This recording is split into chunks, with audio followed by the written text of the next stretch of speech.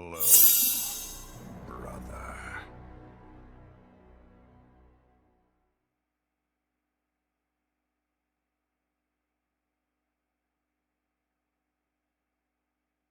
Hello,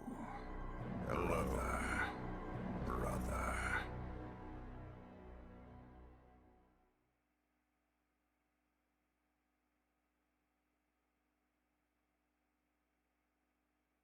Hello, it's me.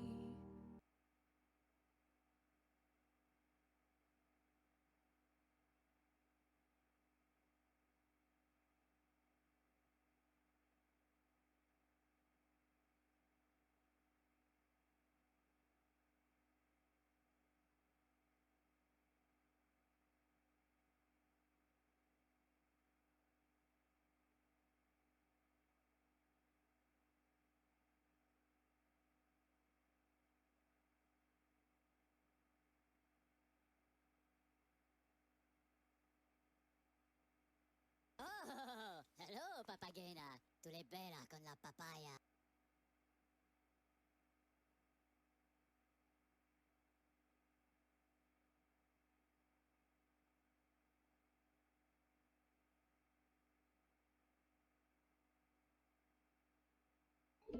Hello, everyone. How are you? Fine, thank you. Hello. Hi.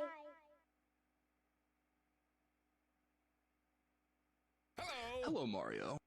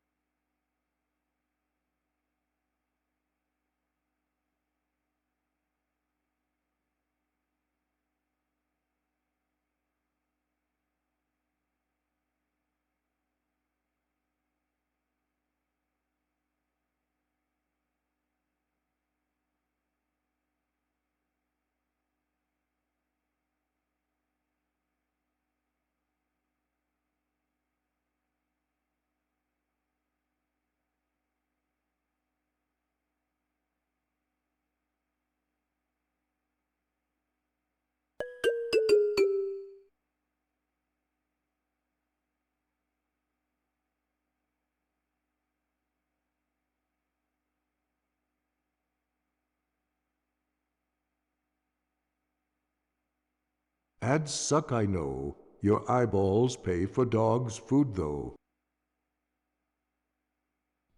Oh no, I forgot to hit the buttons. Oh no, my beautiful face. Hi.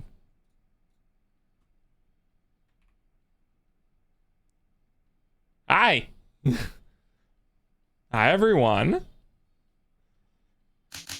And jeez. Hello everyone, how are you doing today? I am woefully unprepared.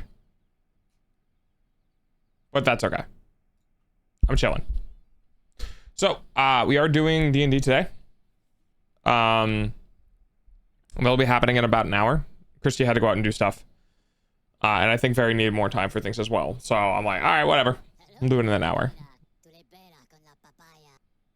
It's been forever since I've come back here. Hello, I'm still here. Masochist. A high winner.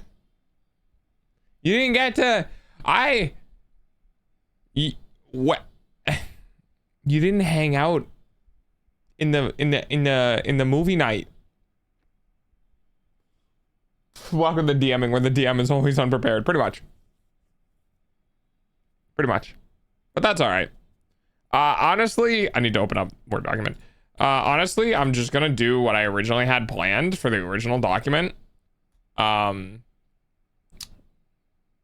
Pretty much call it good, honestly. There it is. I was calling my boyfriend. Well, see, there's the problem. You have a significant other. You need to fix that. If you're in the VTubing space, you can't have a partner. It's not how this works. I did not get a call. I was gonna make a joke about you hearing it, but then I realized, like, oh no, wait, that's me. What do you mean I need to fix that? You have to be, you're in the VTuber space. If you're a VTuber and a streamer, you're not allowed to have a partner. You can. It's like a part of the rite of passage. You know, if you don't have one, you're fine. If you do have one, you have to, you know, put them under a guillotine. Or, you know, ship them off to a different country. Other one. I don't know. I just follow the rules. I don't make them. Hi, Shane. Welcome back.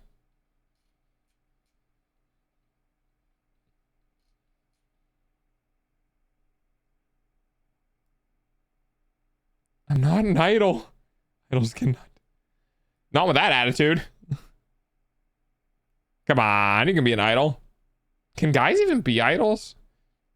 Do BTS count as idols? Is that an idol group? I feel like I'm treading into dangerous territory here. Am I wrong?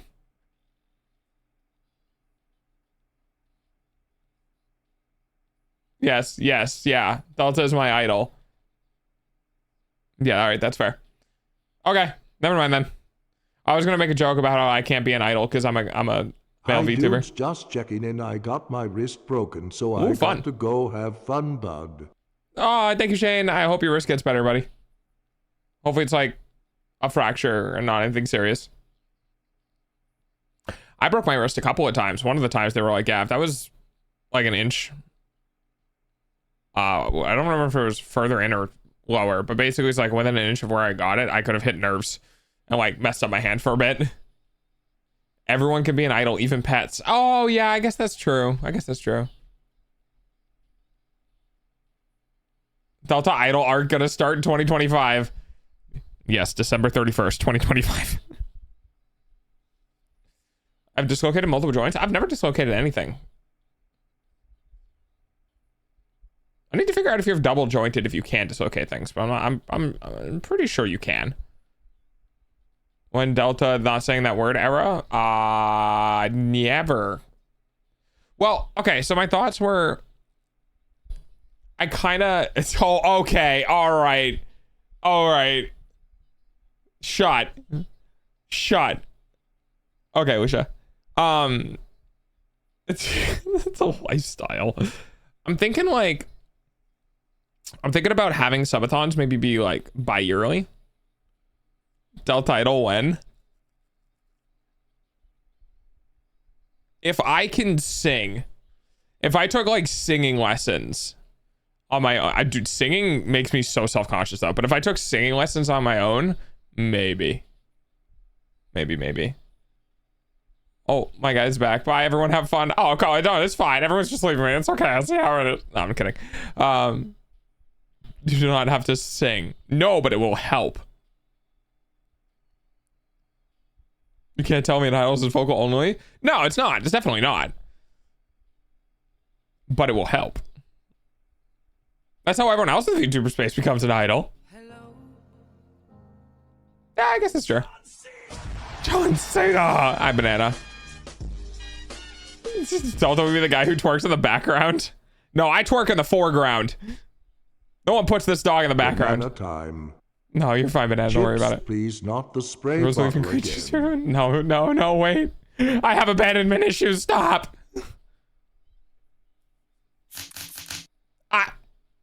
Hello?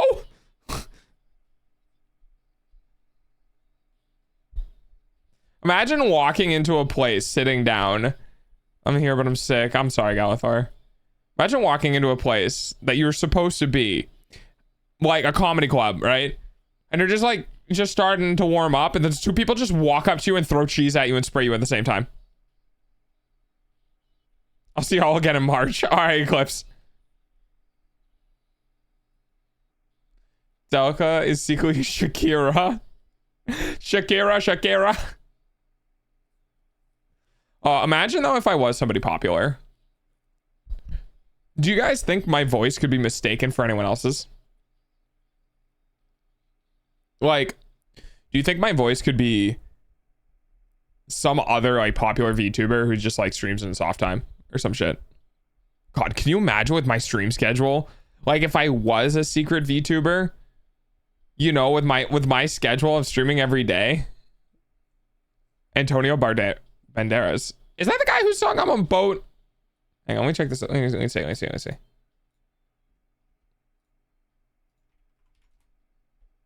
No, not that one. Okay. My first I was seeing some of his pictures and like my brain went Mr. Bean for some reason. Wait, he's in Puss in Boots? Wait, why is he in Puss in Boots? Wait, hang on. Who is he in Puss in Boots? Wait, is he literally the person who voiced? He is Puss. Oh. But I don't speak Spanish. Would be cool though. He is Puss in Boots. Fair enough. Dude, okay, can we just talk about how Puss in Boots went from a character in Shrek to like turning into his own character with his own movie, and it worked? Not like any of those bullshit things where a side character gets a TV show and it lasts literally one season and then stops working, but actually has his own spin-off and fucking kills it. That's so cool to me. Like, honestly, I never saw it. I do want to watch it. Maybe we'll do that for the next movie night. I've never seen the Puss in Boots movie, the one where he's dealing with death. But the amount of reviews it got from the conceptualization of the content, like how the idea was made into a reality, the amount of like praise that movie got is insane. Oh, looky, Mobius is here. That's a VIP, everyone. His sequel even worked. Wait, Puss in Boots predates Shrek? Like as a character? Was he on a screen before Shrek? Like, did he appear in a movie? Or was the Shrek the first time he was animated? Did you beat it down? I used to have like $5 Puss in Boots movies from the 90s. Wait, hang on.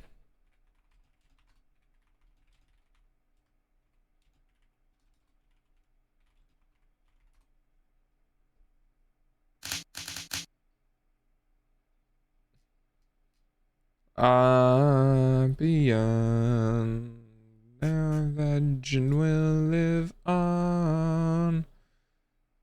Let's just sing. I don't think he was.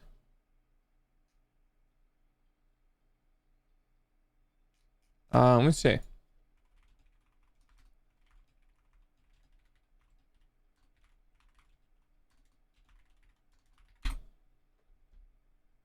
Puss in Boots.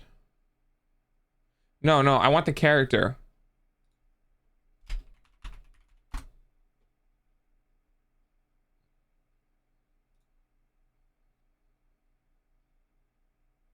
Puss in Boots and the character in the Shrek franchise, but the Puss in Boots film is a prequel to the Shrek movies. Puss in Boots appears in all 3 Shreks, 2 spin-offs. What is it, though? Movie night theme for all January. Puss in Boots. Oh, God. Hi, Knack. There was a movie around the same time as Shrek. I forget the order. I think it's after. Shrek was, like, literally the year 2000, I think. Hi, Brandy. Puss in Boots as a character.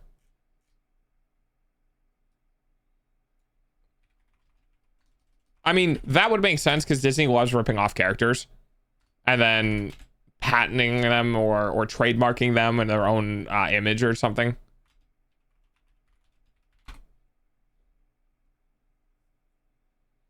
Yes, Puss in Boots is a European fairy tale about an anthropomorphic cat who uses trickery and deceit to gain power, wealth, and a hand in a marriage. Bro, my friend keeps on making me pause the dumb movie I'm going to crash out. Get fucked. Yeah, the character's a classic. I just mean the Banderas of the A. Yeah. That makes sense. El Guanto Blanco. El Gante Blanco? Isn't Blanco like white? Wait, what? Black cat. Oh, black. Is that the...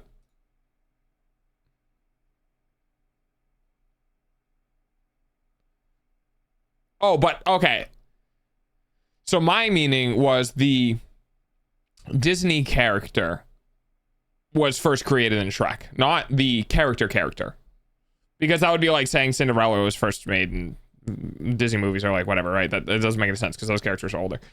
But the Disneyfication of the character, I think, first appeared in Shrek, right? Don't cancel me. My guy! I'm watching chat for a response. Most likely, yeah. Okay, that's what I thought. Disney has done things before where they've like, I don't know if this is DreamWorks or Disney. I think it actually might be DreamWorks. Anyway, there have been times when studios have created a character, it's not worked, created another character, and then kind of like shoehorned one of their original characters in to be like, look, we have this character. Please go watch the other movie that we made. So I was thinking like this might be one of those scenarios, but it seems like it's not. Final boss, I'd be pissed. Favorite game series though.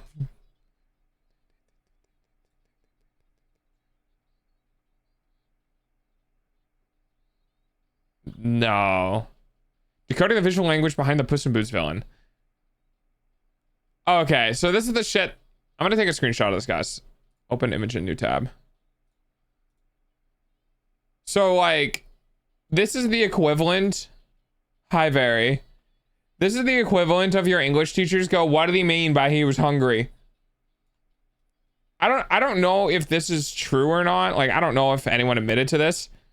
But like, oh guys, look, these sickles are moon-shaped, therefore they must be involved in the moon.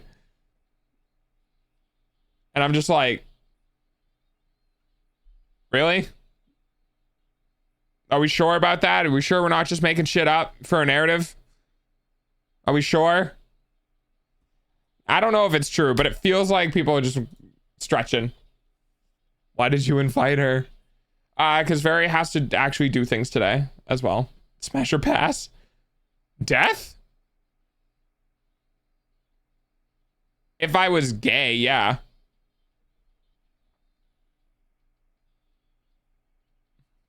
I mean, life, if it was life, that's not really a question because life fucks me every day. But death? Nah, not really. Not yet, at least.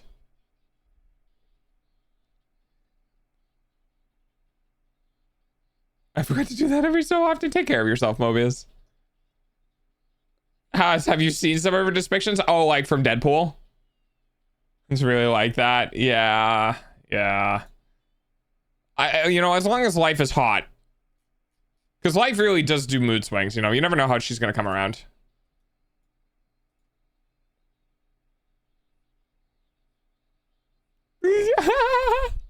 No way Fairy's coming into my chat calling for her mod. That's so fucking funny. Nim running away, hiding in my chat. Very. I know where to find you. Doggo, can I change 1 or 2 Altus my dude's magic skills? Yeah, if you can get it before stream. Which is in the next, like, 40 minutes. She knows where to find me. Yeah, that's fair. Yeah, I'm not gonna be too strict on this. We're just doing this for fun.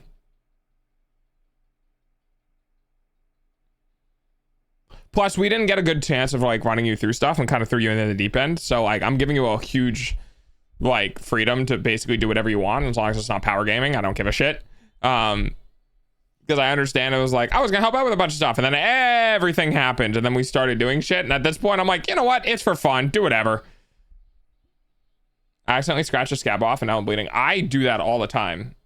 I have one on my leg that the dog gave me. Is it healed? No, it is definitely not healed. That's gonna take another week.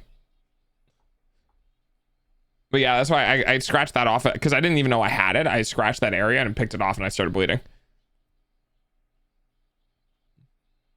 Yeah, it's on my leg too. It's been here for months. Well, that might just be an infection. I don't know. Months is a little long. We should keep picking it off, but I don't know.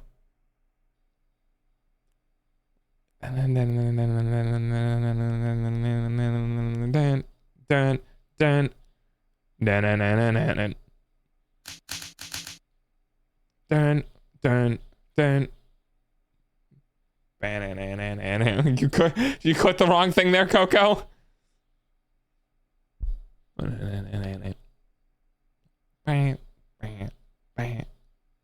Nah, it's okay.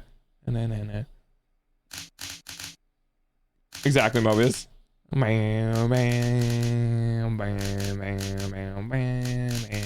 If we get another guitar for 5 minutes, I'll try to learn more of this song. I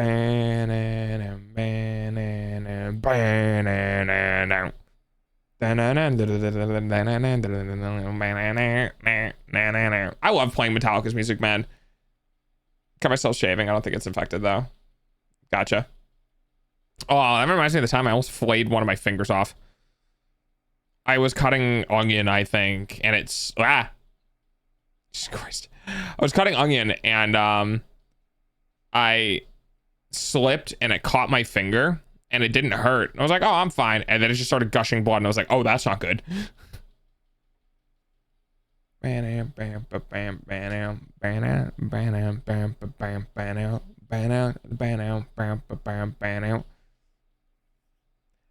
was years ago. I'm okay. I just have a giant, like, crescent moon shaped scar on my fingertip. Doxing information if you ever find me. But yes, I have a crescent moon scar on my fingertip. Quick, check everyone's fingertips you ever meet. It could be me. If you're in the Northeast, I guess. If someone randomly stops me and goes, hey, can I look at your fingers? I'm going to punch them. like, if someone comes up and goes, hey, can I look at your fingers? I'm decking them. I'm like, no, you can't talk to me. Whack. Oh, God. You sound familiar. Show me your hands, dog boy. I'm touching fire. I'm touching fire. Right, nothing you can do about it. Nah, nah, nah, nah, nah. Why people flammable? Are people flammable? Guys, weird question. Are people flammable or do we put things on people to make them flammable?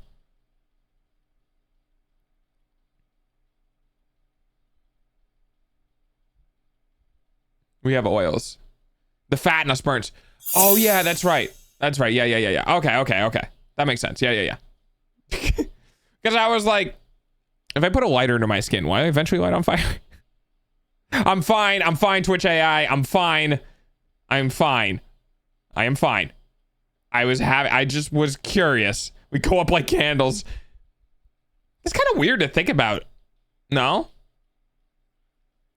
Like, be like, oh, humans are like 80% water. And I was like, well, that water's not helping me not be on fire.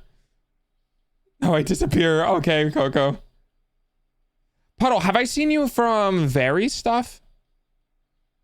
Because there's two different Puddles I know of from two different like friend groups. Can we go up like, it's just, yes, the hair, the wick of the human being.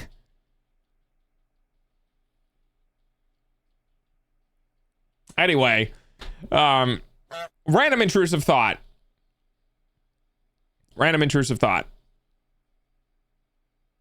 Wait, does that mean if we don't have fat, we're not as flammable? Are insects flammable? No, everything's got to have some form of chemical storage, right? So everything is flammable. Well, that's scary.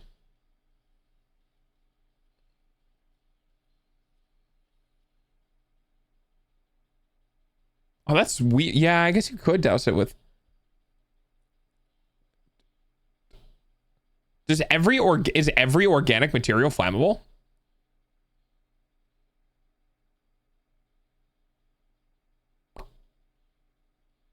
I'm trying to think.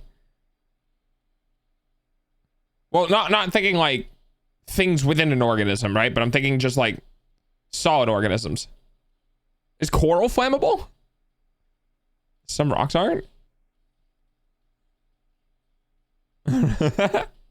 Rocks aren't organic. Shoo, Mobius.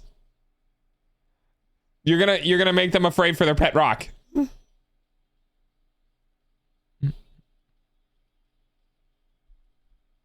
Living things are made of carbon-based life. We are flammable.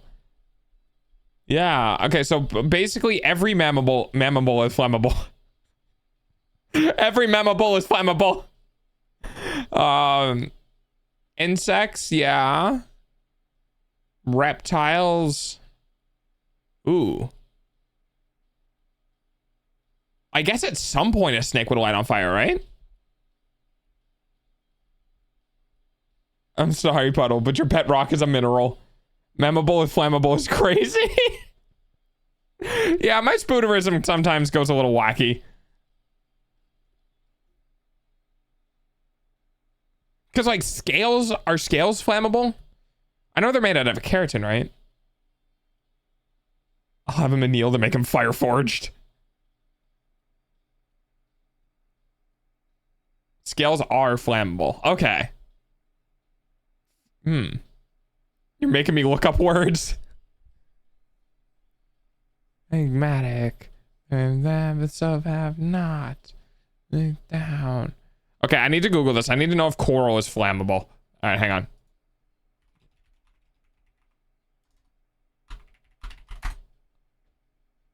Yes, coral can be flammable. Wildfires have been linked to massive coral die-offs in Indonesia. What the fuck?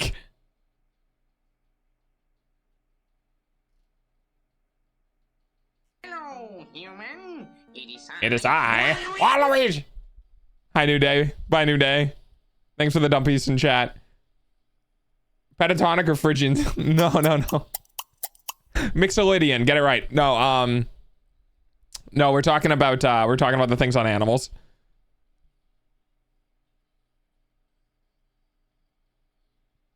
Yeah, that's right. That's right. I pulled out music theory words. I know some music theory.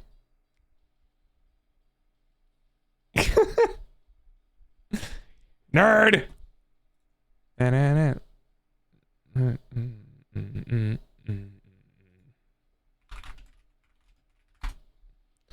Okay, go back to watching. Me or the movie? Hey, New Day's getting real close to 69 check-ins. I don't have achievements. Fuck, I gotta add achievements for that. But I can't do any work during the Donathon. Oh, I can make it retroactive. Never mind, we're good. Oh, hello there. Hey, nice. First check-in. Let's go. Yeah, I can make check-in achievements retroactive because of the way it's kept and mixed it up. I can do that. 2 months? Oh God, it's already been 2 months since you followed. Me concocting an evil plan to revive coral reef so that one day, a millennia from now, they'll start a fire or something. No, I think our water level is gonna raise. I don't know. Unless we like do. Thank you for the follow. Unless we do something where like we somehow turn all of our oceans into gasoline. Oh, hello. Hi, Ghosty. Or Gwen. If we turn all of our oceans into gasoline, we'll solve the energy crisis. But also at the same time, guys, what would happen if we just had an ocean of gasoline and we lit it on fire? Something my brain is obsessed with fire today. Forgot to secret Greek fire. Cat redeem when death. Yeah, that's about right. The cat we had. Actually, you guys did get it, didn't you? We had the cat redeem pop up and it was paid for, was it not? We had it once. Guess you could call it a heated discussion. God damn it. That's terrible and I love it. It was during the tardigrades might survive. True. Oh, I love those little bears. I want to have a bunch of pet tardigrades. And then all the oxygen produced by the ocean would stop being produced. So yeah, we'd all die. I think the combustion would just suck all of the... Well, okay, wait, now hang on. If there's no oxygen less in the atmosphere, then the fire can't burn. But we have... We as human beings can make oxygen. I think we would potentially survive. Unless that also burns our O3 layer, our ozone layer. And in which case we're definitely fucked. Oh, the 100 kibble item? The 100 kibble item will be for sale on my birthday. It'll be on the 26th. I don't know what would happen, but it'd be pretty lit. Not fast enough to survive? Maybe. Well, see, the fumes of gasoline burn, not gasoline itself. So we just have like this like ½ inch of separation between... Okay, well, to be fair, if we turned the ocean into gasoline, the fumes would just kill us. Like pretty fast.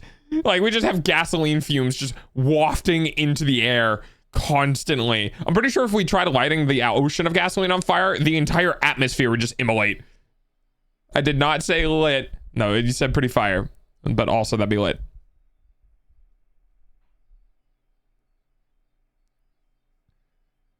And that's an expensive process to make breathable oxygen. That too. At least it would smell good in the moments before death. There's a reason why some people like the smell of gasoline, but I can't remember what it was. I think there was actually some like study done, but it's been so long since I've seen that. Does anyone know what I'm thinking of? Final Fantasy 14 music, let's go. Oh, hi, Christy. I went the curtains and everything that has every wrong is right. And 30 rays. Dude, I miss old Final Fantasy raid songs. We're crazy. That's why we love the smell of brake cleaner, photo developer, petrol. Yeah. It makes tingly feeling in the lungs. Which is probably how we started getting addicted to drugs. Because we just went, wow, this makes me feel really weird. Do it again. Isn't that how basically we came up with alcohol? It was just like, wow, that makes me feel really weird. I want to do it again. Hey, Christy, are you out still doing stuff? Or are you getting ready?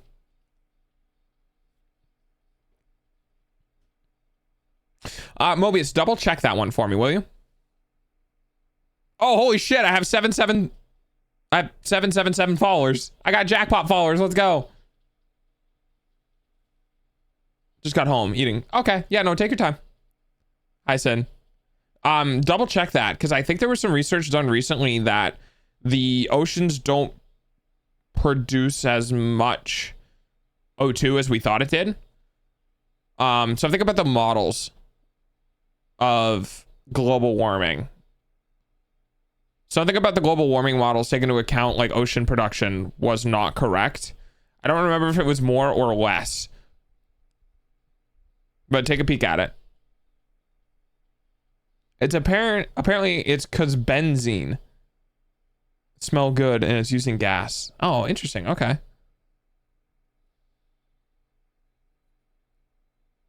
I love the smell of napalm in the morning.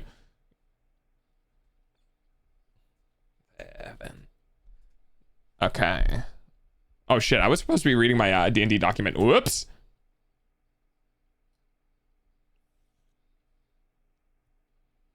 Yeah, I'm just gonna wing this. I don't care anymore. I'm winging it. I did not have enough time for prep for this. Hopefully people can still have fun. I'm not gonna be very restrictive rules lawyery bullshit with this. I just want people to be able to do things and have fun. Hi, unlucky. Classic Delta. Fuck it, I'm gonna wing it. Fuck it, we improvise. My entire streaming career has been fuck it, we improvise. We do it live. You guys might understand why Very and I are friends now. Fuck it, we ball. Exactly. That is my entire... That is... That... Hang on. That is what I am. Is that this button? Nope. Nope. Ah, there we go. It's one of these. I'm not very good with my hotkeys. Look at me. Look at me and my eyeball. Do you like my eyeball? Wah.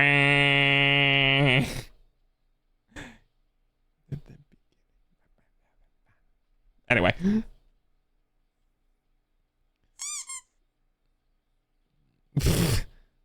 Fuck it, we ball. Ball? Ball. I'd love to freak out some aliens by throwing some trash into a can from across the room. Kirk Grant says that NOAA's National Ocean Institute claims roughly half as of June this year. So roughly 50% of what we originally thought.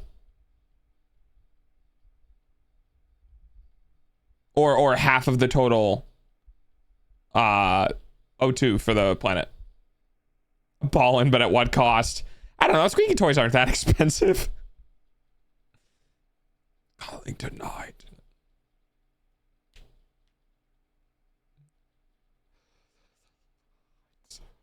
Half of all oxygen. Oh, okay. Is that higher or lower than originally predicted? These kelp forests are pulling their weight. Apparently, we just need to make more of them. Or something. Because, like, we're not helping above water, and we don't go underwater for civilization. So why don't we just plant a shit ton of, you know, kelp, I guess. Water trees. Yeah, water trees. Exactly. We'll just get a shit ton of kelp seeds and sprinkle them everywhere. Surely the fish can't eat all of them, right? Some of them's got to make it. I feel like I'm underestimating fish. Now that would be a great out of context quote. You just do quote and it's like, I feel like I'm underestimating fish. What did you do to the fish, Delta? Don't remember what was originally predicted aside from most being claimed. Oddly enough, I prefer reading about dead people. Yeah, that's fair. If we all opened our freezers at the same time, global warming would be solved. Would be hilarious. However, unfortunately, due to the laws of conservation of energy, if you open up your freezers, what you're doing is you're just putting back the cold air to offset the hot air you made. So, like, if everyone opened up the freezers at the same time, the world temperature would technically drop. And then we close our freezers, and then we make all the hot air again. Just generate cold. No, seriously. I thought a thing that was basically putting aquariums of algae in cities to provide better oxygen. I think I saw something similar to that. There was also some algae about breaking down the trash in oceans or breaking down carbon. I don't remember, but I do remember seeing something similar to that. But it's wasting energy and not really making any difference. Cold is not a thing, by the way. It's just the absence of heat. Well, yes, technically, Mobius. And then also in that case, shadows don't exist either. Mobius. Although it was kind of funny to see the one of the Futurama episodes where they went to a meteor to drill the meteor of like a giant ice cube and dropped it in the ocean. Throw the heat into space. Technically, yeah, you could. Well, heat needs to be in something. So like if you threw the heat into space, you'd have to offload an object as well that's carrying the energy. So like definitely possible, but also we would permanently lose that energy because we can't create or destroy energy, right? So if we blasted it out into space, Earth as an entirety would lose that energy permanently. Freezers just put the heat elsewhere. It's like how computers work as really good space heaters. True, yeah. That's what they hit me. That's what I hit people with when they tell me water isn't wet. Oh, Mobius, no, you shouldn't have said that because water's not wet. The same way that fire isn't burnt. Oh, buddy. Oh, buddy. Oh, no. We get plenty of energy for the sun, though. Oh, yeah, that's true. That is true. We could just offload some of the sun energy. But it is wet. No, Mobius, it makes things wet. It makes things wet, just like fire burns things. But fire isn't burnt and water isn't wet. It makes things wet. Oh, God, no.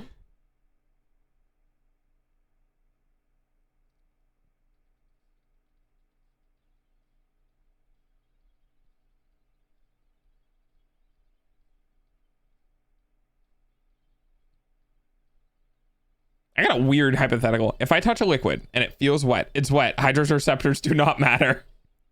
No, see, if you touch a liquid, you're... Hang on, I have a thing for this. If we get rid of the sun, we could stop the warming. Also true. Okay. If you add water to water, are you making the water wet or are you making more water? Because if you add water to cloth, you're making the cloth wet because the cloth has an addition of water. But a water, it's like dividing by zero. That's that DM prep going? No, we have to talk about water being wet now. Intercourse. It's empty in space. I know it. I tried it. It's already wet. But it can't be. Because water makes other things wet. Burning is a chemical reaction, though. Wet is just touching water, and water is touching water, like how your toes are always touching. The liquid is creating a liquid where you're on a solid object. But no, wet is the presence of water in an object that is not water. Like, if you took a tungsten cube and you put water on it, you'd be like, well, the tungsten cube is wet. But that's not how it works, because the second you turn the tungsten cube, the water just slides off, has no incorporation into the object.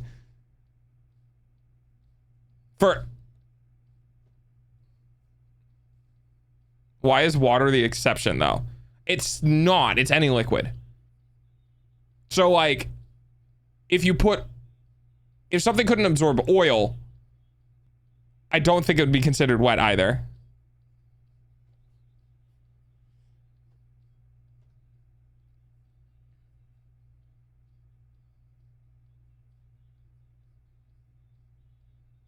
Right. But you don't say the water is wet. You say the object is wet. Like, if you say your shirt is wet, you're not saying the water on the shirt is wet. You're saying the shirt is wet, which means the shirt has to have a presence of water. If you're looking at a shirt and you're like, oh, it's wet. And it's like, okay, so the water is wet, but the shirt is still dry. We're like, well, no, the shirt is wet. I was like, okay, so the shirt has to have liquid infused into it for it to be wet. Otherwise, the water's wet and the shirt is dry, but that's not how that works. It's important to establish the definition of wet first. I think that is kind of the biggest thing with this. It's all wet. Well, no. It can't all be wet. So, like, if you put a piece of fabric in the water and you pull the fabric out, I can go, this fabric is dry. And you'd be like, well, no, it's soaked in water. I'm like, yeah, but the fabric is dry because the fabric isn't bonded to any of the water atoms. The fabric is dry. The water is wet. Like, no, the shirt is wet. I'm like, okay, well, if you're saying the shirt is wet, then that means that in order for the shirt to be wet, it has to be in the presence of water. you need to have two separate things to create the concept of wet. And if you're saying that, that means water can't be wet because it doesn't have any way of infusing into itself.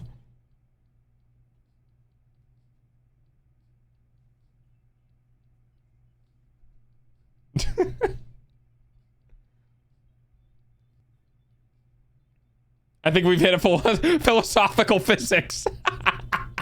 Yes. I like that. I agree that figuring out whether or not water is wet is philosophical physics because the concept of wet comes from human like English. It's the same thing as like math. Water is both cohesive and adhesive though. Right, but the thing is that like it doesn't chemically bond to things. Unless like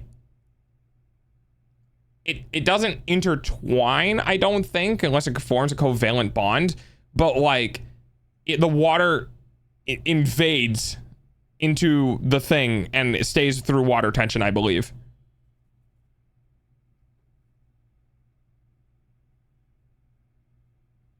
Okay, all right. Different question.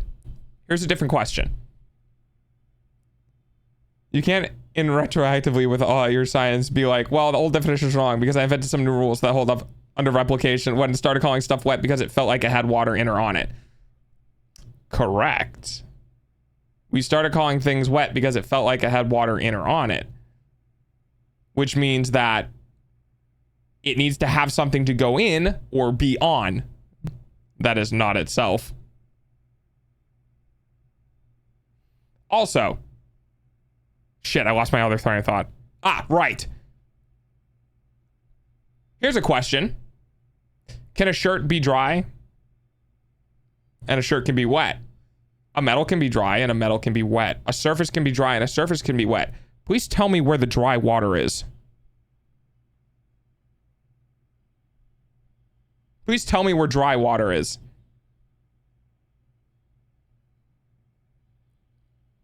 Yeah, that's right. That's not dry water.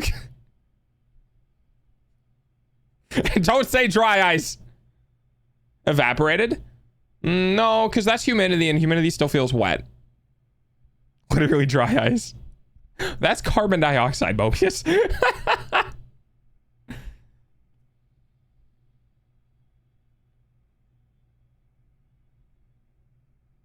Too late, I already said it. I do agree that like I find the whole concept of water is wet to be fun because it does come down to like how you what's the right word? Wordly use the concept of words. Because in the concept of words, something is wet is an adjective describing what the something is, right? So like you also can't sense water, by the way. We don't have hydroreceptors. We can only sense the change in temperature. So fun fact. If you put your hand in a glove and put it in water, it will feel the exact same thing as putting your hand in water. That's a fun one. I think there's very few animals with hydroreceptors. I think they're fish, but I'm not entirely sure. Just give me a pop-up. Upgrading to 11. When their dumb security features mean I don't have the steps to do it. But is it bugs? Is it bugs that have it? Yeah. It's a fun logic game. I think so too. Like, it's not that I can't conceptualize the other side. It's just in my opinion, having something to be wet means that it needs to go from a state of dryness to a state of wetness, which means it has to be an additive thing, which it can be oil, can be milk, can be like any liquid. And then the liquids themselves aren't wet. The liquids themselves create wetness. So like the liquid gets added to a surface to create the surface wet. The liquid gets added to your skin to make your skin wet. Whereas like without the presence of human, like it's the whole collapsing wave function of the observation. Without the observation of touch, right? We can't determine the wetness of a liquid. Because you have to, because like, I don't know, it's weird. Bugs are icky. I like the tiny jumping spiders, the ones that are like the size of your nail. Exactly. Liquids create a wet surface when combined with a solid object that can be coated with the liquid. Correct. Well, it gets really weird in my example, right? So, hang on. Let me check and see what's going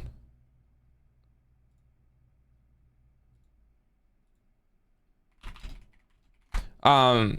The thing that gets really strange is like, here's a fun thinking experiment, right?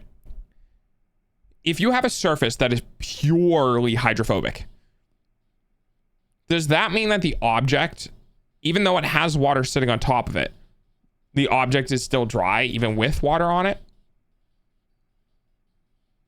Jumping spiders are adorable. I say this is a form of arachnophobe. Oh yeah, jumping spiders are heckin' adorable. Just don't think about them going into your ears or nose or any other. Never mind. I'm gonna pour water on your ice.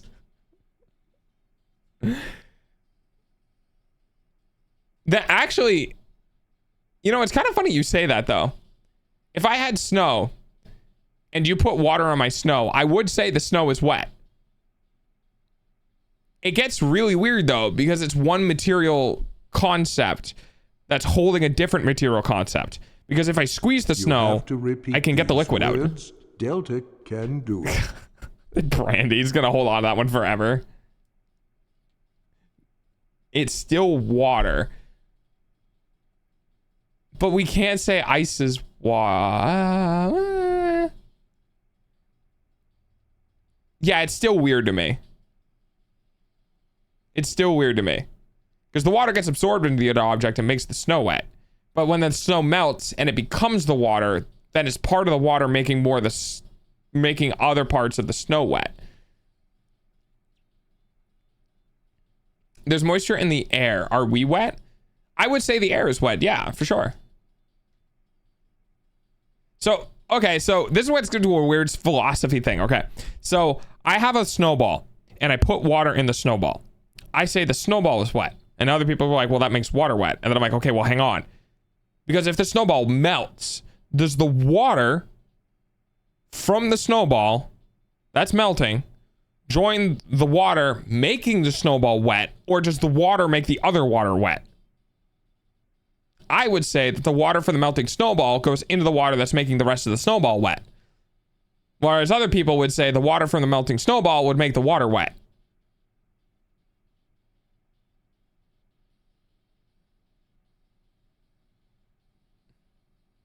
I'm just overthinking. Welcome to my stream. Thank you for the best, Lucia. Speaking of being wet, I'm gonna go shower. All right. Thought experiments are always fun. Also a good way to burn time. All right, let me see how things are doing here. All right, I'm gonna go invade Vary's VC. Give me a second. Ice is hydrogen oxide. All right. Yo, Scott Foxo, how you doing? I am gonna good. We just finished. I think we just finished, right, Nim? All of the skills. Hey, Delta. Yeah, she wanted to update her spells because she didn't get input on them. Yeah. Yeah. So, how you looking, Puppy? I got somebody waiting in the VC and the server, and I think Christy's about getting ready too. So what are we looking at time-wise? Should be soon. Very soon. Can you tell me what soon is? Like, do I have time to go pee and get some ice cream and like get my boba ready? Okay. All right. I'm not gonna be like, no, you don't have time to take care of yourself. Okay, that's like 15 minutes. Is that okay? What are you? Yeah, we can wait then. Okay, cool. Also, her character's ready. Yeah, he's ready. And I have an image for you. Oh, you wanted a rename? Yeah. Yeah, sorry. We're gonna rename him too. Okay. Okay. Puppy, are you there? Yeah. Did you leave? Oh no, No, you're here. I'm Okay. here. Yeah. He's here. Are you Just after too he used to learns the calling name. him Alteus? Yeah, I know. Are you used to calling him Alteus already? Pretty Or much. not really. Oh. You can Right. rename him if you want. Like, it's fine. I don't care. Okay. Were you gonna rename for making it easier for me, or are you gonna rename for your own comfort? A little bit of both. Okay. Well, if it's at all for because your own I comfort, have- you can rename. Okay, all right. Because I have a different character that I realized that he fit way better. Okay. Yeah. So I was just, and it's easier to say. It's just Ruskin. Okay. Easier. Okay. All right. Cool. All right. I'm gonna bounce out. I'm gonna head to the other server. Yeah. Go. All right, Hi, have fun. guy. Hi, chat. Chat. I love you, chat. Okay. Hi. Bye. Okay, Sorry, I was bye. streaming. Oh, I am streaming. Okay. Bye. Bye. Bye. See you soon, chat. Okay, let me jump in here. Here, I'll put you in no, live. Here. No, Fairy thinking I'm gonna be in her server. Silly Fairy. Hi, Chad, I love you. Hi, bye. Nothing you wanted to. Pretty much. All right. Christy. Can you, if you're already at your computer and ready and stuff, can you jump in the collab lobby for me and my server?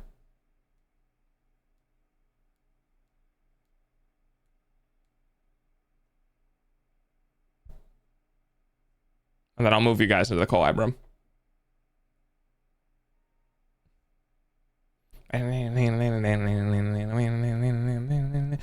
You should have permissions to see it. If you can't see it, let me know. All right. Nice. All right, I'll drag you to it then. Whoop. And whoop. Hi, Christy. Hi. Welcome back to stream. Yeah. Everyone, this is Christy. You guys should know Christy. Christy was on earlier this week. And also, everyone should know Sin. Sin was also on earlier this week. Sin might be AFK or talking to chat. Hi, Sin's chat, if talking to chat. Yes, I'm talking to the chat. And Not a the problem. chat says, hey, hang on. I'm gonna deafen real fast. Hang on. Yep, no, you're good. Hi, Christy. Yes. Oh, I got the VODs going up. Thankfully, we got 6.5 hours of uninterrupted content, which is good. Because I was going through and it was like 1 hour of a VOD and then a minute and then a minute and then 2 minutes and then a minute and then 6 hours.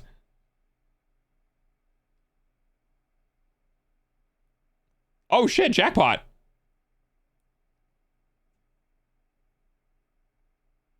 How you doing today?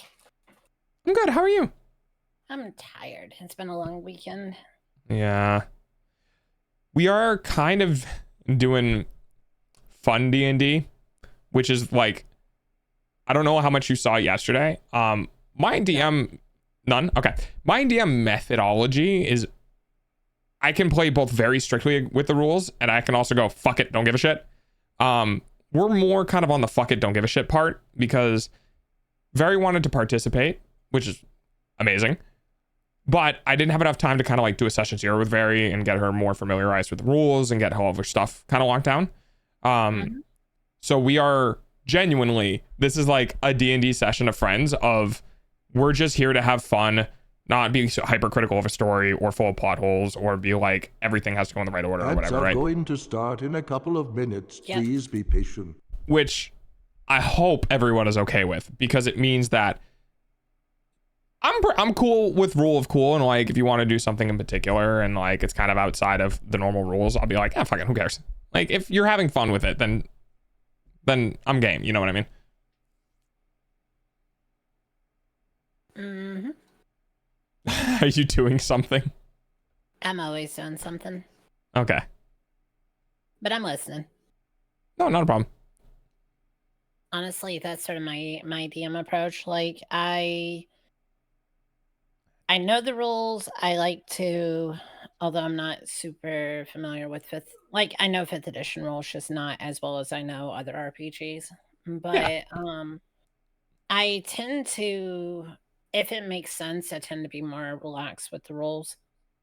Yeah, I do too. All in the pursuit of having fun and telling a good story. Yeah, that's exactly what I want to do here. I just want, I don't really care about presentation or longevity or like anything with this. I just want people to have fun. So, it's been good fun so far. Very and Sin both said they had a great time with it. So I'm hoping that like the characters can, you know, get along. And even if they're not, that could also be fun. I don't know. We poke fun at each other. But we do have roll 20 for the map stuff. Yes. You don't need to transfer your sheet over. I'm just going to give you a sheet so we can put a token on it and I can drag and drop it onto battle map. Okay. Oh yeah, let me pull that up. You gave me the link to it. Yeah, I'll reply to it so you can find it easy, or I can just copy it. It's right here. Whoop. No, that was my Google search for more earlier.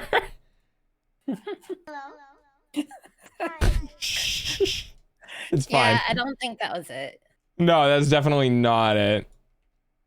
Oh, it's because it unhighlights it when I let go of the mouse. That's weird. Hi, where'd it go? Very's taking care of herself at the moment. She's getting like food and using the restroom and stuff. I gotta make my roll 20 account super fast. Not a problem. This is one of those things where it's like, I like that it's among friends because I'm really not pushy with people like having to absolutely be on time or like having like super high expectations or anything, since this is just like, yeah, we get to hang out and have fun and do silly, you know, silly things. It's kind of how I want to treat basically anytime I'm on stream with other people. I'm just like memes and fun and bullshit. Yeah, just have fun. Yeah.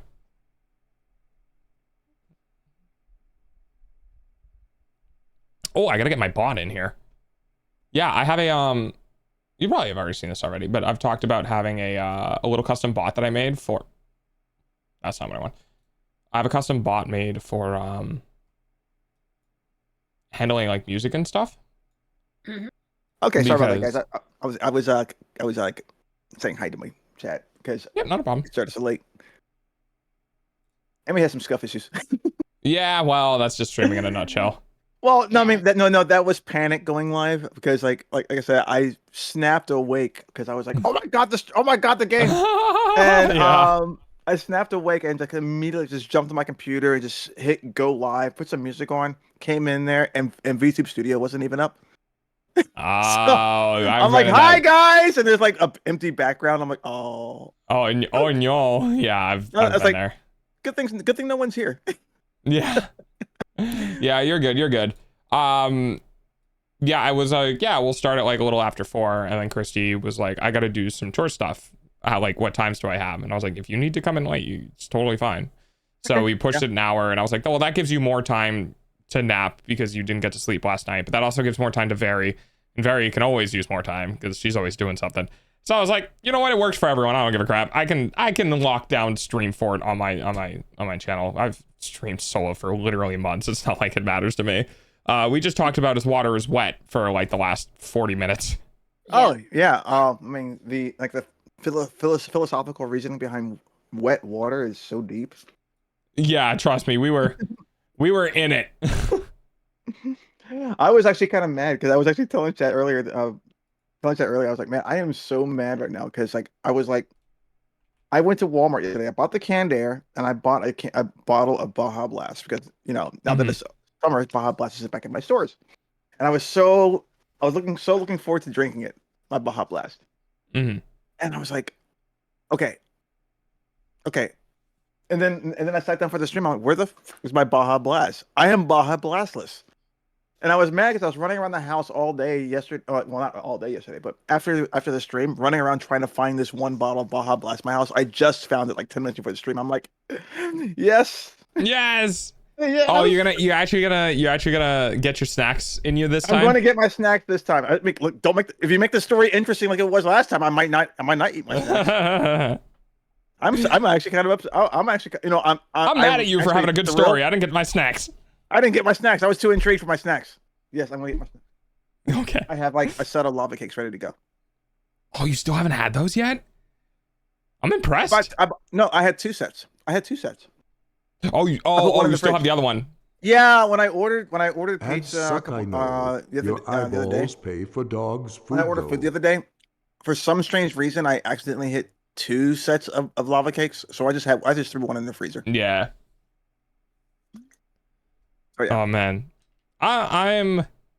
So for context, I'm not going to spoil Christy with anything that happened previously, but for context, I panicked because I did not do as well of a job as I would have liked getting this set up last month because I was everything else. Well, yeah. So I spent like 3 hours working on a story, and the 3 hours I spent working on the story were supposed to be Sin and Very's story before I brought you into the fold.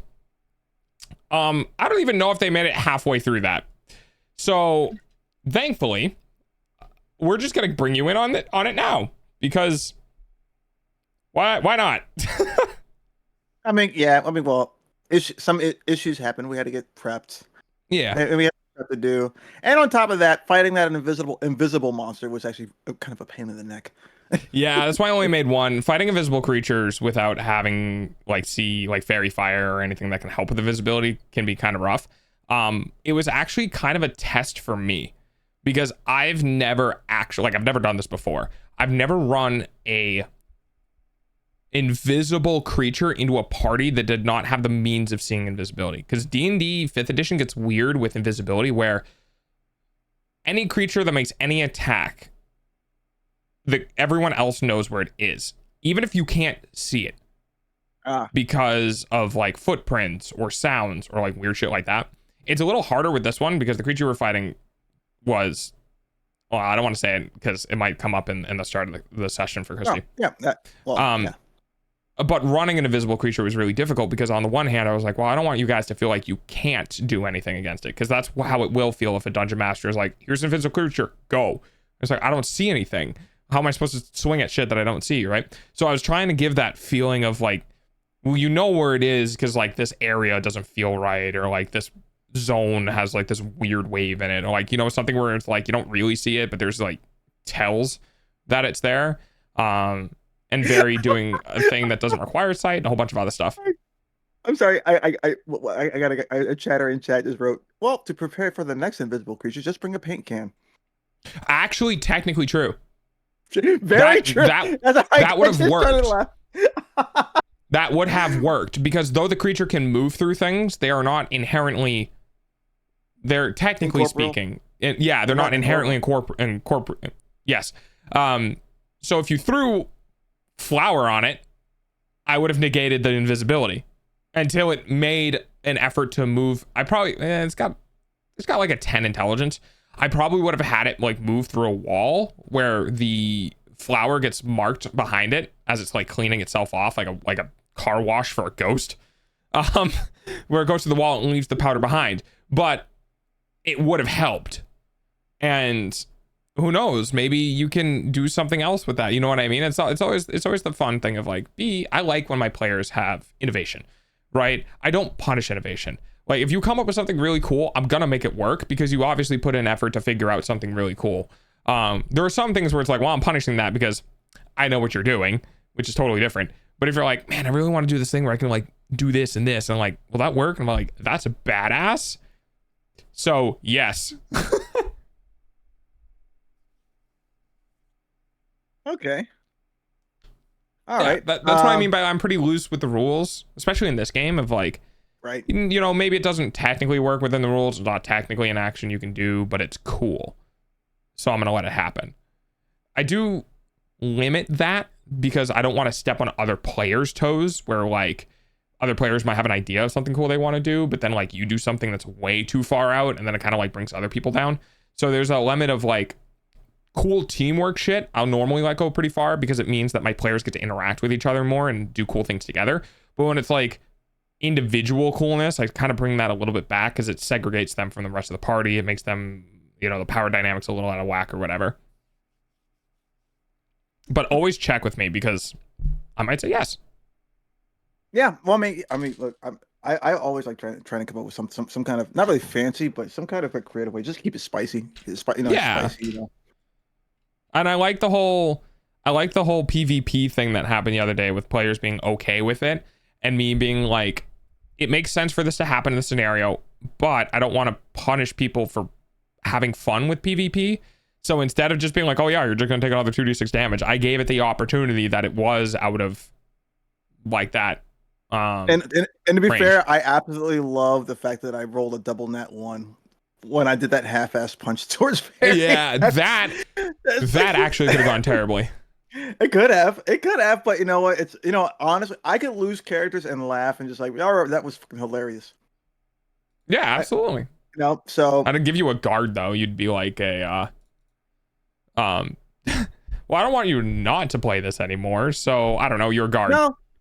No, I'm one of those people like what happens. Like if my character dies, then it's like okay, then I'm cool. I'm at peace with that. If he went out epically, yeah, by tentacle. No, clownfish. I rolled a double nat 1. So in fact, it's actually right here on the screen. Yeah, this was disadvantage. And the thing is disadvantage, and the thing is it's I wasn't necessarily wanting well, I don't want to spoil the story. There was an incident of some friendly fire, the eldritch kind of friendly fire, and so I'm thinking I'm taking down a monster, and someone comes up behind me and hits me with a eldritch blast, and I wade through like hell and tentacles trying to get out. So I'm already pissed that I'm fighting this thing I can't see. And then someone puts me in a tentacle hell, a hentai tentacle bubble. And I'm like, so yeah, I was like rightfully pissed. So I like it, and so part of me is like, this person helped you.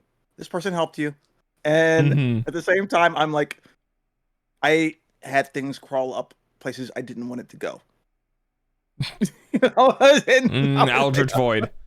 Yep. So I was like, so I basically punched the wall. It wasn't even like a wholehearted like I'm throwing force behind this. It was just one of those. I'm just gonna bop you real fast, and maybe let my thunder gauntlets shock you a little bit.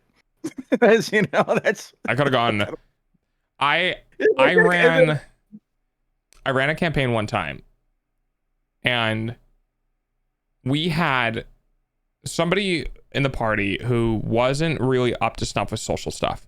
The way she was presented into the world, she's very much so locked away under under key by someone as a servant or slave, and she eventually got out. The problem is she never really properly socialized with people, so she didn't really understand people's intents or how to read people, especially if they were purposely hiding things.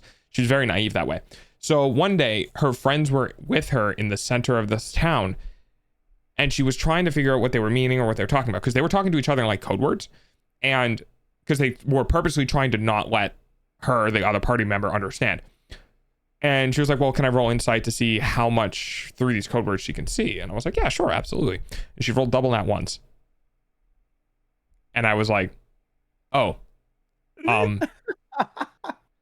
So you basically think these two people are going to try to recapture you and bring you back to the place you escaped from. And you like wholeheartedly believe this. Now, most of the time, when I do failures, and I do like severe failures like that, I try to have it be a part of a greater story. So what ended up happening is she actually ran away from the party for a bit. We had to do a little bit of split party dynamic, but she ran away from the party for a bit and went to the start of her love interest, the only other person she trusted. And it was a huge character development for her trying to come out and accept like someone, because that was the only person she could run to. And she had this whole thing about figuring out more about the character on the other end that I was hiding, because like he didn't trust them, and like having a whole thing and eventually coming back together, and there was being a larger understanding. It was amazing. It came from a massive failure, which almost like split the party up. But I tried to steer it in a way that was very developmental for everyone. And what came out of it was a stronger, more cohesive party that now had a more dependable ally, given the situation that of her helping. So like, Are we waiting for someone? Are we waiting for Very or some? Yeah, we're waiting for Very. Okay. I know you said 5 o'clock, so wait for Very. Okay. All right. Do you want me to do that for you, or do you want to do it? We're in DMs. I'm just replying to something in DMs. You can. Ooh. You don't You have can. to do the whole thing, but Well, I'm asking what you're more comfortable with because I want to know like your level of like role play engagement and how you want to engage within the session.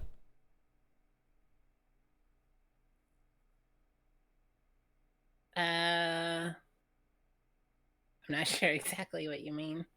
Well, so like some people prefer to leave DM to do all the descriptors and everything that way, and they just engage in the character wise. Some people like to like to do a lot of sort of more kind of controlling around the character and the way that they engage with other people and potentially how people are interacting with them. So like I'm just trying to get a baseline of how you enjoy your like role play games. Like, do you enjoy being in character and not breaking character, so you don't do any descriptors? Do you like describing your character and the way they interact with the world, those sort of things? Oh no, I do all of that. I just meant if you wanted to do it for the initial, depending on how you were planning the introduction. Okay. So the way it worked for what happened yesterday was I had the two characters describe themselves.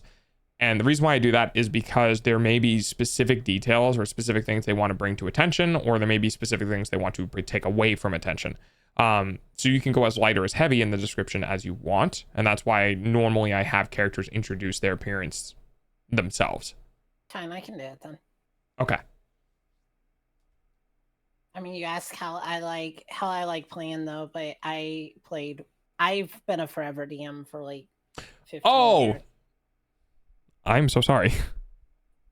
Never actually been able to play outside of that. Have you not actually like played as a player? Not in 15 years. Oh, wow. Well, welcome. I'm glad I'm giving Forever DM the opportunity to be a player. I apologize ahead of time. I love acting, so. All right, I'm gonna poke Nim.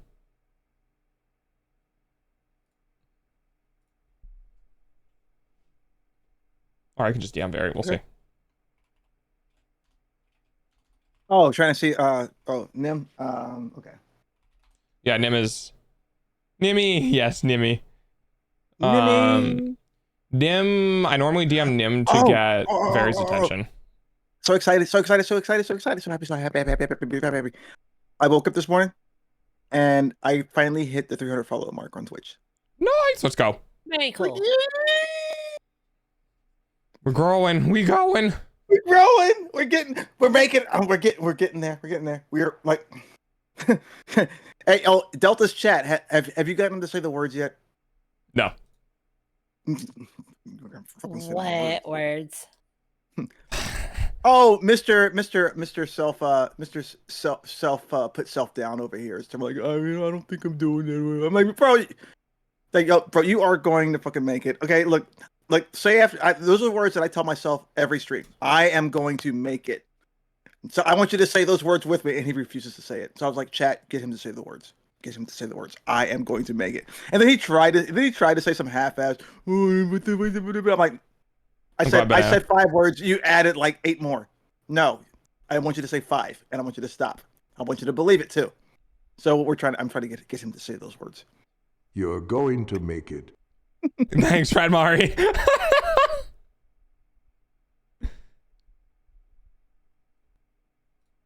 Apparently, Very is still away at the moment.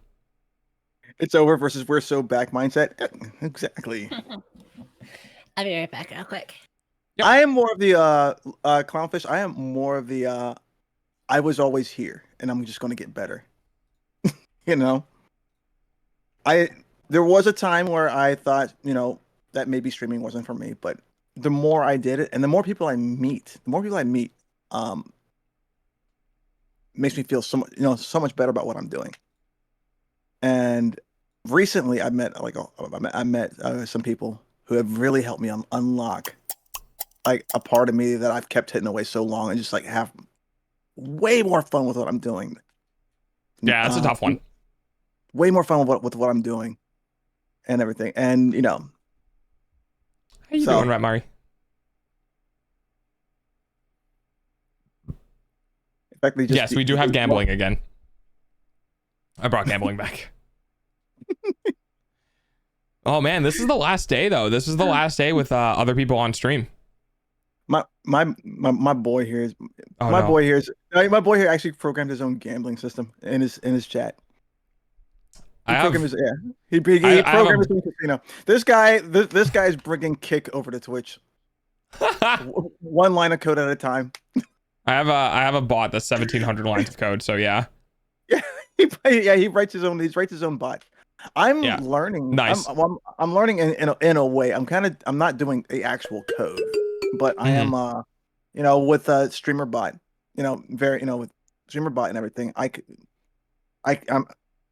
don't actually do the actual code, but I can put my ideas in order, and it'll work. I just fixed my my first, second, third chatter.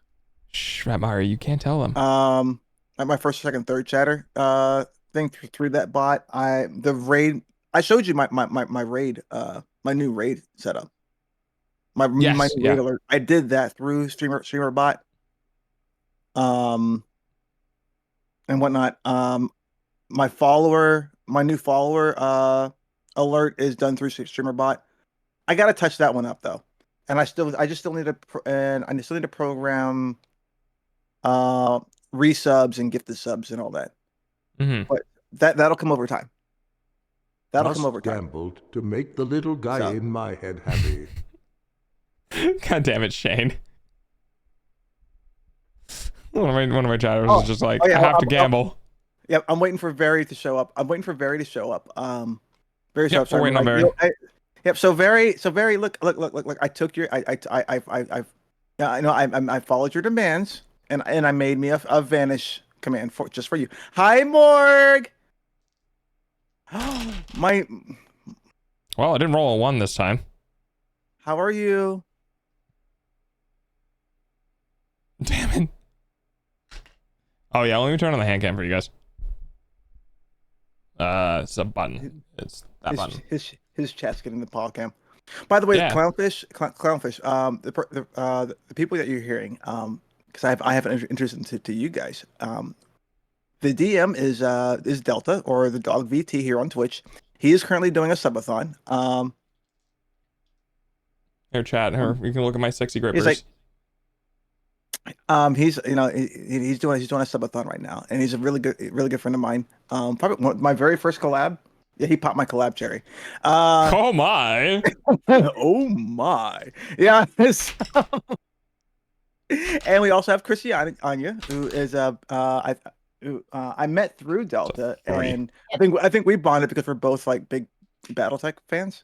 She's a much bigger fan than I am, but we were both BattleTech fans. And sci-fi fans. So I was like, I love BattleTech and sci-fi. Yes, Matt. Yeah, there's other people. Yeah, there's not voices in your head. No.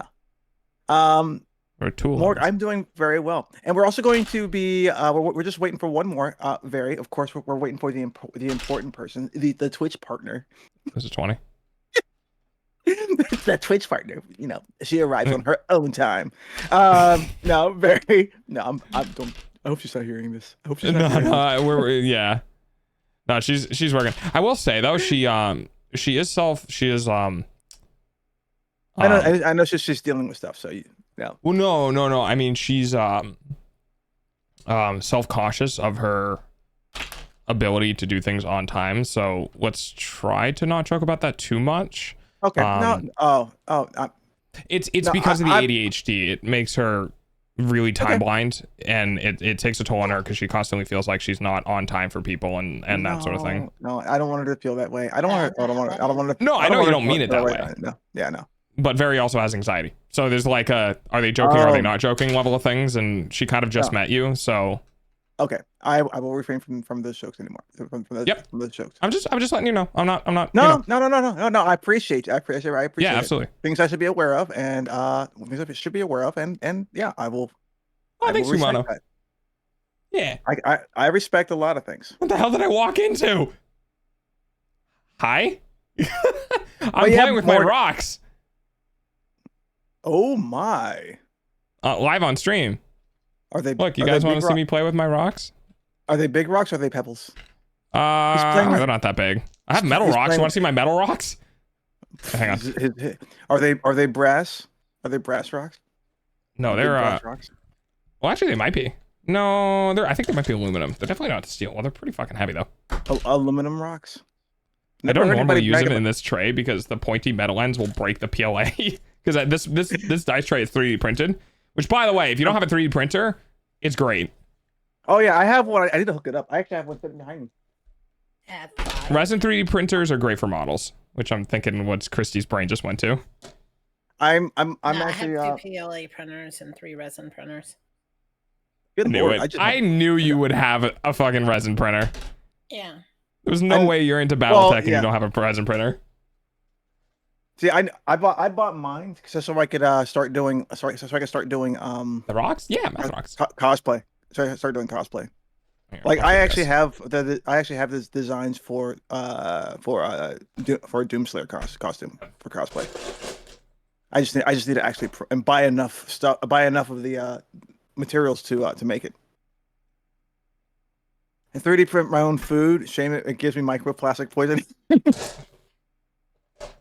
So this is actually my first set of dice. So the first set of dice I've ever had, or my second. No, I think this is my second. The second set of dice I ever got was a metal set, and it's just like, it's just the raw metal without any paint on it. The first I think was a blue plastic set that I got for a game that I joined online. And this is the other metal set. Look, it's black and cyan. What a yeah. What a shock. It's like my pink and black ones. Who would have guessed? Yeah, right? Who would have guessed? I just realized I gotta open up another window somewhere. I'll keep it over here. Oh, no, I have also, thank you for the shadow, son.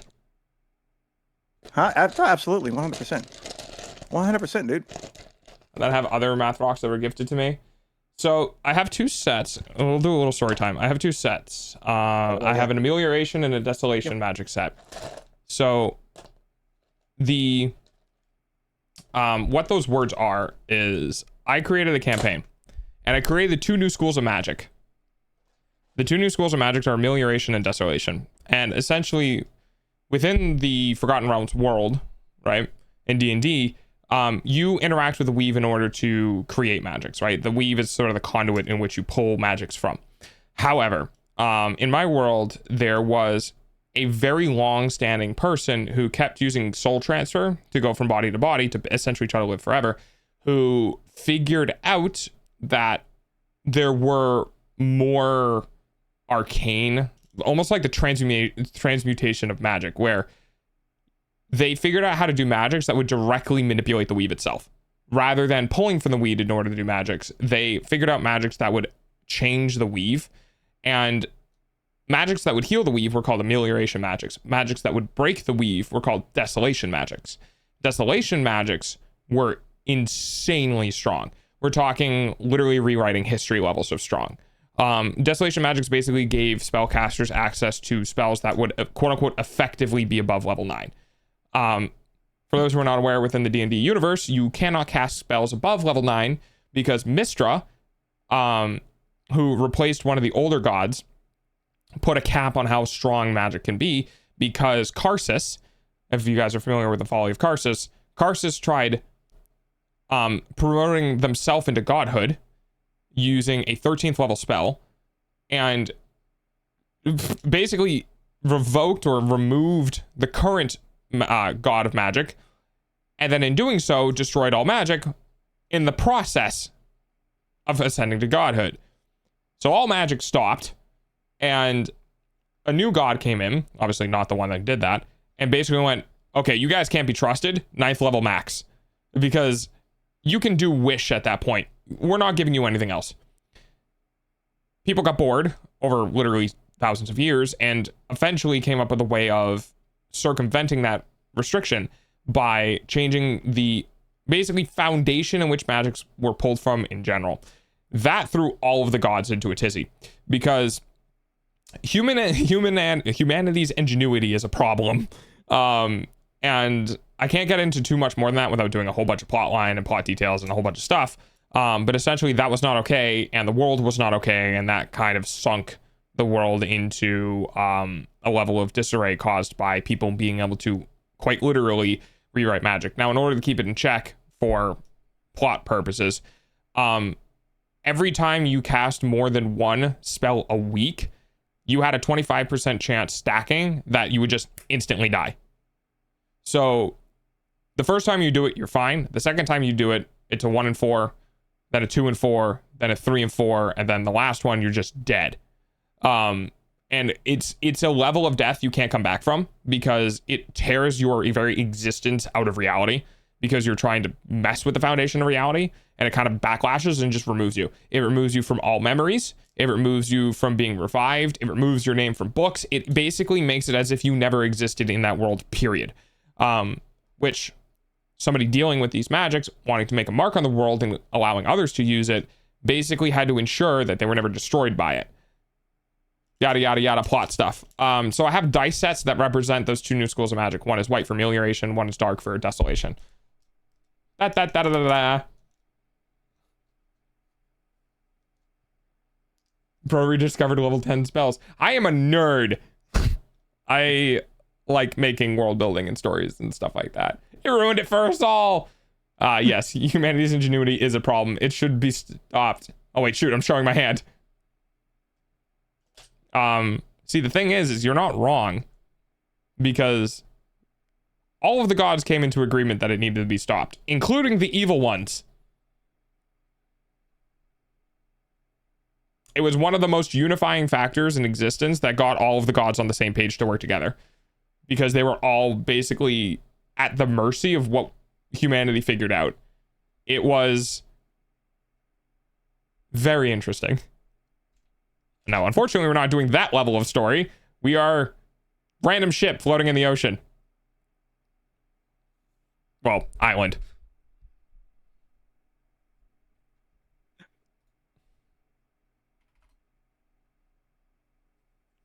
But yeah, I have endless stories. I have endless stories. Narwhals, swimming in the ocean, causing a commotion. Bang, dang, dang, dang. I don't think any of my other dice actually have stories, though. Nope.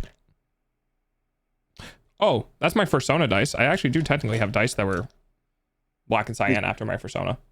Persona dice? Yeah, it was a birthday dice that people I don't talk to anymore. Yeah, got me. Oh, yeah, he's a furry too. Yeah, he's a dog. He's a dog. I am a dog. He's a puppers. Yeah. It just doesn't come out very often, because like, which is funny, because I'm the one with the collar and leash regime. True. I'm the rare straight furry. Yeah, people come to me and say, "Oh my gosh, you're a unicorn." I'm like, "What do you mean? You're a black VTuber." I'm like, "True though." For reals? Oh my god, I didn't know. True, right? And now we have the unicorn straight furry. Yeah. He's a dog. I am a dog. He's a dog. I'm a dog. I'm a dog. I'm a dog. I'm a dog. I have a coin. I have a D2. I haven't really used this. I should probably use it more. These days I'm going to flip it and it's just going to go completely out of the... out of the tray. Very fall in the toilet? What happened? It's probably stuff with family. Probably. Don't get you into prison. Oh, hey, right. Son is live. I am live. You think I wouldn't share this with my audience? Hi, Christy. I'm just in the audience to come over here to Delta. Use a dog. Huh? Yep, use a doggo. Thank you. And Christy said, bringing her audience to SUB-A-THON boy. Oh, okay. Yeah. Like I saw Red earlier. I see Mari. Yeah. Mari's still hanging out. Thanks, Mari. I am certain Red is still out there somewhere. Lurking in the ether. Yep. It's how Red does it. Red will pop in and just I am not very. I'm not. I don't get offended over jokes. I understand when jokes are jokes. It's when you start becoming very assertive. If you say something offensive and then just keep pushing it, then I'll ban you. Or you could be like one of my users and decide to clip a scene of when I accidentally dox myself, and it becomes my most popular clip. Oh Jesus, yeah, that ain't good. Thanks for the follow, by the way, Clownfish. I appreciate that. Nim says, I do not go into the bathroom with Very. I had to draw the line somewhere. Let me show you the level of humor I have. Okay, look, I am LGBTQ, right? I have people that come in here and make jokes and come make jokes of that because I joke about that, right? So I even put this as a sound alert. So if you get offended about stuff, you may want to cover your ears. But yeah, this is one of the sound alerts I have.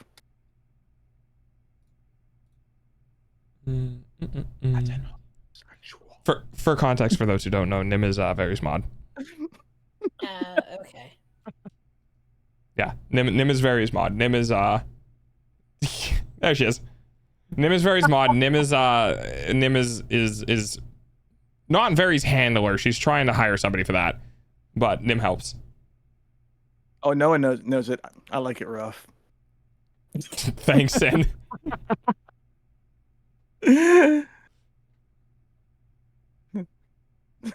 I keep forgetting we have people in chat who are like don't understand that yet because they're either new or they don't know the interaction between those two, and I'm just like, oh wait, shit, I should probably tell people. Repeat after me. Delta can do it. Not happening, Brandy. I might say it when I hit 1,000 followers, but we still have 223 followers left to go, or less. What are we at? Maybe it's 222 now. Yeah, Mr. I don't think I'm doing well. Shit. Dude. Shut up. Just crossed my 300, okay? I got your goon sock, by the way. I'm talking to Christy. Christy, I got your goon sock. Yep. Goon sock? Yeah, it's one of Christy's mods. Oh, okay. And Christy had posted a link. I clicked on it. Now I'm here. I have no clue what is happening. Christy, would you like to explain to your viewers what's happening? Not a lot of anything right now. Just sit tight. I'll just politely ignoring everyone while he's saying I'm not saying it. Nah, you can't bait me into reading your message and then accidentally saying it. Oh, Christy. I was like really bored because I had really bad insomnia last night. I was so bored, I opened up a merch store. Oh, jeez. That is hilarious. I can show you a picture of the mug that I just like made. Okay. Yeah, I'll DM it to you. Okay. Oh, I see a wild Very. A wild Very has appeared. Oh, yeah, in the collab, thank you. Hi, Very. Hello. Hello. You fall in the toilet? What happened? Huh? Did you fall in the toilet? What happened? Well, no. Mom had the Costco order delivered, like literally, just always at the wrong time, and she can't lift anything. Right. You know, because of her. Oh, how'd the surgery go? Shoulder. It didn't go actually. Hilariously. Yeah. No, it's great. Yeah. Also, I have the character. I have a subscription, so we should be able to import it into the game. Yay. Okay. That's the wrong name. Nim. Wait, who just got hit? Oh, okay. I just got beat up by tits. Okay, gotcha. Never mind. My character. God, I wish I was him. Hey, yo. Okay, I can delete all the other ones, right? There you go, Christy. You can, but this one has a token, so I know which one it is. Yeah. Well, I mean, like all the other ones that are just randomly there. Yeah, you can. Yeah. Right, is this the right one though? I'm gonna deafen chat real fast, or deafen Discord real fast, just for a second. Okay. Yeah. I mean, this is the one that has. Permission, Nim. I need permission to see my character, please. Wait, do I need to do this for you? Hang on. Show to. Not that one. Edit. It's in your journal and can be edited by. Okay.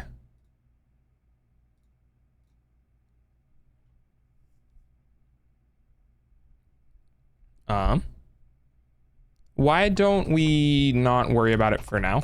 Very. I just need. Well, no, because that has my new skills on it, though. That's the thing. Yes. So yeah. Just click it and open it, and don't worry about the other stuff. Like, don't worry about the other characters that are in the game.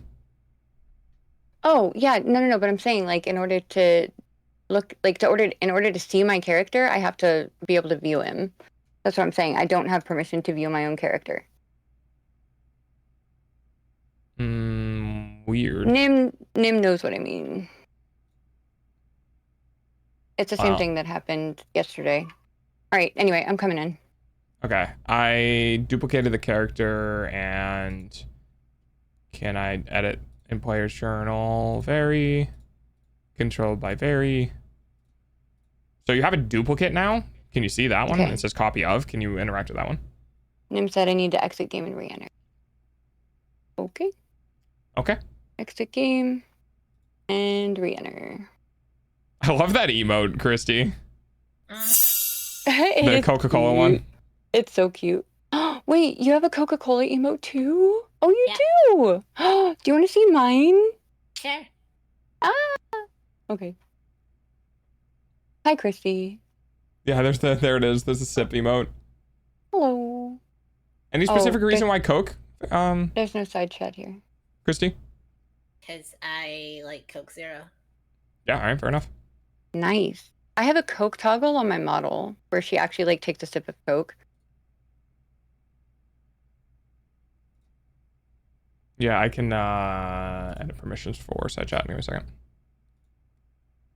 Oh, it's not a big deal, puppy. No, I know. I'm just gonna do it anyway, just because. Okay. This might be used more frequently, so. Yeah, fair. View channel.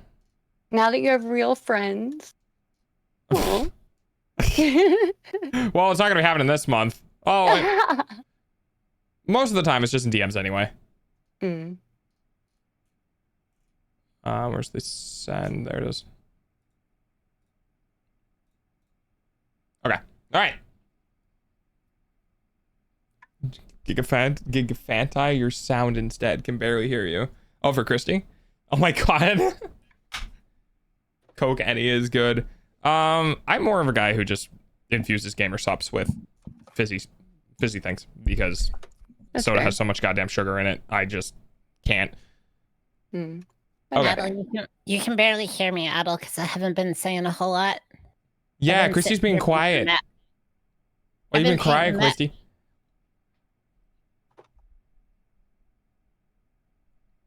Huh? I've been painting a mech. Oh. Nice. Okay. All right, I'm in here. That's fine. You got your character, everything all set? I think so. Let me just make sure it pops out. I'm gonna start bot music. Yeah, go for it. She's been in hiding. Hiding in plain sight. I see you. You can't get away from my eyes. Okay.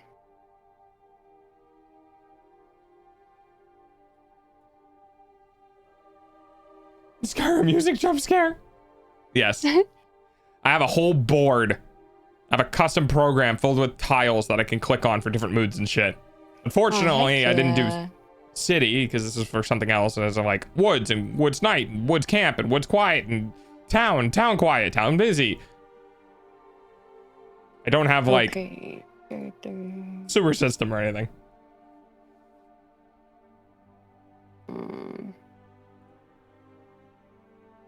Okay. Yeah, if I can edit it. Have you started DnD yet? We're about to. Lucia, if you want to change the game. Okay, I got it. You got it? Okay. And Chris, you're good? I just hit enter. Okay. Yeah, there we go. And token. That's hilarious. That is so much louder for me than it is for stream.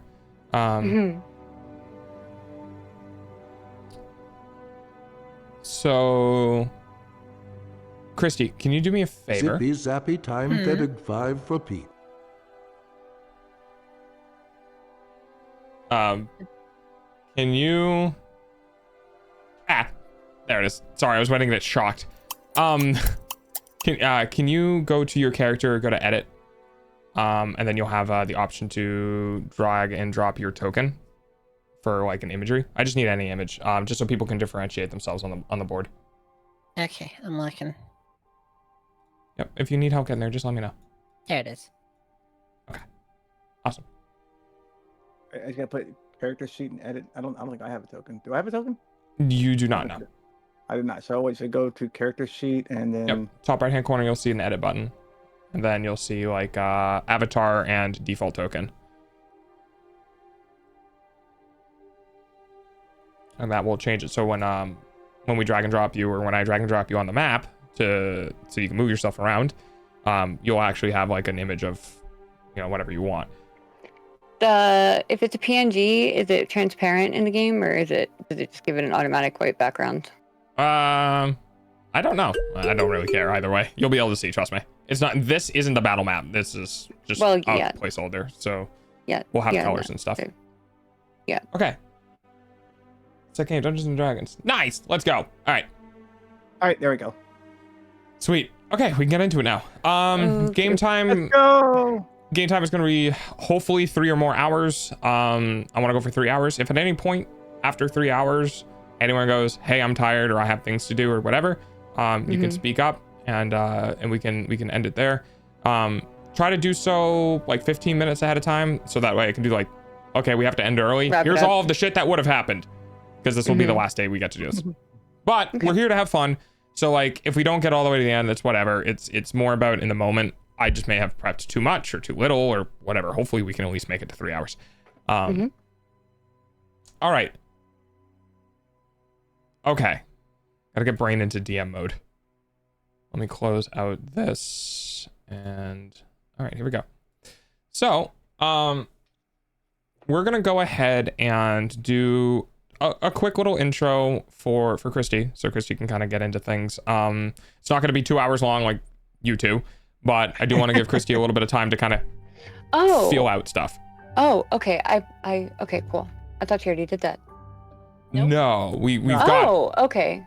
We've got her involved, but it'll be like a. Got it. Got it. Yes. Okay. So Christy. Yo.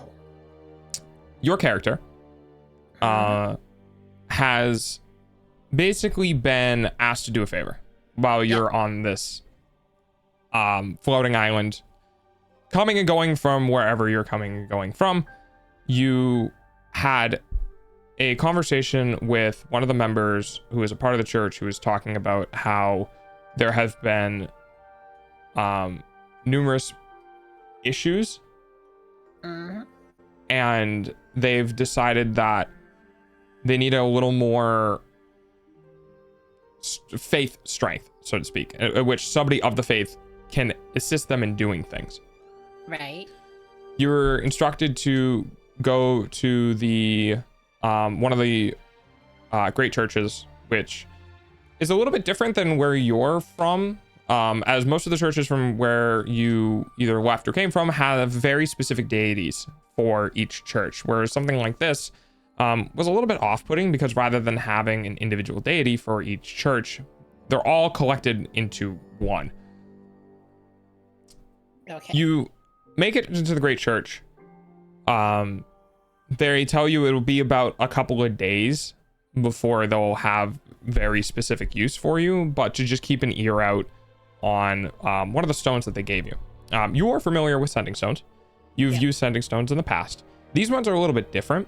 You've noticed that this city as a whole is very magical and very on the forefront of creating magic, and the stone you were given in particular has the capability of actually contacting more than one sending stone at a time. As long as the two touch, you can direct your call, so to speak, to the one that you need to converse with. So they give you it for free as a part of the perks of the church. You have contact for just in case you need any like outside dialogue, giving you an out for Ex Machina things. You have contact to pretty much anyone from the boat that you came from, and you have contact with the church. Now, you were out one day, Right. either eating, getting used to the city, in general, like relaxing, and you get a buzz, and a voice pops in your head and goes, excuse me, is this an appropriate time to talk to you? Yeah. Now it's fine. Wonderful. We have a bit of a situation happening. Is it possible that you could come back to the church so we can discuss this in person? Understood. I'm on my way. Wonderful. How long? Probably about like 20 minutes. 20 minutes. Okay, that should be enough time. Okay. Hangs up. A bit of a long walk back. Yeah. The day is much sort of like later in the end of the day. Also, surprise Baldur's Gate for anyone who hasn't played. It's getting later into the day, so the walk back is kind of one of those things where it's like, this is the equivalent of getting called into work an hour before they close, right? Yeah, So, just for closing. Yeah. So the sun is beginning to set. You walk through the church doors. It's all lit. Everything is very well presented, very clean. This entire city is clean, like disturbingly so. You've gotten off of a ship. Now, ships by their very nature can be organized. There's dirt everywhere from people, salt from the ocean, dirt from land, like in general. It's pretty dirty. This city in itself does not appear to have a lot of dirt. It does not appear to have a lot of organic things. And all of the things you have seen so far have been very much so weird, sketchy, like carbon copy clones of each other. All the trees look the same. All the birds have the same barkings and patterns. Like everything, the dogs all kind of look the same. And there's not a whole lot of filth in general. It just is so you can kind of get your mind around the setting you're in. Okay. You walk into the church and one of the fathers looks at you coming through and goes, okay, excellent. I'm going to try to make this as quick as I can. We have sent somebody down below to investigate a missing persons case. Unfortunately, we are worried about the things that they may have discovered. They are a little eager to enact righteousness, and we are concerned they are going to get themselves into a situation without a whole lot of forefrontal thought. Meh. Alice just sneezes in the background. So with that, we're hoping that you can go aid in the investigation. He's kind of like looking to you, Christy, for affirmation. Christy, your character name, how do I pronounce it? Nidaros? Okay. If you could do this favor for us, that would be... Awful stupid, yes. Right. Okay. He gives you directions. Excellent. He gives you directions, describes the location. It's basically this big cut in the ground. Demonstrates and gives you a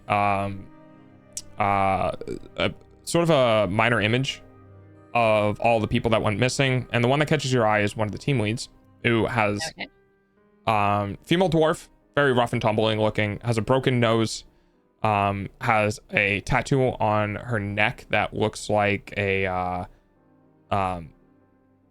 it's a cog with a gemstone in the middle of it, for the axle. And then as it's rotating around, you notice that there's a particular scar that reaches from the back of her ear over to the back of her neck and then goes down her spine. I'm here to lurk. Thank you, Chikaro. So a couple of different people. That one sticks out in particular because they were the lead. Okay. And He, you know, kind of does a small bow towards you. I believe this will, assistance in this matter will be the favor that we've asked for. So when you're all done with this, you are more than welcome to head back and continue off city to wherever you need to go.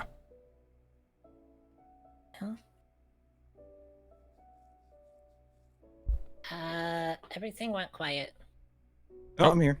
We're here. You good? Uh-oh. Okay. Is Christy broken? Am I broken? The story was too good fine. for her. The story was too good. Christy blew up. She was blown away by her DMing skills. Yeah. Well, stereotypical paladin. Awful stupid, for real. What is this ship slander? Did you say lawful stupid? Yeah. I mean, he's not the wisest one, but that's about right. Oh my god! No, you just reminded me of every paladin player that I've run into. Yeah. Oh, I had a paladin player.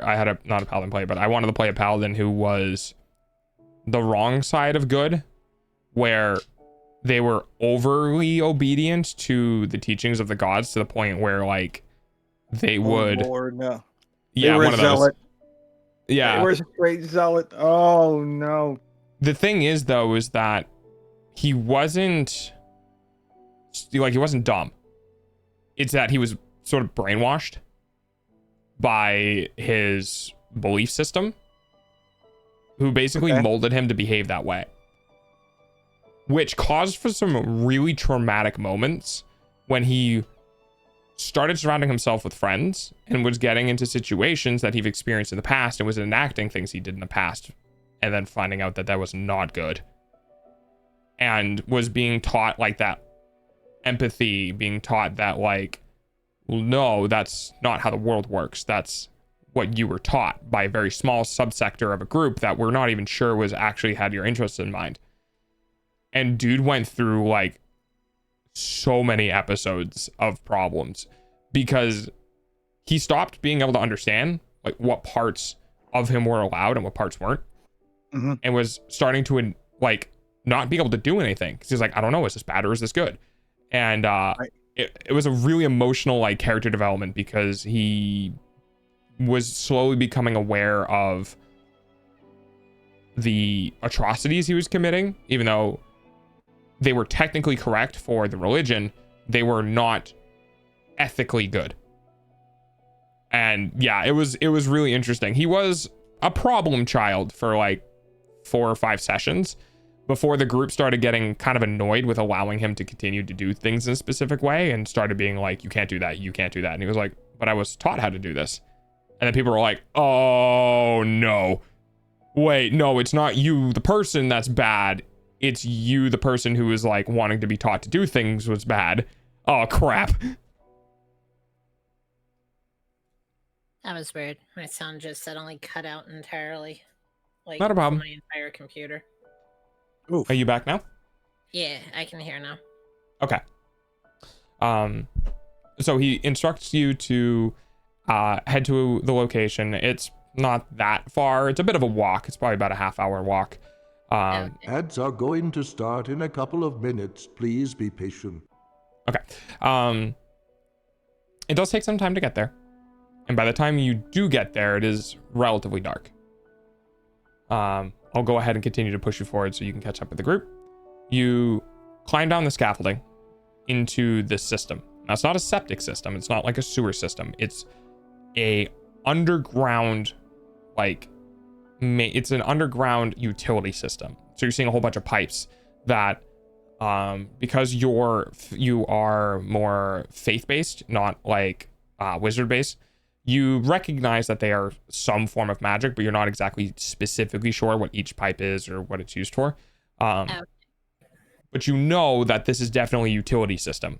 Like, that's general pipes and things that move places, like probably carry these things. As you are getting here, you do receive a So I call them stone calls instead of phone calls because you hear stone. You get a stone call. Can I borrow your cell stone? Your cell stone? Your cell stone. You get a stone call describing the situation that was described to them. One of the previous assistants, because they are not of the church, like you're not of this specific church, but rather somebody they also reached out to, was describing that with their magical sight, that you're a cleric, so you would probably be familiar with this. There are creatures in the demons and devils who have the capability of seeing through magical darkness, and it's known as like devil sight, essentially. You know, Very, your character probably doesn't, but you know that this sight uses the, for lack of a better term, the background radiation of magic.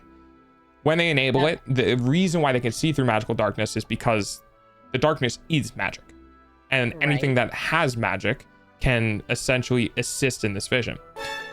What they were being described. Oh, that's a raid. Welcome, hi, Raiders.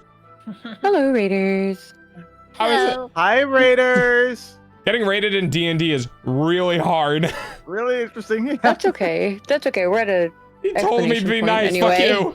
That's a great first time message. I love that. Hi, Raiders. Welcome, Raiders.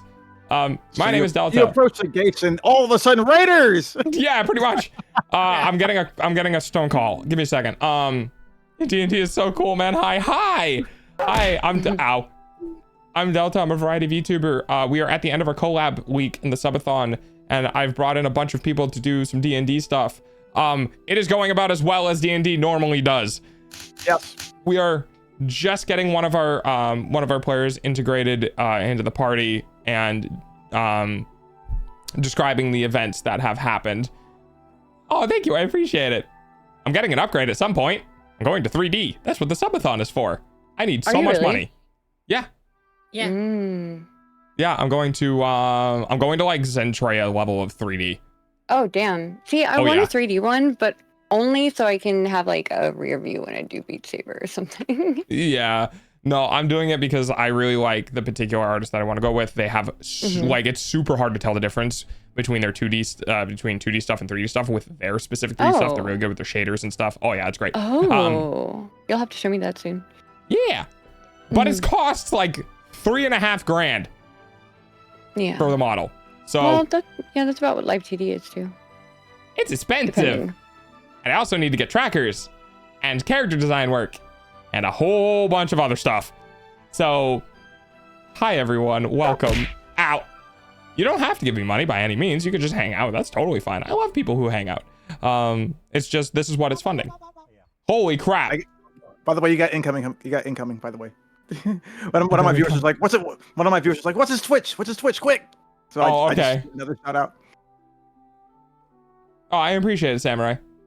Noah. I don't know why I read the second part of your name. Yeah, the radiation magic stuff. Yeah, radiation magic. So about this background radiation, you're right. Check him out on YouTube. Oh yeah, I do shorts twice a week. If you want to go subscribe to somebody who is going to help rot your brain. Anyway. So, okay. So, Christy, your character knows about Devil Sight. Your character knows that essentially if magic exists, it has the capability of using it in order to see things that would normally block out like photoreceptors. What you were described is that somebody with this capability had a void in their sight. It's definitely not good. The general to any layman would mean that there's something that is wrong or missing or subtracted from that location, because even those with magical sight cannot see it. Right. You are able to find the tunnel that was used based on the footprints that were left behind, because it was literally not that long ago. So there's a whole bunch of indications of which way they went, including the fact that they started leaving markings behind, which both of my players left markings behind. So this makes my life way easier. Thank you. Sorry for trying to get on task. It's like my job. No, it's okay. I appreciate it. So you're finding markings, and that were clearly left behind in some sort of like discovery pattern or backtracing pattern. And sure enough, as you begin to follow them, you're hearing the sounds of combat. Okay. Ads suck, I know. Your Does your eyeballs character pay for dog's food, though? increase speed to get there faster, or decrease speed to be more hesitant? Increase speed. My character isn't new to danger. Okay. Is it Nida or Nidaros? Nidaros? Okay. Yes. Like Nidoran from Pokemon. Sort of. Okay. I'm bad with names. You're following the sounds of combat. It's loud, obnoxious, and everything you've learned to hate about it. However, you know where combat happens, injuries happen too. Yep. And as far as you know, only one person got sent down here. So either it's on equal ground on a 1-on-1, or it's a 2-on-1, 3-on-1, 4-on-1, etc. And this might be very bad. So you pick up pace and you start running. Yep. The sound of combat is slowly drowned out by your own equipment. It's echoing off the walls. It's hard to hear, but you know roughly in the direction that you need to go. As you turn the corner, you see a halfling. Got it right this time. A halfling decked out in armor and equipment that would betray their profession of being some sort of tinkerer, artificer. It's very clear what, the artificers carrying on themselves. Who's taking a swing at an individual who is wearing a blindfold, misses horribly, and slams into a nearby wall. I'm going to look at your passive insight real quick. Insight. Oh, your passive insight is insane. So, yeah. Your insight is high enough that the second you turn this corner, they are play fighting and not actively fighting each other. Now, the two of you hear from beside you, and you guys are just on the tail end of combat. And I mean, if I'm hearing that, I'm immediately like getting myself prepping for another one. Yeah, it's like I'm gonna go ahead and just basically get my gloves ready for another set of thunder fists. For are we still doing Altus? Alteus, yes. Alteus. Okay, thank you. So Alteus, you're not getting any sense of maliciousness from this individual. As a matter of fact, you're getting a very familiar sense, almost as if Father followed you down to here, which then causes you to look over. Okay. Now, Christy, roughly what do they see? Oh, I'm sorry. As soon as I realized she's a priest from the church or a cleric, I would have immediately dispelled my blades so as not to be armed. So she could give me strikes. Yes, she can. Yep. Well, to your knowledge, she can. Yeah. Chrissy, can you go ahead and describe what they are seeing in the moment? Yes. So, my character is, hold on. I had descriptions and stuff. And then I also realized I entirely forgot about her armor in her description. It's okay. We're just here for fun. You see a woman coming. She has silvery white hair in a straight, pulled back in a long, neat braid. She has a large black hooded cloak pulled over her naval blue jacket. It's very much what you would see from like a naval officer of some sort on many ships.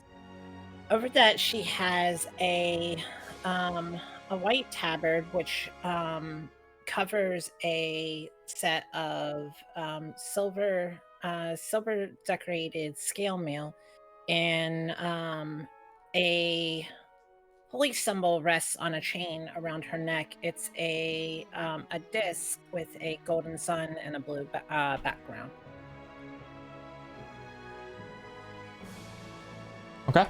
Okay, so what I recognize as as like a symbol from the church. Because technically, I'm not supposed to be down here. Yeah, technically. Hey, Christy, this symbol, this is something you've had for a while, right? It's her holy symbol. It's her holy symbol? Okay. Yeah. So, Sin, why don't you roll me a religion check? Okay. Because, It's me a flat D20 then. Oh, flat D20. D20. Was it wisdom? It's gonna be a flat D20 if it's wisdom. Because. Okay. So with that religion check, you are familiar enough that you recognize this to be some sort of holy symbol. Okay. However, you don't recognize it to be anything specific, either with your church or with any deity or something like that. So you do recognize that it is holy in fashion, but you don't have you don't have enough information to pin it down. I believe my character's an atheist, so if I remember correctly. All right. It's like, gosh. Which fits. It's like, and now the church is here. Did you say that in character? Yeah. Okay. Great. Okay, so approaching, I'm not seeing any actual like combat or anything going on. No. Correct. Other than the play fighting, in which case I'll slow down and approach at a more dignified pace. Hey, local. Okay. You approach at a more dignified pace. Very. How is your character reacting to this? To her coming? Yeah. He would be a bit worried and a bit relieved at the same time. He would turn to face her and offer a half bow and ask her if she came in response to the stone call that he made. Oh, that was you that made the call? I spoke to my church's father, and I assume he passed the message on to your superiors. Oh, my only superior is my captain and my god. Well, But the church called me down as a favor. I have contacts within the church here. Why would the church send me down and you down? I don't know. I was told that that assistance was needed before someone got a little bit too overzealous and got themselves overzealous.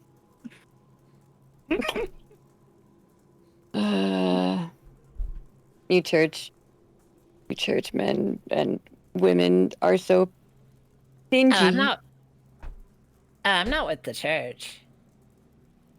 So they brought two. Wait, can you do magic? Yes. I can use holy magic. Do you have a spiffy little bracelet anklet like me? I don't know what you're talking about, so This I is don't bullshit. Alteus would turn away immediately and huff and find something interesting to inspect on the walls. Let's see. Okay, so with that said, specifically, Sin, that perks your ears up. Because you are familiar with that. Right.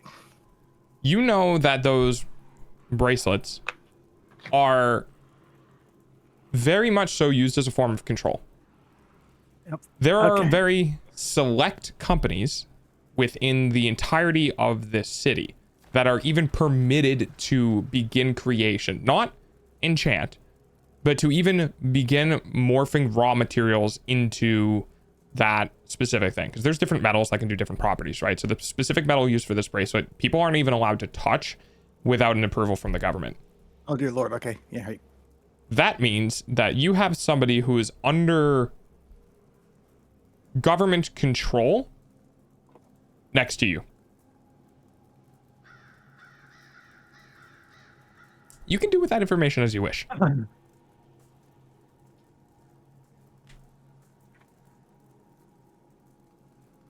me a sec. Just give me a sec to think to try.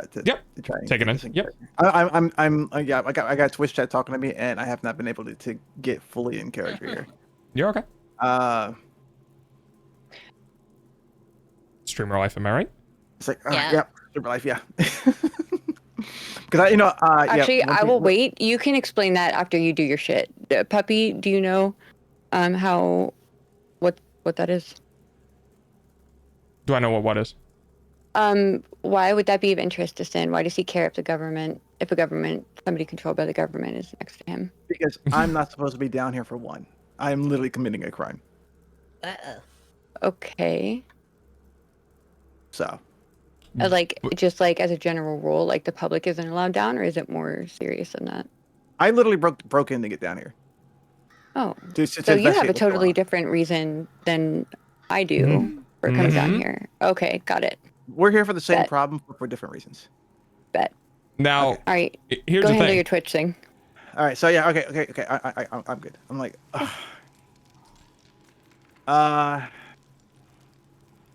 I take it you're here for like a random, like for patrol of the maintenance system. Look, chill. I'm just want to let you know right now. Okay, what's going on? Okay, I am not down here. Wait, first of all, is the church listening in on this? Because you're wearing one of those one of those bracelets. Okay, I know that a government official already done disappeared down here once already. So I just want to make sure. And that's new information. I'm not to both of you. So not for Sin, but for you two, that's new information because you guys only heard about a crew going missing. You had nothing about a government official going missing. Yeah. Okay. Yeah. It's been the information I was given was very vague. Okay. Oh. Me too. Well, look, just to clarify things here. Okay, I am, let's clarify things here. Okay, look, so let me just explain to you what's going on. You can take me in if you want to. But first, just hear me out. Okay. There's some crazy stuff going down here. Something to do like that. Appears to be kind of like a temporal kind of vacuum that's actually drawing magic from the city and sending it somewhere else. Okay. In layman's terms, magic's being sucked out of the city and someone's taking it somewhere. I'm following the trail. Okay. If I help you discover what the problem is, could you please not take me in? Because I had a bet with a buddy of mine, and it's a really good bet, and if I figure this out, it's a really good bet, and I would love to cash in on that. I'll pay us with cough to hide. And if I help you, just promise you never saw me. You take all the credit. Just promise you never saw me. Okay. Chill. My magic is controlled by the church, but I don't work for them. But you're wearing their bracelets. You're wearing their bracelets. I have to. They forced me to. I'm not allowed to do anything unless they approve my magic use or they send me out to hunt. I am servant only to my patron, and that is it. Okay, so what you're telling me is, if I get jumped by another invisible creature, you gotta dial in on your cell stone and ask can I cast something now? No, idiot. If that were the case, don't you think I would have been on the stone the whole damn time? They say hunt, I say bark. It's that easy.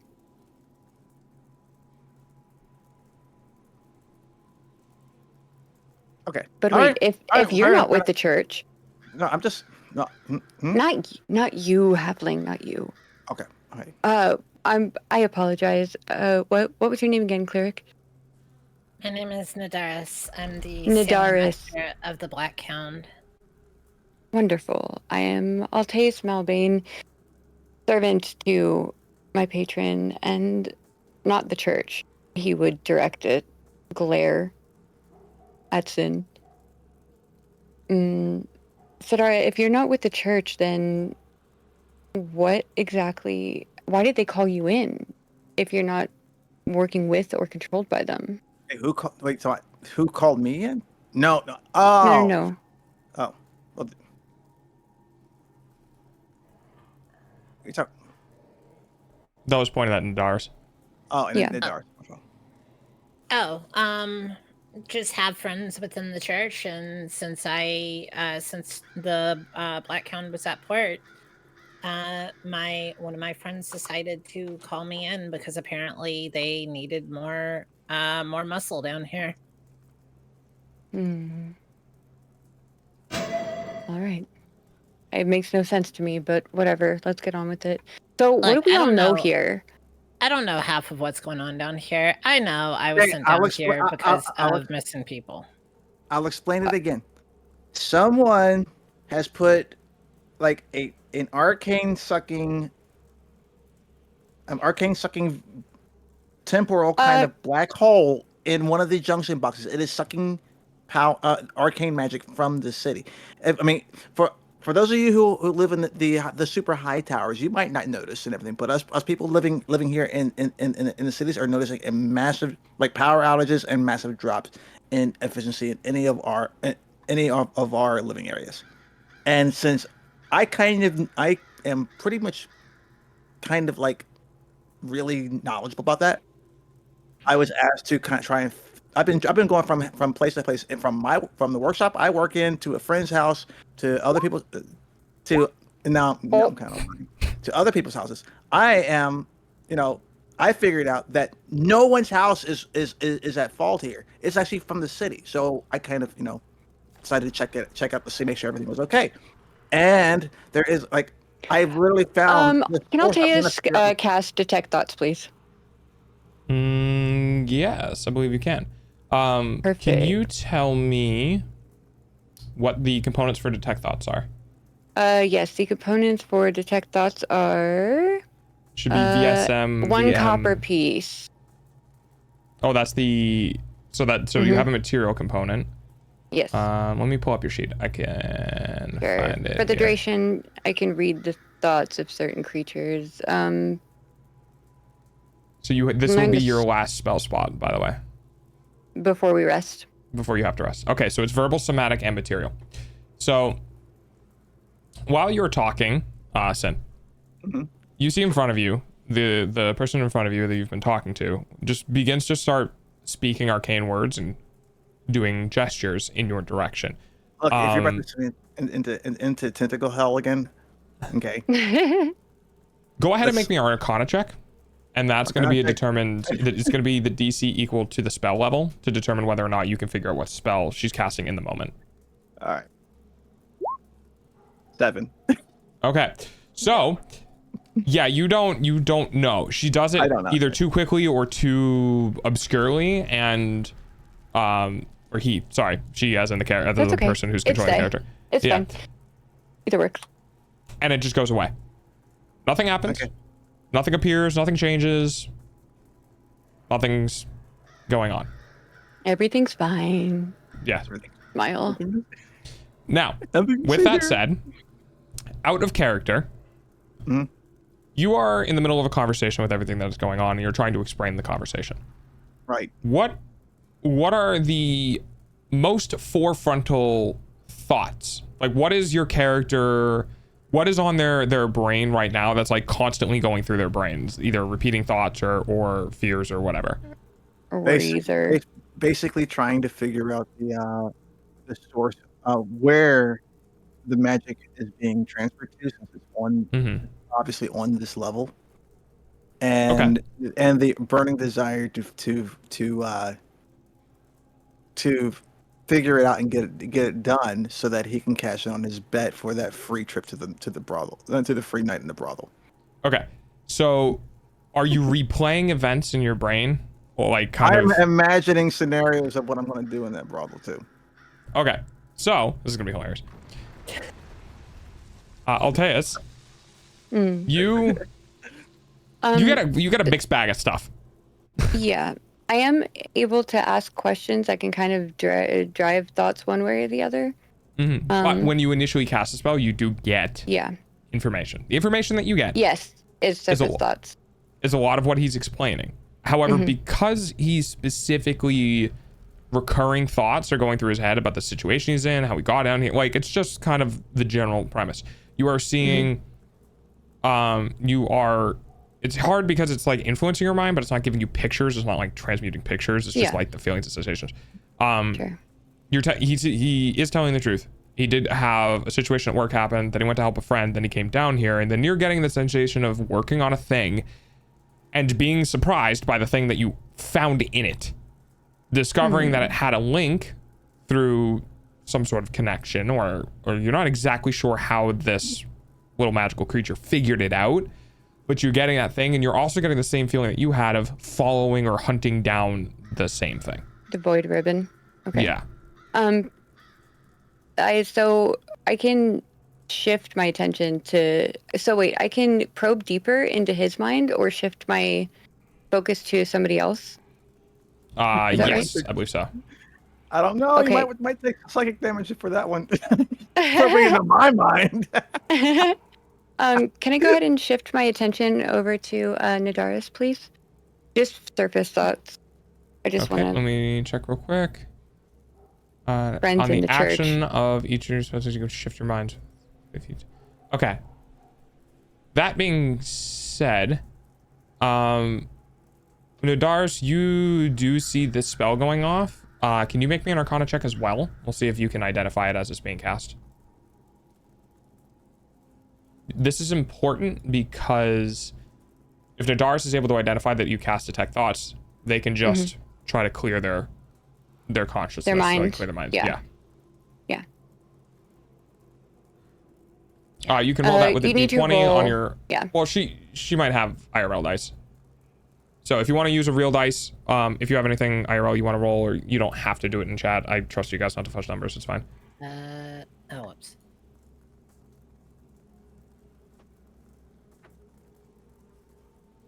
Try that again. No. Do a slash, and then roll. Like this.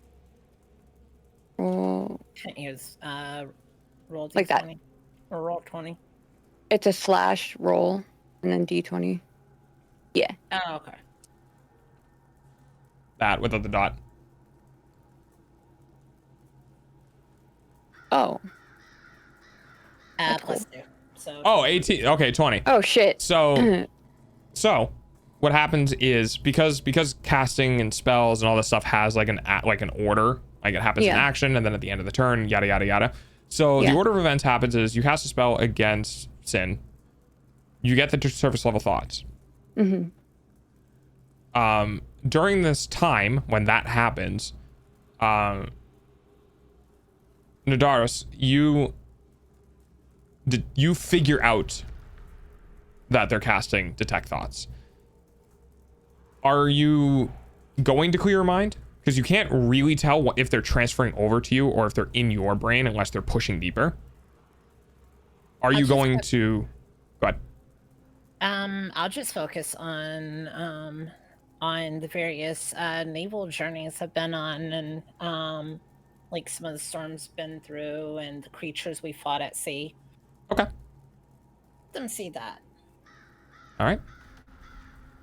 So you go, Alteus, you move your focus onto Nadaris, and you're immediately greeted by seafaring adventures. And that's what you get. All right. If it succeeds... Oh, okay, wait. Shift your attention. If you probe deeper, they must make... All right, can I go ahead and get her to do a wisdom saving throw to try to go a little deeper? Okay. I will say, because this is PvP, technically speaking, I am going to ask the player whether or not they are comfortable with the situation happening. So, Christy, you're fine with it? Okay. Yeah. 13 total. Okay.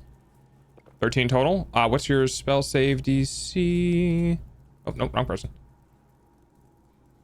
Your spell save is 15. Okay. Now, Nadaros, you are feeling that they're looking at you when they're in there. Is there anything specific you are looking for, Alteus?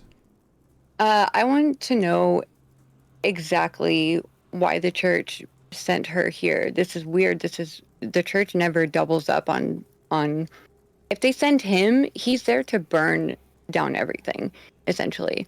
So no banana. Okay. And for them to send her, it's just there's something weird about either the politics of the situation or somebody's lying or he doesn't have he's trying to just get all the information right now, and it's quicker to do it getting it from their minds than it is from asking them to tell the truth. You get insight into its reasoning, emotional state, and something that looms large in its mind, such as something that worries over, loves, or hates. Okay. So you attempt to probe deeper, and you're discovering that essentially the way that the conversation went was that the church was worried about your call. Oh, thank you, Moist. The church was worried about your callback. Hi, Moist. And said the specifics of what you have discovered is concerning enough that there needs to be more than just you down there. The wettest of bushes is I don't now. even know that I okay. know all that. There are other things as well. Nadaris, what's something in your life currently that is taking precedent in a way that's influencing your actions? Why are you sailing? Why did you stop here? What's like a large driving factor for you?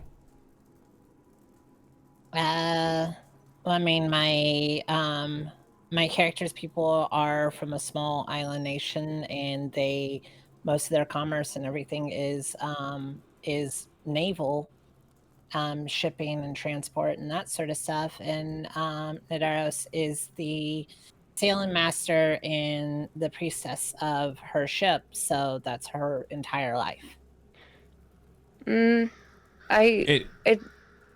More like a crushing worry or like an anxiety. Like, what's the forefront, like the most important thing in her brain right now in this situation? Like, not getting what's going on. Second, Christy? I said trying to figure out what's going on. There you go. Okay, why did she agree? Who's like her friend in the I will say at this point, you both need to make contested intelligence checks. Bet. Because this level of information you've already acquired has been longer than around. Yeah. Okay. 17. All right. 17. I click on intelligence on Alteus' thing, right? I think so, yes. Let's see him in spells. Let me go to core. Intelligence.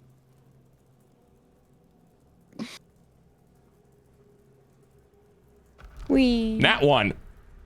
So, as you were trying to pierce through into more specific. So, the way this kind of spell works is that the more specific you get, the longer it takes. So, when you went through, you started figuring out the very much so what their life is about, how things are going, why are they down here, and then you were like, well, I want to know more specific about these details.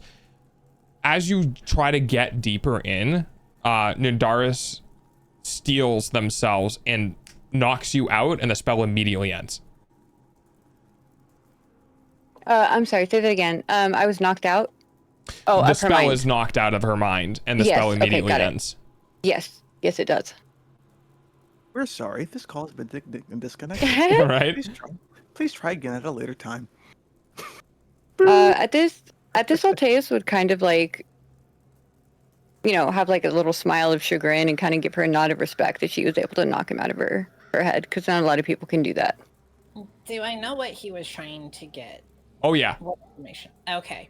Because for me, when I run Detect Thoughts, your brain literally has to think about those things. As the Detect Thought spell is influencing you to divulge that information, you feel that thought, those informations running through your brain as they're being read. So anything that you thought about in the moment, was read by the other person. Like, you had a camera on you. So, Delta, what we talked about before, we've established that this all comes from Doggo, doggy, dongo, dog, doggo, dog, and do. Sorry, I had a TTS popped. What? Say that again. I said we talked about it before, like DMs and stuff, that this all comes from a contact, a friend of mine in the church. Give me a name for said friend. It's just the father within the church. Yeah, let me get my fantasy name generator up. Okay.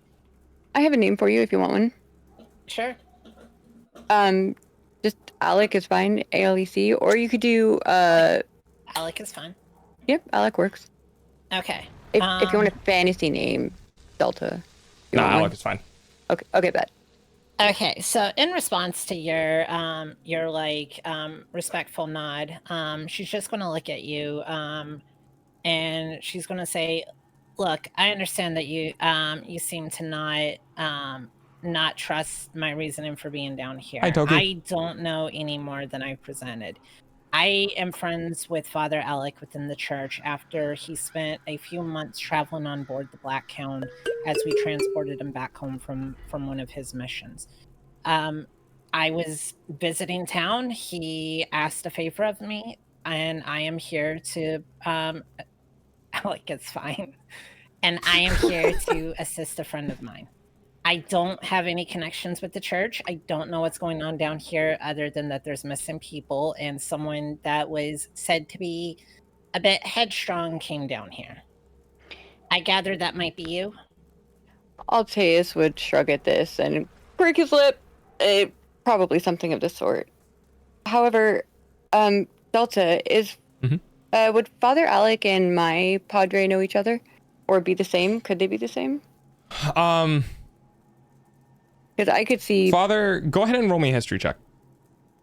Sure. Right here.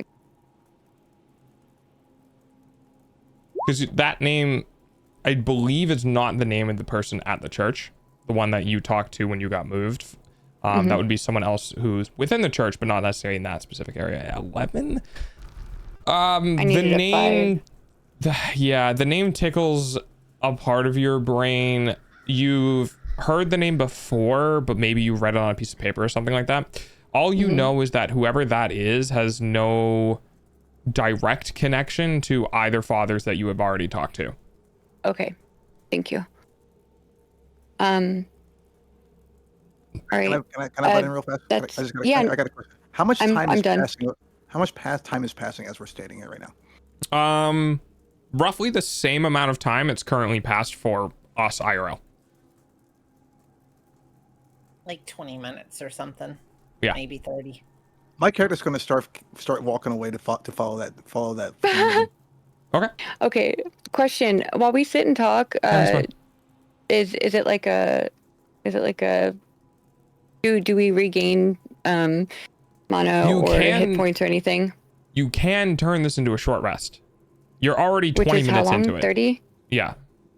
Yeah. If I could have like sat down and did all this, that would preemptively like sat down and just comboed. Okay. So we can turn this into a short rest for the purposes of there's some things happening. You guys are conversing because now Sin knows that this is the first time he's kind of interacted with either two of these characters. And Alteus knows this as well. Nadaris doesn't. Nadaris, you don't know how long these two have been in contact with each other. No. So there's definitely a meet and greet happening right now, and the meet and greet just before you took, went away, has gone to the point where it's further than a short rest, and Sin, you can kind of feel yourself like getting that really abilities, also your abilities and stuff that you can tinker with things. Like you're kind of feeling like after the fight, you're getting a breather, and you're like, man, I could really take care of this sort of stuff while this is happening. So everyone is kind of getting that sensation that a short rest is beginning to kick in. With that, it is up to you, the players. Would you like to turn this into a short rest? Makes no difference to me. I still have all my abilities. 20 minutes have already passed, right? Yeah. So you need another 10 minutes of uninterrupted rest. I would, personally. Makes sense. Okay. Sin? I believe rules is written. I believe rules have written it's normally an hour, but I push it down just for stories reasons. Yeah. This is also two session game, so. Yeah, exactly. I'm going to spend the short rest picking maggots out of my ass and ears. Fair enough. Bet. I believe you have one in your hair too, sir. Why are there in maggots? the hair? Okay. I tried to get it off. You literally put me. Okay, you know what? You know what? Look, I had everything under control. I could tell by the way you were bear hugging your way through the air and not hitting anything. Quite amazing control. It's gone, isn't it? How did you even know where it was to begin with? As you say that. No, I'm kidding. I did. I just swung and connected. I actually did feel it. I feel it. I grabbed onto it for like a hot second, and then next thing I know, I have like tentacles sprouting out of the ground and going every which way, and maggots and flies. Usually a charge extra for that happening. Yeah. You could have at least waited until I was ready for it. Okay. Or at least in a position I could enjoy it. You haven't introduced yourself to our new compatriots, or myself, for that matter. Yeah, you see,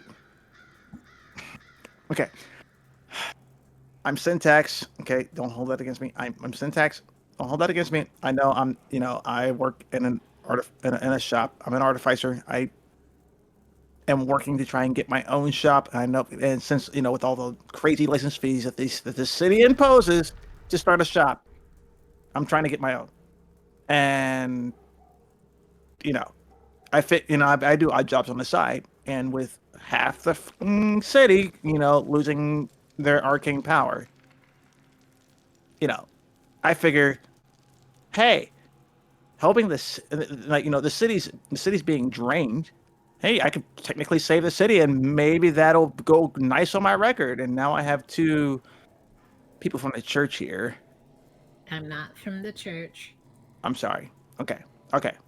Neither am I, technically. From the I'm government. not even from the city. I'm not from the government either. I'm not even from the city. Technically, I come from the gods, really. Okay, this is weird. Yes, it is. Clearly, he's not going to get. You're wearing the government collar, but you're not from the government. I'm not.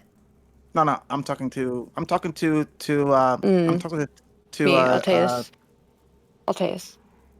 I'm talking to touchy feely tentacle dude over here. Okay. Respawn, basically, our characters, we have an artificer halfling who is Sin. I am... What? Oh, I am a Great Old One / Hexblade Warlock. And Nadaris is a... What cleric? I'm a dog, like Delta and me. Okay. Cleric, and we were all, through various means, have found out that something fishy is going on in this artificially engineered city, which is on an island, right, Delta? Yes, it is an island. Okay, the city itself is an island, and through some means or another, all of us came to this cavern underground where there is some sort of ribbon, some sort of void energy ribbon flowing through, leading deeper into the cavern. And there have been a government official go missing, as well as a group of miners that we're, or at least I am looking for. And we just... I'm sorry. Go ahead. I'm sorry. Oh, no, I was just going to say... I have... okay. I'm going to spend some of that short rest time to try to explain to them in layman's time what I've actually seen so far. Okay, wait, hold on. Let me finish catching Chet up to speed. Okay. Miners, as in people digging in the mine. We fought some sort of astral construct that was completely invisible. And just as we either defeated or dispelled it, Nadaris came in.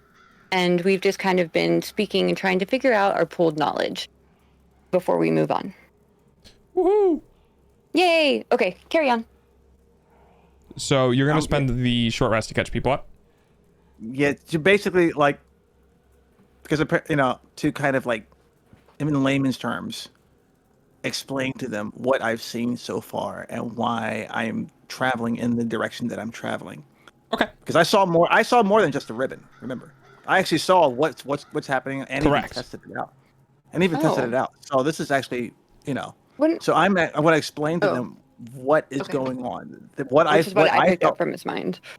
Yeah, what I felt personally. This is just since you read my mind, okay, I'm gonna give you a little bit more detail than what was given to me. I did lockpick one of the junction boxes. Okay. Oh. I found a dark orb that literally absorbs magic. Oh. Okay. Okay. That absorbs magic. I even tested it by infusing magic into one of my light hammers, and watched it absorb the magic out of it. Completely. Completely. Interesting. Okay. Is it arcane magic? And this and this and I use as an artificer, I built some goggles to try and trace the magic, and it's basically the void ribbon is literally, compared to other magic, it is essentially like a black hole. It's like a vacuum, and these vacuums, there's always an out. Okay, if something's going in, it's going somewhere else, and the void ribbon is essentially like a pipeline taking the magic somewhere else. With you reading my thoughts, I have a firm belief that something is down here, either hoarding the magic or actively trying to drain the city, which is going to cause problems with a collapse. Yeah, because this whole city is basically held together by magic. It's going down, boy. And that's why, and I figured out all this just from some tinkering with a device in my shop and working at a friend's house trying to figure out what's going on with his issue, and they're both the same issue. All right, question, Delta. Does the government know that Finn was the one that figured out this void ribbon thing, or did they figure it out a different way? Do we have that knowledge? So they don't know. Okay. You called back to Father to let him know what you found, and then that ticked them off about the knowledge of it, and got it. That's what you got. The reason why they sent down Nadaris was because, that's not good. Okay. But you didn't see the source. You didn't see the source Correct. of where the ribbon was put. Okay, yeah. So I saw the source. Wait. Okay, so you saw the source of where the ribbon ends? I saw the input. I'm looking for the output. So the input is your shop. The input is the junction box where that thing. It's the junction box. That's it. Now is that in the mine? Yeah, also in the mine. And you also would know that from reading my mind that I believe that it is on this very level. Wherever the output is, it's on this level, which is why I was following the ribbon. And it's heading, and the ribbon is heading somewhat southeast. But with all these blocks, I got to go left and right. Okay. The way that this system's set up. So yeah. Cool. That helps me on that. So I'm kind of like, impatiently kind of like tapping, like ready to go because Well, you also know that I have, like, you also know the details of my bet. that you're not supposed to. Oh, what are the details of your bet? If I fix this by tomorrow, by tonight, I would Get a shop. I would get my buddy. His My buddy buddy pays for a trip to the brothel. Yeah. Oh, okay. Honestly, that is totally fair motivation. Yeah.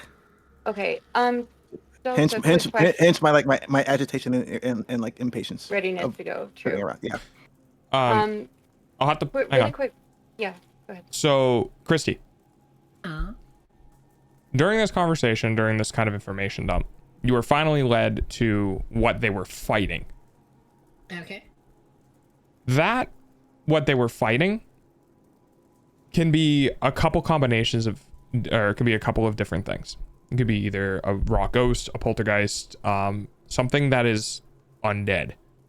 Now, undead isn't necessarily uncommon. However, most undead or most undead situations are normally occurring around places of death. Right. So, either A, death is happening, or B, this creature is very out of place. And yeah. I just want to ensure your character knows about this as they're discussing basically, oh, I was swinging at air and I wasn't hitting anything and I was getting thrown around, and there's just a lot of things that are pointing you in that direction. But I just want to make sure that both you and your character kind of cue in on that, because you are highly religious. You are aware of these sort of things. I'm shown what it looks like and everything, or did it like dissipate? Well, it dissipated, but I think Alteus at least would have taken you around to the area where it got killed or dispelled, so that you could try to sense something as a fellow magic user. Could I do a religion check to see if I can kind of narrow down what it might be? I will make this either religion or nature. Okay, is our rest over, by the way? Not yet. Okay. I guess it's the same for me either way. Okay, yep, it's whatever one you want to do. 13 for religion.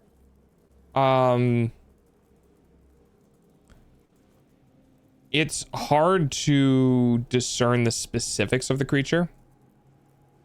However, I will give you advantage due to the overwhelming evidence that you've gotten from two people who are fighting it. So I'll go ahead and roll one more time. Let's see if it's higher. That didn't help. It did not help. Okay. It is likely something undead in nature, but you can't figure out anything more specific than that. So a ghost of some sort. Something like that, yes. So you guys are down here fighting ghosts. We're fighting something fairly decent sized. Sounds like ghosts of some sort. Ghostbusters! That explains the invisibility. That would explain the invisibility, yes. I'm not equipped for this. All right. Well, obviously I am, because I killed the last one. But You assisted. I did most of that. You put me in hell. So, excuse me. If you two will stop your bickering for a moment. Ghosts tend to hang around areas where there's been death of some sort, either like particularly tragic death or a large amount of death. It really depends on the specific type of ghost is a broad term, but the type of that type of undead. Do you know if there is a lot of death or dying down here? I mean, well, we had a government official missing. I don't know about anybody else. All I know is that this city is not natural. Well, no, a floating city wouldn't be natural. I'm just saying you never know what sort of price people had to give up to gain all of this. I think this was... I would think if this was a long... Like, it's been down here a while, it would have been encountered before now. This is like a more recent thing, or it's been brought here somehow, or it somehow got displaced here. Delta, Mm-hmm. Upon his casting of the whispers, would Alteus have gleaned any sort of thought from that creature if it had any intelligence at all? Nope. Or any feeling or anything at all? Okay. Unfortunately, that spell does not give you that sort of information. Okay. Now the short rest ends. Okay. And this is where Sin gets all antsy to get going. And then immediately starts walking off. Yes. Yep. All right. So Sin, you still with us, bud? I am still with you. All right. Just making sure. So, you begin to walk off. Couple problems. Number one, you do remember the general direction. However, you don't have the thread in vision anymore. So you start to walk off. Why don't you make me a survival check to see how well you can track this information that you don't currently have at your disposal. Okay, this is gonna be a flat D20 then. 6. I'm lost. Okay. With that low of a roll, as Nadaris and Altus are following along in tow, having a conversation or otherwise, both of your passive insights are more than enough to determine that a cursory glance at Sin reveals that he's at a crossroads and has not made a decision on where to go yet and is not moving. Oh, for Christy. For you. You know how the battle maps are squares? They have all the lines that intersect? So the lines are basically this tunnel system and the squares are blocks. So while you're walking through this tunnel system, you are getting a periodic like four-way intersection and then a four-way intersection and then a four-way intersection and then a four-way intersection. So it's all like a grid-like pattern below.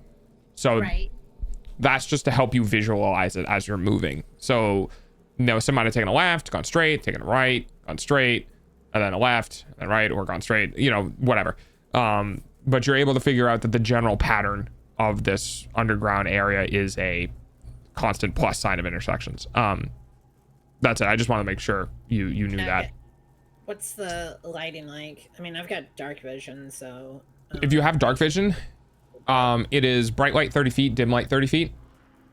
Okay. So it's not too bad for you.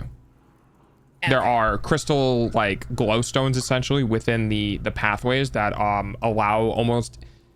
very explicitly people with dark vision to have almost exactly as much vision as they need as they begin to travel down. Okay. What about like sounds and stuff down here? Anything unusual? Like, obviously I'm out of my element here, but that would really have me like on alert anyways. Because I'm used to being on a ship navigating as opposed to underground. Correct. The things that you're noticing underground is that it is very clean. There's not like free rubble. There's not like exposures or cracks in the wall. It is all very methodical and very pristine. Okay. All right. So you're at a crossroads and you have no idea where you're going, and Alteus and Nidoros, you both notice this. So what would you like to do? Is my double sight still active? Yes, it is. Okay. Can I still see the void ribbon? Make me a perception check with advantage. Sure.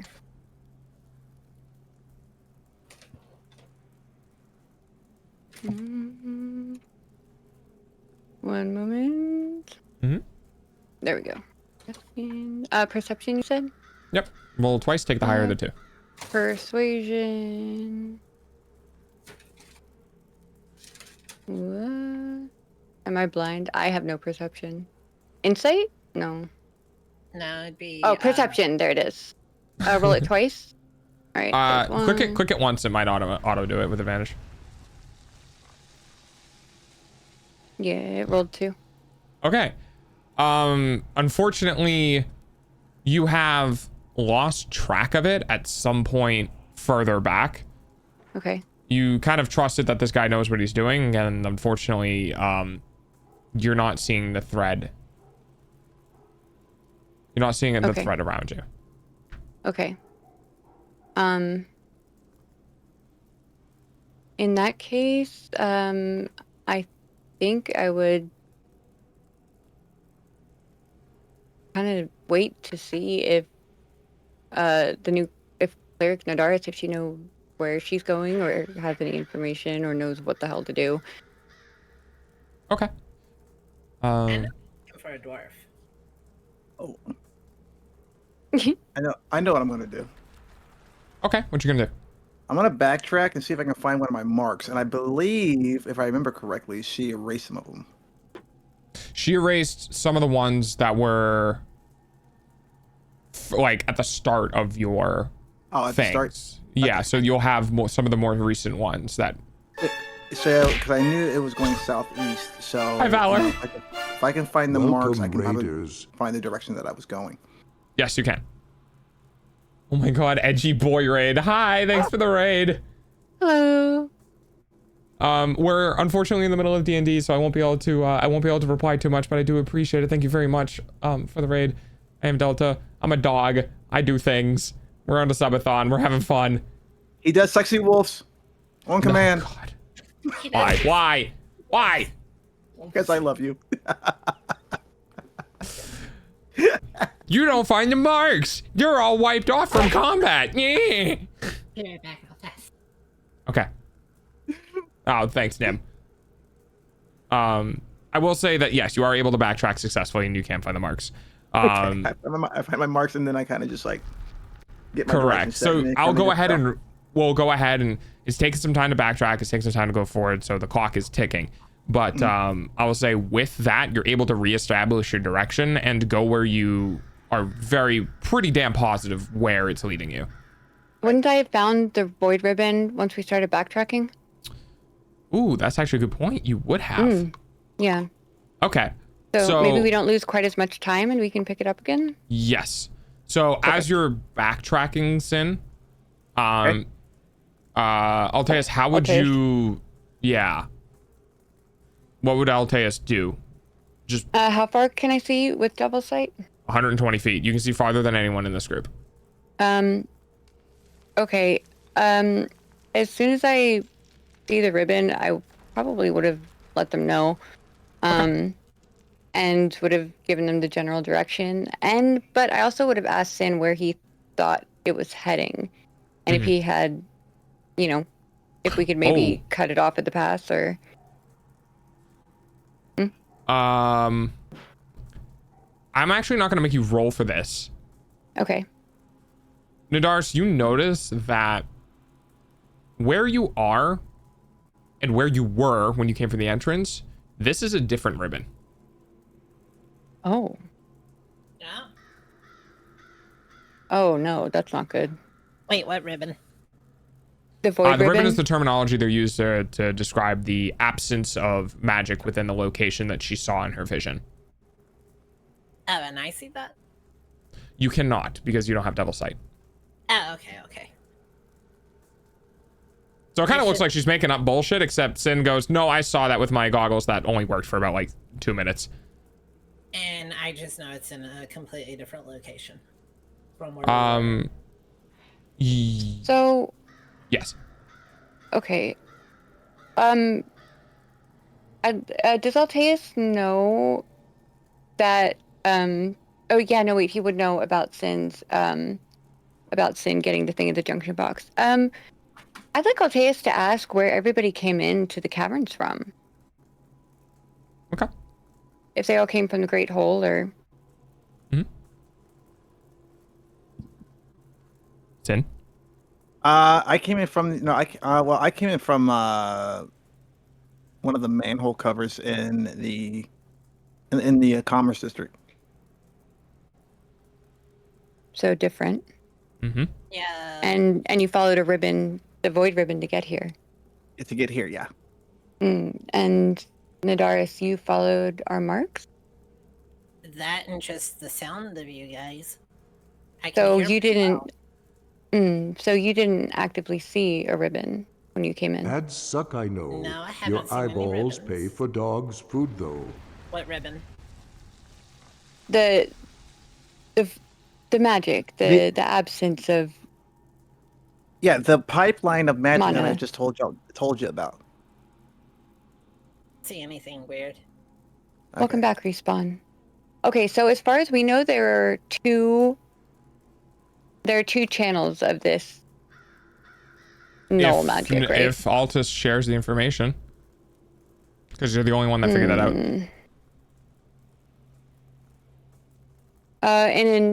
In an aside, Delta, would there be any benefit to Altaeus keeping that to himself? No. Okay, then yeah, he would share it. Inside of you, there are 2 ribbons. I got a ribbon you can put inside you.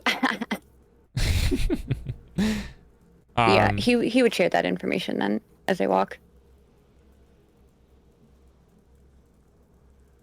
I'm just All even right. more confused than I was before. I'm sorry, say it again. I didn't hear. I said I'm just more confused than I was before. More That's confused fair. than she was before, yeah. Yeah, that's fair. All right. So am I leading the way now, since I am the only one who really has eyes on the ribbon? Yeah. I mean, that's up to Sin. Sin, are you? Okay. You gonna? Sorry, I missed it. No, you're okay. Are you gonna let Altaeus lead the way, since Altaeus says that they can actually see? Oh Kind yeah, of the same thing you saw. Okay. If you can see it, let's go. Okay. Can Sin's little goggles? Do you have them with you? And if you do, can you see it if you put them on? No, they already wore out. Would you have? And they I'll wouldn't give you have the option. Yeah. Sure. Would you have retinkered it during the short rest, Sin? Right. Because that is something you could have done during the short rest. No, because I am a cocky bastard and would have Fair enough. figured No, that that's I'm just totally going fair. in the same direction. Yeah, that's totally fair. Very in character. Okay. Then in that case, Altaeus would lead the way. But he would have brought back his mage armor and Sword his, and okay. Yeah. After All they right. had ended the rest. Okay. Yeah, Altaeus is leading the way. But he's careful to keep his steps very quiet. And to kind of press caution amongst his fellow party members. All right. I want everyone to roll me a stealth. This is going to be a group stealth check. For anyone who is wearing heavy armor, plate armor or the like, that imposes disadvantage on stealth checks, please keep that in mind. I have medium armor, but Then it's you still a stealth disadvantage according to It does? this. Okay. Oh, that's not what I meant. I rolled a 10. Okay. I'm rolling now. I got a 10. Stealth is flat roll for you, Christy? Yeah, flat roll. Okay. Okay. So, Altaeus. Quiet as a whisper. The other two are And then from clumping. behind you, you hear chink, chink, chink, chink, chink, chink, as the other two Jesus. are trying to tiptoe, but their armor is just basically giving them away. Got it. All right. Unfortunately, there's nothing you can do about that, but I Yeah. will keep it in mind that you guys are trying to progress stealthily. Okay, so you continue to follow. I'm gonna click on this. Sure. You continue to Also- follow the Mhm. ribbon. As you follow the ribbon, in your peripheral vision, you are beginning to see more of them. Oh, that's not good. All right. More By what? the way, from occasion on every like third crossword or so, Alteus would like call out one of the names of the miners that are missing, just to see if there's any here back. Okay. Question. Or response. Answer. If you do that, that will break your stealth. It's not really stealth that I'm doing. It's more just trying to listen for anything outside. But obviously, I wouldn't be able to either way since they're dangling along behind me. Mm-hmm. All right, fine. Either one of you guys want to make calls for the missing miners that we're supposed to be finding, or? Well, it is. I'm not aware of any missing miners. Yeah. Oh, I see. And Christy doesn't know either. Christy does. It was miners, not the like. Well, service Official. workers, miners, they were Yeah. removing the stone to gain access to the underground, essentially. Mm-hmm. Yeah, so I knew it was them. It was Correct. the like, politician or whatever I didn't know about. Okay. Correct. Is it in her nature to like be searching for them, or did she pretty much figure their lost cause? It's up to I her. would be searching for him. That's one of her Yep. primary focuses. Okay. With her crew. Okay. Just making sure everyone's okay and accounted for and healed. Okay, then Alright. I will let her handle that then. Yeah. And I will put all of my focus on these new lines that are coming in. All right. So as you progress towards, you're following one of the ribbons.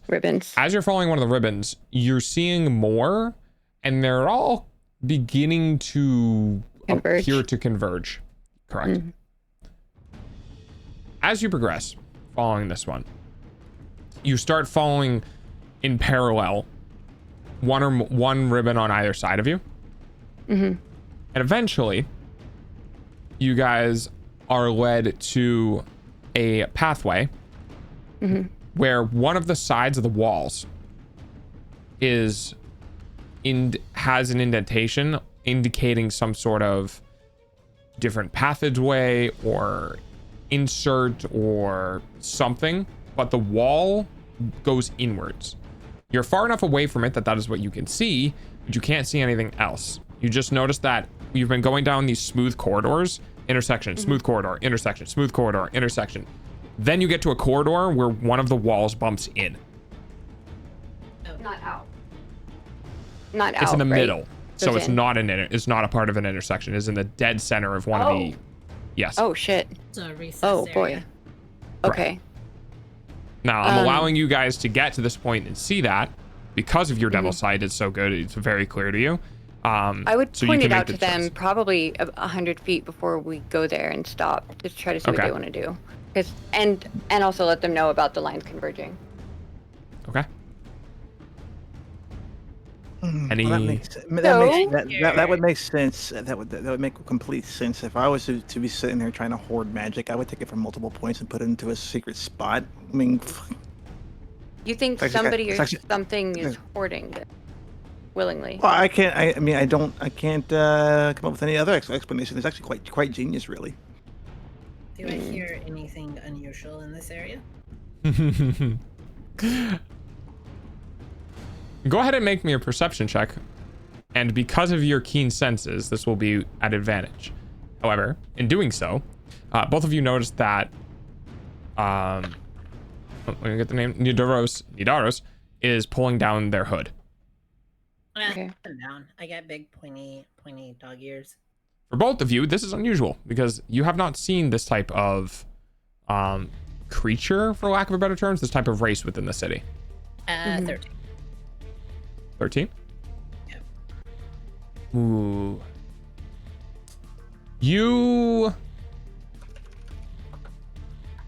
The hum here is slightly different. You can't explicitly hear anything identifiable, but there is something different. Unfortunately, it was not high enough, but wasn't so bad that you didn't get any information. Would Alteus be able to sense a change in the magic with everything going on? I mean, he is a warlock. Unfortunately, no, because this is more arcane and less like patron-like. This is more like wizardy stuff. Okay, what's the difference? Like patron stuff is more like ethereal void kind of fabric of reality. Your magic is given to you.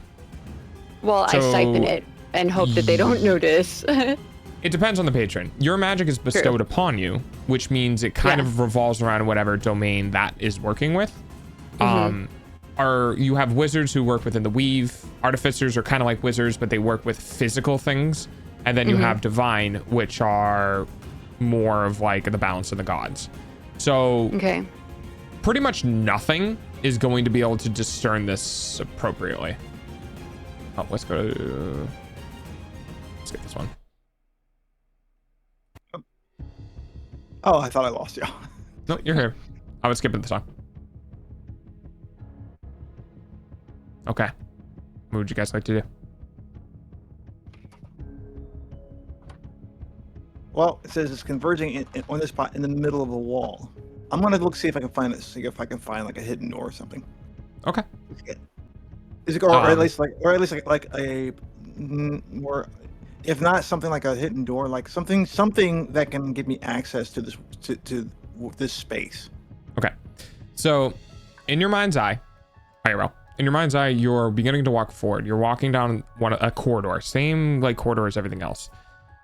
And as you're walking down the corridor, you see this alcove, this indentation in the wall, and you walk up to it.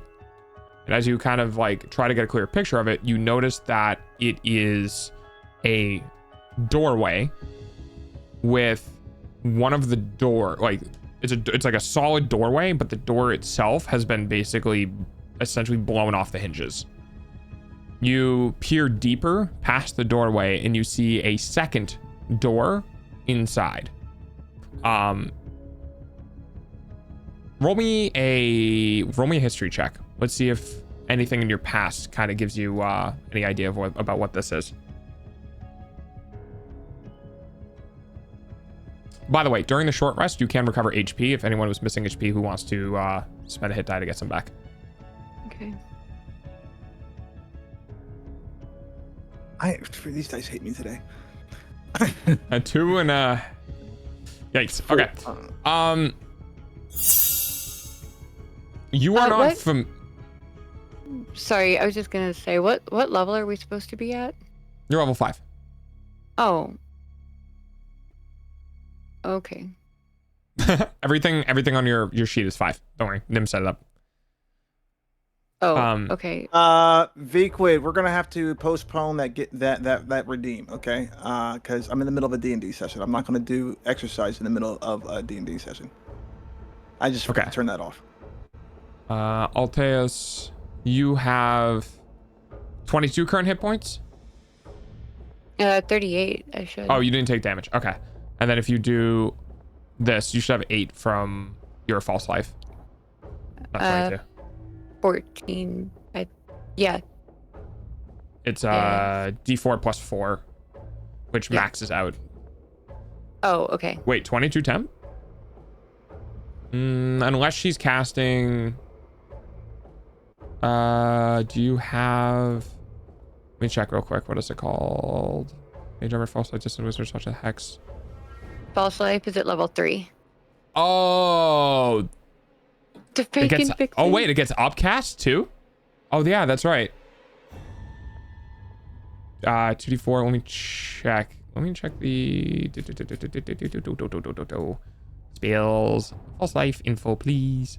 D4 plus 4, so it's 3d4 plus 12 if it's at level 3.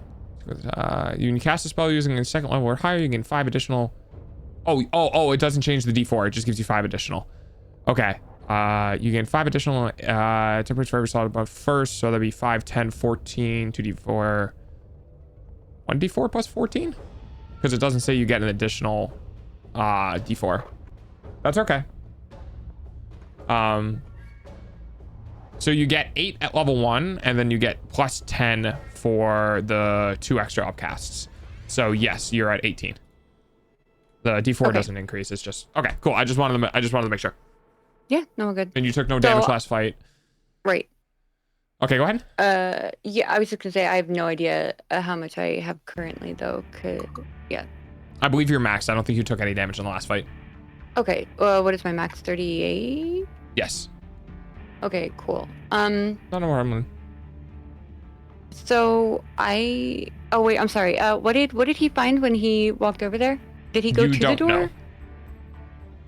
You don't know because Okay. your character hasn't joined him.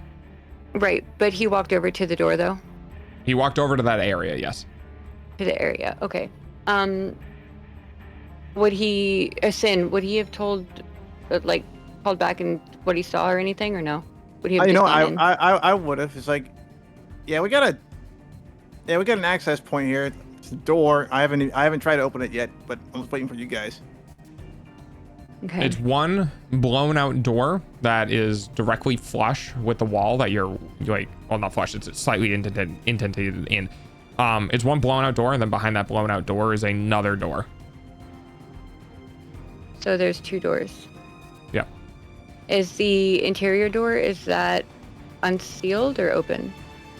You'll have to either ask Go Sin find that out. or walk up. Yeah. Let me ask Sin what else he can see.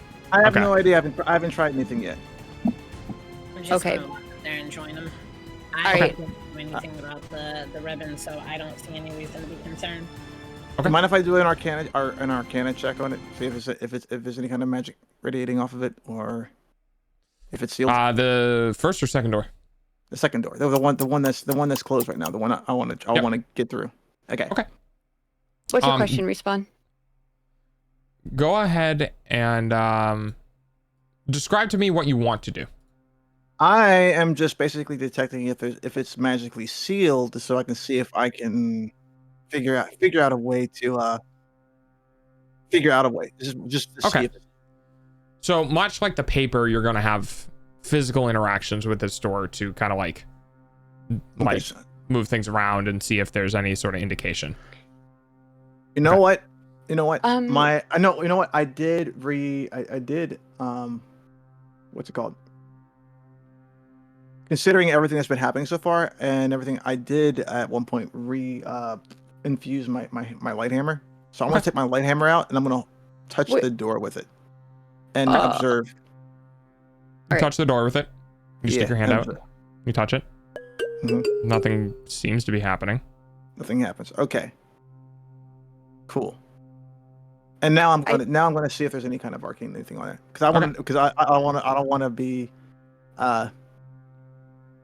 because even though we took a short rest. Oh, actually, how many health points do I heal during a short rest? It depends. So you have a hit die. Each class has its own hit die. You roll that hit die and add a con mod.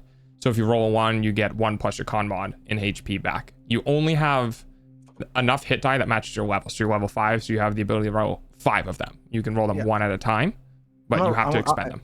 I'm gonna retroactively roll 1 because I took a lot of damage in that fight. Yep, no, that's fine. That's why I was letting you know that you can heal. Okay, so I get back 2 hit points. Okay. All right, you can roll more if you want.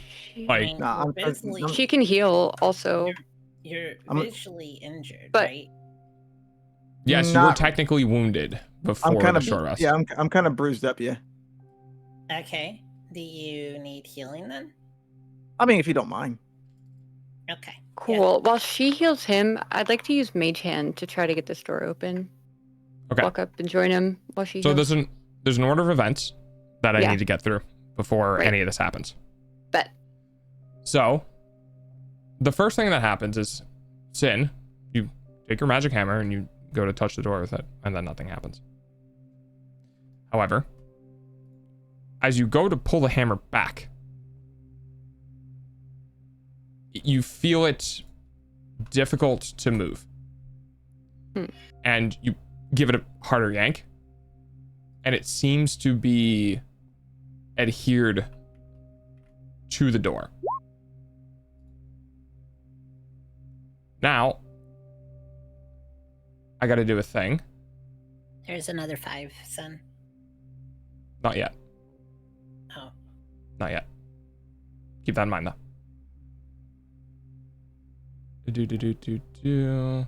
Okay. All right. So we're gonna do a thing. I'm going to click this.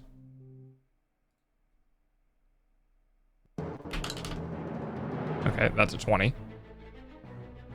Sin, as you're pulling the hammer back, you watch as this door gets this split straight down the middle of it, and these massive teeth just come out from within the split and come out and go and grab onto your hand. You take +3. Min damage. You take 4 points. Oh, plus another one. You take 4 points of piercing damage and 4 acid damage. All right, I am hurt. Okay. Actually, no, it's a 4 and 4, and so my temporary hit points are now gone. So I took 3. And now I need everyone to roll initiative. Okay.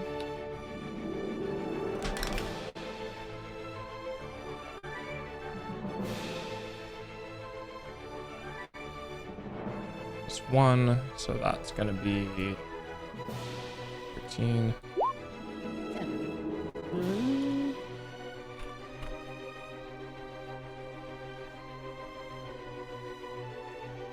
Alrighty, let me get back to the game. Okay, hold on. Roll initiative.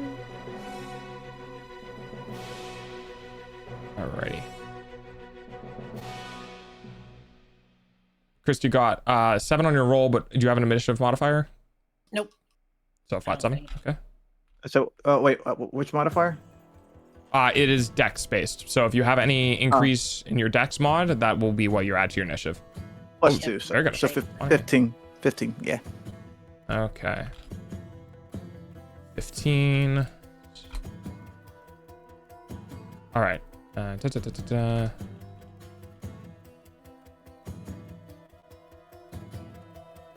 then.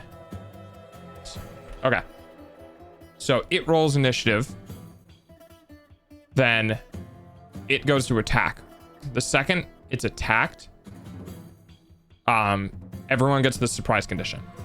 Now, the thing about the surprise condition is you cannot take reactions, actions, or bonus actions until the end of your next turn. So... Wait, I'm sorry, say that one again. Yep. You all have received the surprise condition, as this is an unexpected combat. The creature attacks. Yeah. At the end of the creature's turn. Christy's turn comes up. Christy's turn ends. Okay. Because of the surprise condition. Okay. What was the roll for initiative for? Because we are fighting. Because we are fighting, yeah. So, Christy, your turn ends. Because your turn ends, you can now take reactions. Very, your turn comes up. Your turn ends. Okay, so I didn't need to roll for initiative then. No, you do. No, we all do. No, we all do. Oh. It's just for action. Why did you say? We just okay, mine said it didn't go through. I got a 20. Yes, you did. What is it? We wanted to send the result, but no valid token was selected. Oh, don't worry about it. I'm keeping track on it. It's not going away. Oh, okay. I'm keeping track. Okay. So, Vera, your turn comes up. Your turn ends. But you can take reactions if you have reactions to take. Sin, your turn comes up. Okay. Your turn ends. You now have your reactions back. It is now the creature's turn again, because the creature initiated the surprise. Okay. The creature is going to... Let's see. It has everyone in this kind of tight hallway. Let's see what it's going to do. What's its intelligence? Oh, it is dumb. Okay. What does it want, though? It already has a bite on someone. Is it going to try...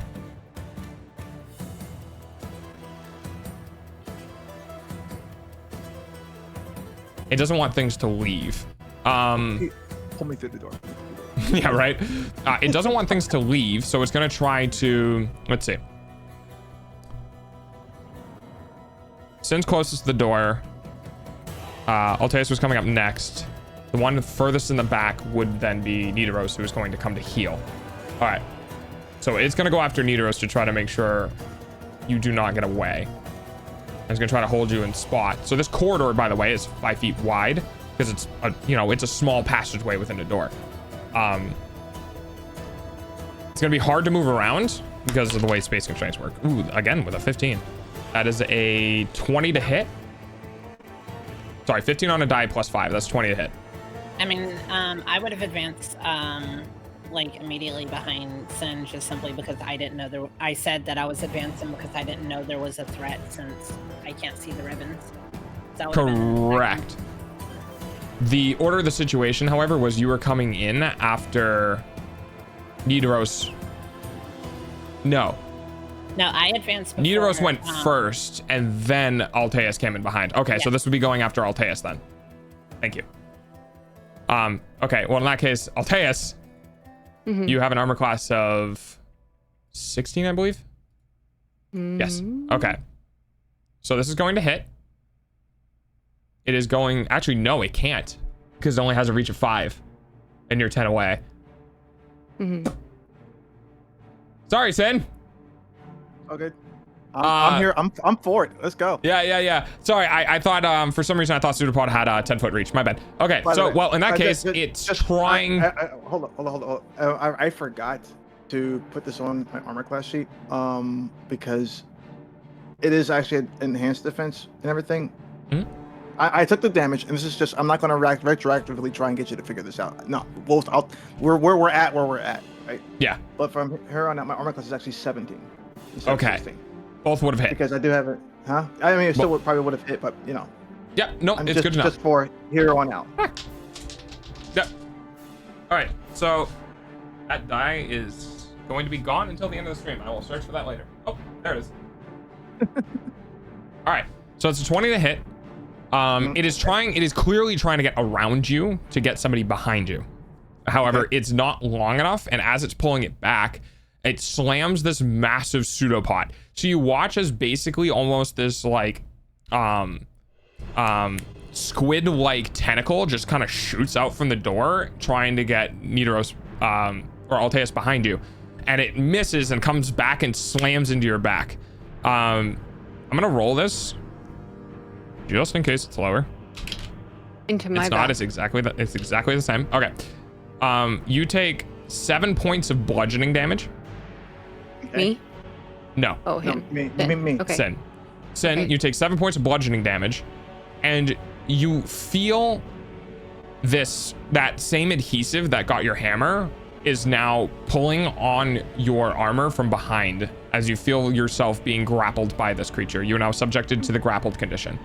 Okay, whatever is pulling it, because the armor can't be removed from me. Correct. So I'm going with it. So. Yes, you are locked in place. Your movement speed is now 0 as you are grappled. Right. Okay. That is the end of its turn. All of the surprised conditions are gone. Christy, it is now the start of your turn. Okay. So then I'm right behind Sin. So I am going to, for one, I'm going to draw my shield. I am so about to die. And I'm going to upcast a Cure Wounds on Sun at a level 3. All right, and you're a life cleric? Yes. Nice. So go ahead and roll. In my games, because healing magic I feel is massively undertuned for D&D, if you happen to roll a 1 on the die during healing, you can re-roll it. Okay, and since I'm upcasting it at 3, it's 3d8? Correct. Okay. Oh, wow. I feel real good. You get 25 points of healing.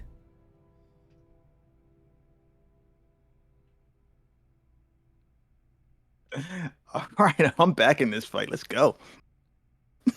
Did I lose y'all again? Everybody got quiet. I'm good. Yeah, we're good. Sorry, the thing was in the middle of changing sound. I'm just looking through my. Yep, no, take your time. Don't worry, it's still Chrissy's turn. Okay. Nah, I'm good. I'm done. You're done? Okay. Yeah. Let me paint you the picture from top down. Actually, it's 2 additional hit points plus the spell level. I'm casting it at level 3, so that'd be another 3 on top of that. So 28 instead of 25. So go ahead and add another 3 to your HP. Yo, I'm definitely back. I'm back at max health. Nice, let's go.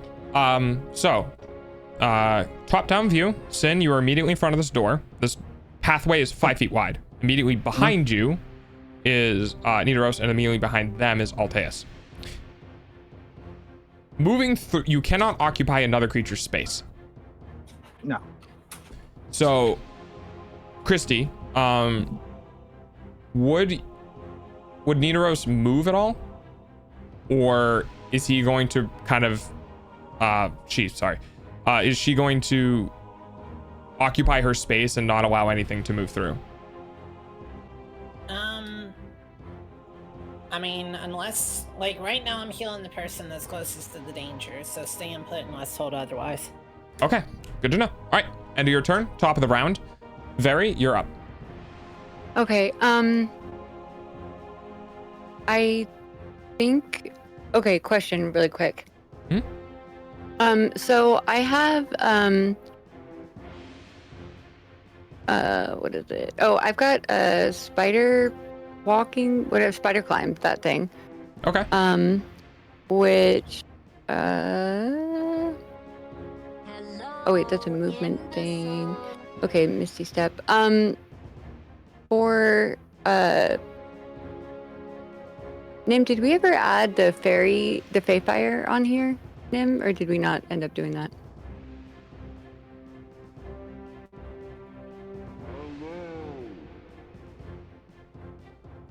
I can check for you. Yeah, Spells, air dispatch, my lose mage hand, mage over false life, detect thoughts.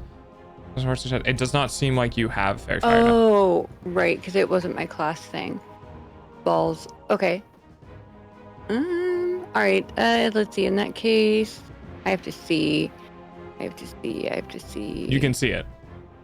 Oh, wait, you can't. Oh, I can see it now. Yeah, it's a big door with a giant mouth and a pseudopod sticking on one of your allies. Yes, you can definitely see this one.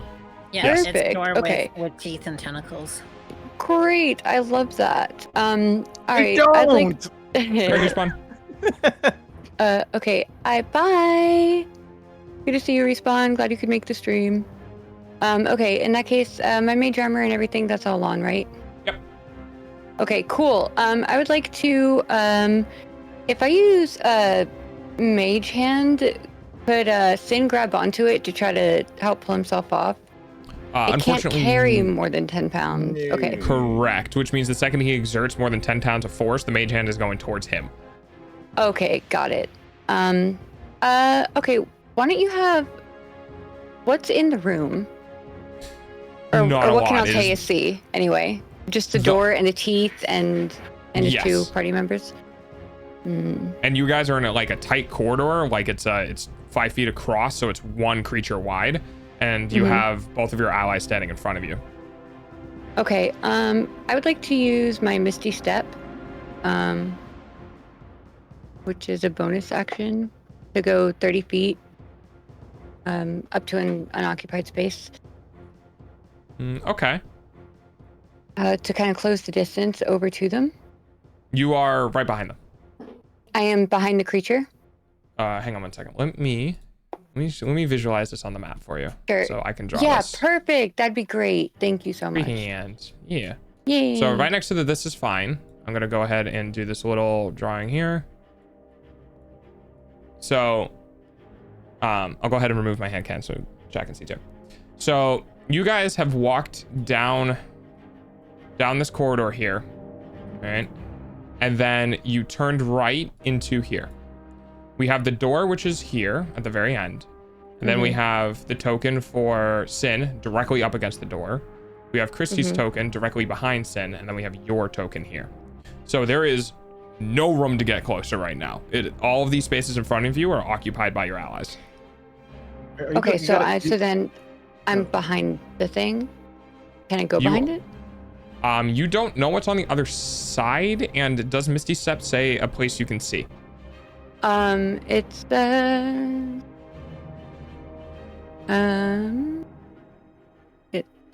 let's see, teleport. Yeah, that you can see.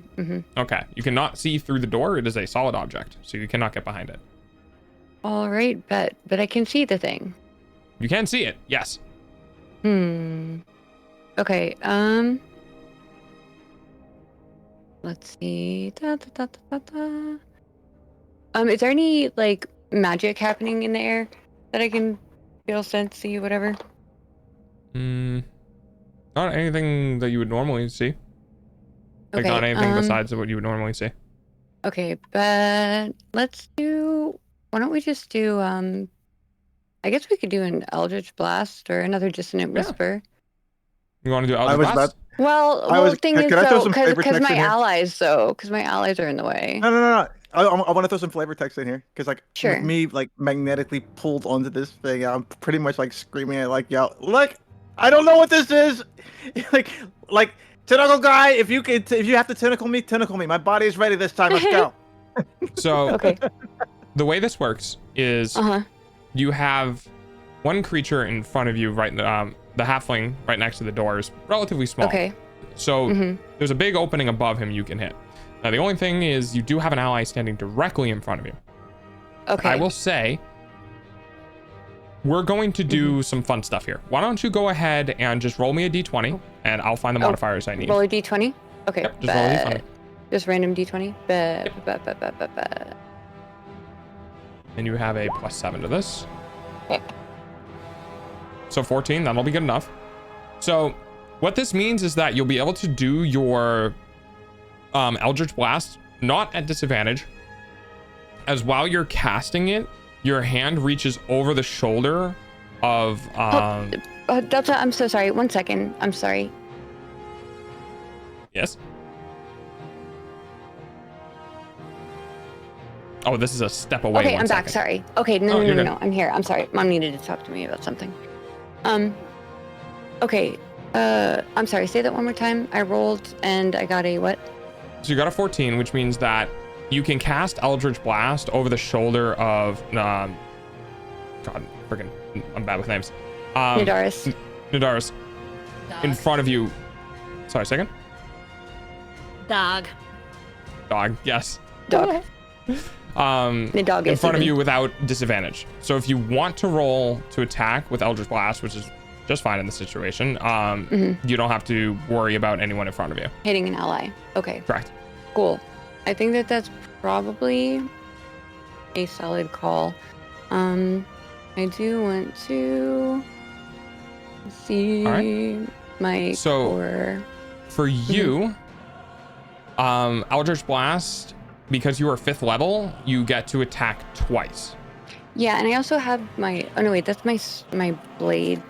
Agonizing Blast adds the charisma to the damage. Yes. So I believe if you go ahead and click on Eldritch Blast in your attacks to spellcasting, in the same area where your bonded longsword is, it should roll that for you. Okay, 1 second. There's also okay, no wait, for Eldritch Blast. Okay, right, I'm doing ranged. Okay. I would like to do though, I think I want to change its damage to psychic? Yeah, I think so. What is it normally? Force. Yeah, let's change it to psychic. Okay. If it's normally force. Okay. All right. What am I doing? I'm rolling. Yep. If you click on Eldritch Blast, it should roll an attack for you. Okay. But okay, let's go. Spiritual spells. Eldritch Blast, baby. Back to First one is a 19 to hit, which will hit and deals 10 points of force damage. All right. Psychic? Sorry, psychic damage. All right, and you have a second one since you have 2 at this level, so go ahead and roll again. 1d20. Click on it again. Oh. Yeah. They make it easy, don't they? They try to, at least. 25. Jeez. Right, and 9 psychic damage. Alrighty. It's still up. That is your action. You still have movement and a bonus action. Okay, let's see. Okay, for my movement, I can't go. Can I slink up and around? You can only go backwards. You cannot get closer. I can only go backwards. I cannot go closer. Okay. How do I see what my bonus actions are? I don't believe you if I were to have filter any. No, well, we added unfortunately. one that was a bonus action. Yeah, you have something from your Azamar race that you could do. And then like Misty Step, but I don't think you have any others. Oh, Pact of the Blade, which is that. You already have that out. Yeah. Other use Eldritch Blast, Armor of Shadows, Psychic Spell. No. Okay, I guess not. Okay. I guess that's it. Question mark? I don't. Yeah, no. Really, Hey, we learn by playing. It's all right. Oh, and Misty Step. I can reload my mouth for more quips, apparently. Thank you. All right. End of your turn. Sin, you're up. You are back at max HP, though you are still grappled, and this thing wants to numb. No, she did Eldritch Blast. That's an AoE, correct? Nope, it is single target. Nope. Oh, okay. Yeah, I'm back at. Okay, You just watch as these, like normally. Beam of crackling energy. Yeah, so it wails, so it slams into the door, and instead of like doing this sound that you might be familiar with some Eldritch Blast, it just kind of like goes and like gets sucked into the door. Okay. I'm still grappled. You're still fine. I can still attack while grappled, right? Correct. I believe you only get disadvantage on attacking anything not grappled by it. Okay, cool. I am going. Yeah. My first action is I'm going to cast my cantrip Shocking Grasp. Ooh, okay. Onto my Shocking Grasp, and then I'm going to my second action. If you're casting Shocking Grasp, that will be your whole action. That'll be my whole action. Correct, because you are casting a spell. Because I get 2 attacks. Right, you get when you take the attack action, you can do 2 attacks. Okay, well I'm gonna do 2 attacks then. Okay. And there's I don't have enhanced weapons on my gauntlets, so it's regular to hit, which is going to be running off my intelligence due to being an artificer. So it's going to be a shit. I gotta look it up real fast. My bad. Yep. No, it's okay. Chris, do you know what you're doing on your turn? Okay, so it's going to be a 1d20 plus 5 because my proficiency bonus for simple weapons. Okay. And I'm going to attack twice, once with each arm, and it's going to be the 1d8. Oh, is it 1d8? If it hits? 1d8 thunder. Yeah, 1d8 thunder damage if it hits. Okay, so go ahead and roll your 2 attacks. So first attack, 18. Is an 18, and 18 will hit. Go ahead and roll your second attack just to see if they both hit. 24. 24. 24 will hit. So this is 1d8 each. 1d8 each. Okay. And then do you have your intelligence modifier on top of that, or is it just a flat 1d8? Intelligence modifier, yes. 1d8 plus 2. All right, so this will be 2d8 plus 4.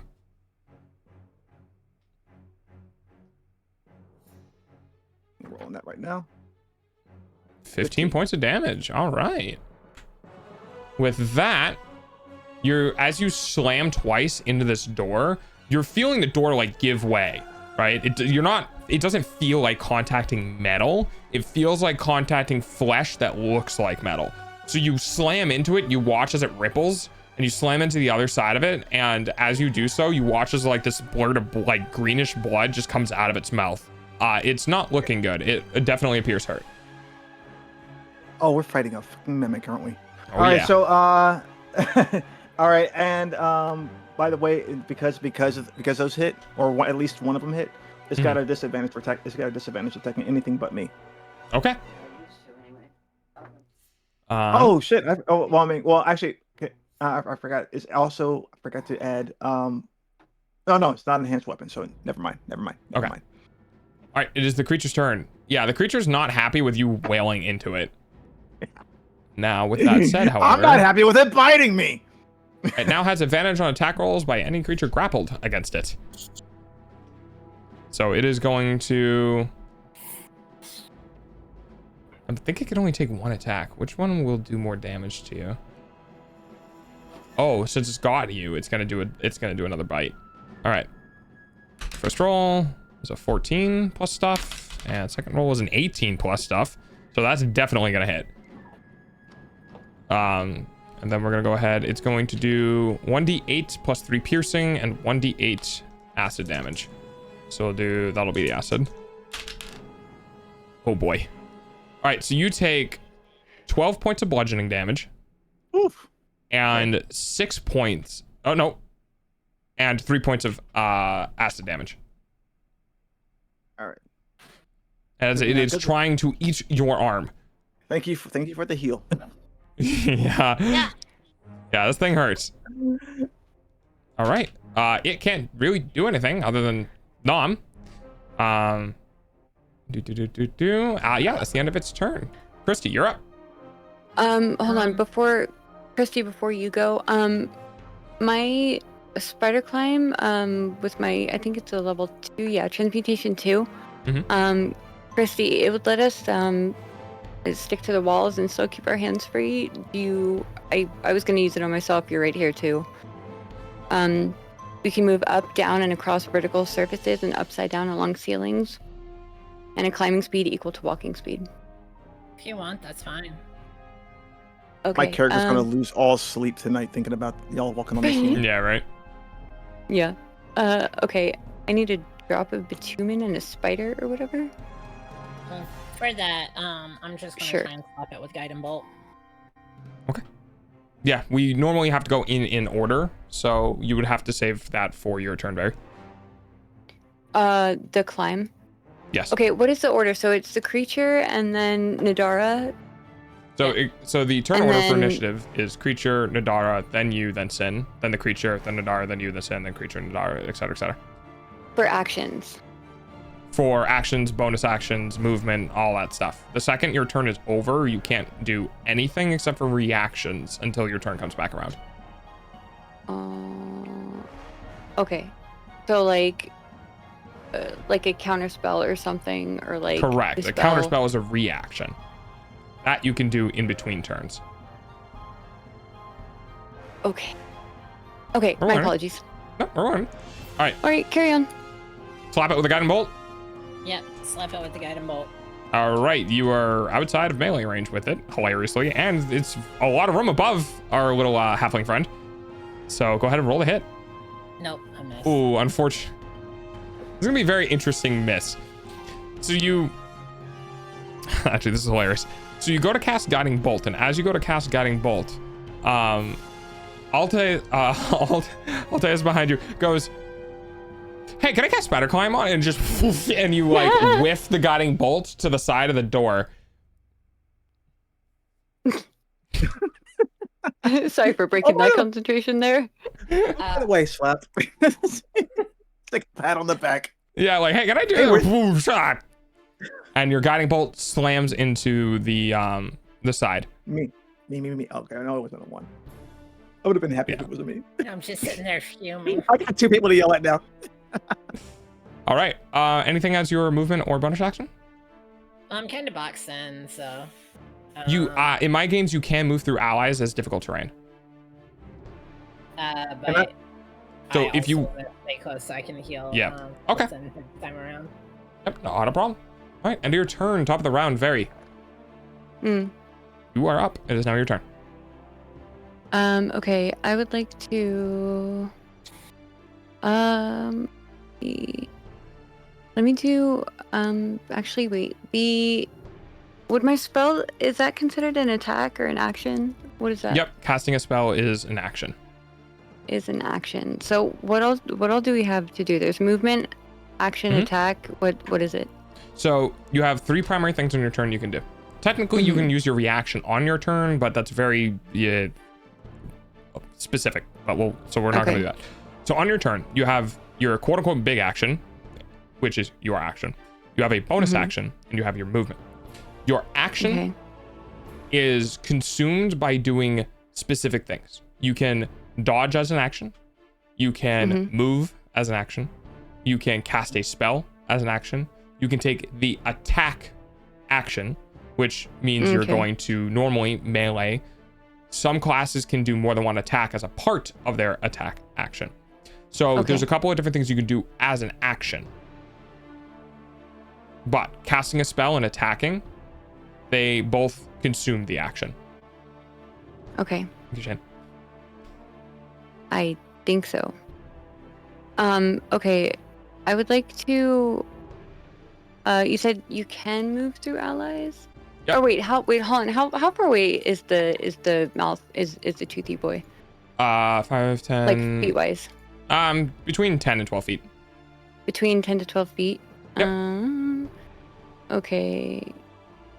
I think. In that case, Nim, did we not add the dagger thing? I'm seeing everything but spider climb and dispel magic. Nim.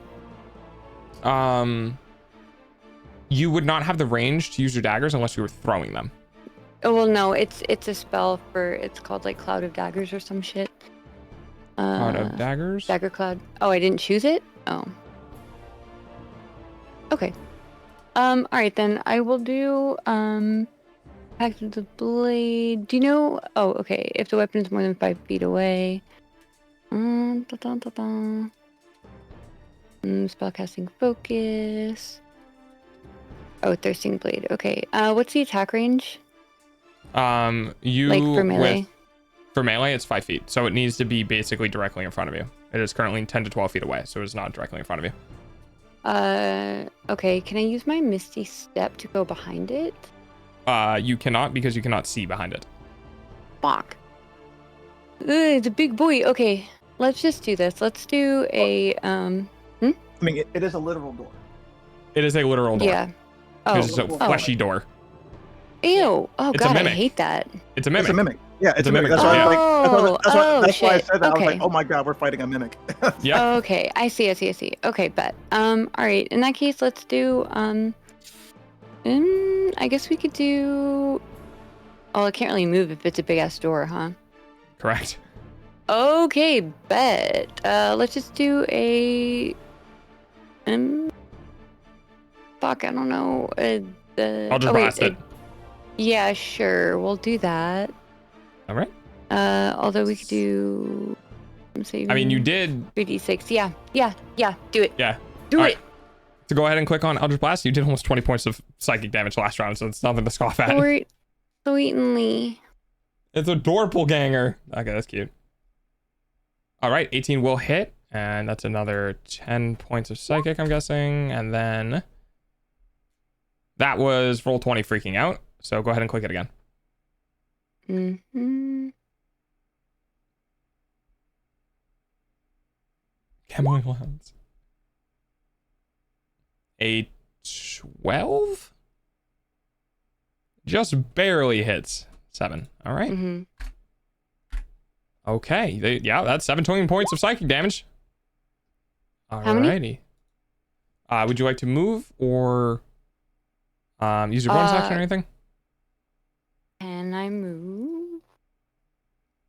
You can only go behind you because the spaces in front of you are occupied. Right. Can I? Oh no, by attacking I did an action, right? So I can't use my spell. Okay, then I will, I guess, just chill here. All right, that's fine. End of the turn. Sin, you're up. I'm gonna keep punching it. I'm gonna do the same Sounds thing good to I me. did last time. I'm doing the same thing I did last time. Ads are going to start two in attacks. a couple of minutes. With Please be with my patient. gauntlets. Switch over to this combat. All right, go ahead and roll a hit. All right, do 2d20 and 2d20 plus 5. Surprise music. 2d20. Oh, well, okay. So 19 and 15 plus 5 each. So 24 and a 20. Yes, both will hit. I didn't mean to. Yeah, no, you're okay. You're okay. You're okay. I see it. I got you. I roll a 39. Yeah. Yeah. Oh, yeah. You hit it. You hit it. All right. All right. Go ahead and roll damage for both.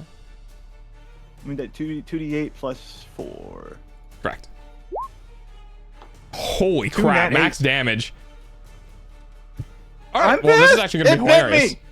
Huh? This is hilarious. Okay.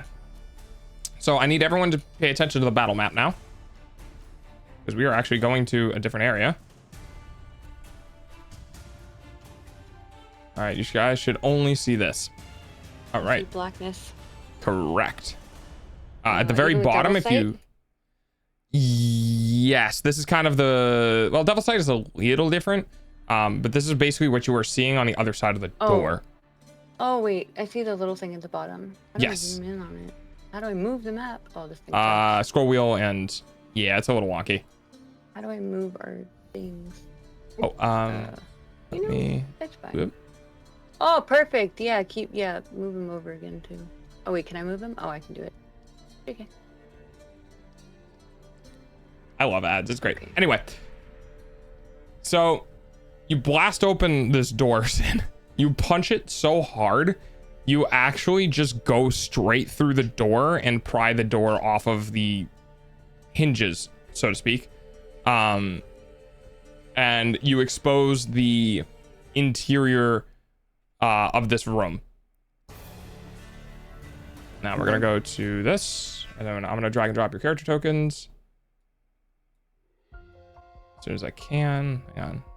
Players, tokens. Okay. I don't know if that's...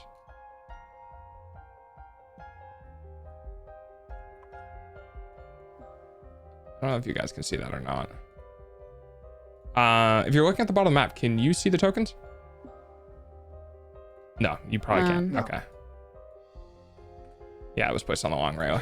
Let me try that again. There we go. Oh, cool. Nice. And then here. All right. So I'm putting these here as I begin to explain what's going on.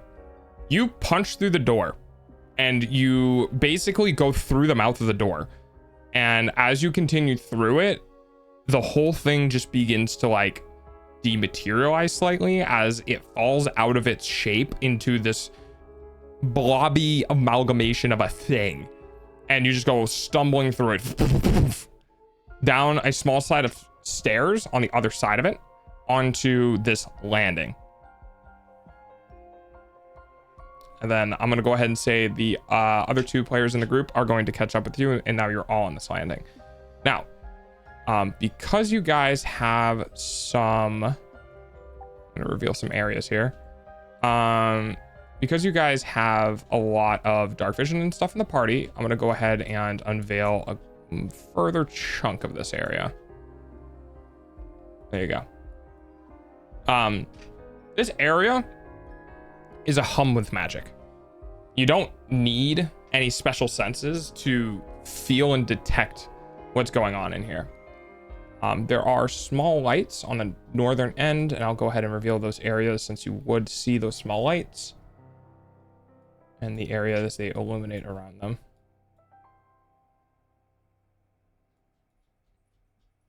And that's about it. Dazed by a snack. And all right. You guys are in this room. What would you guys like to do? First things first. Trying to fix Sen again. Mm-hmm.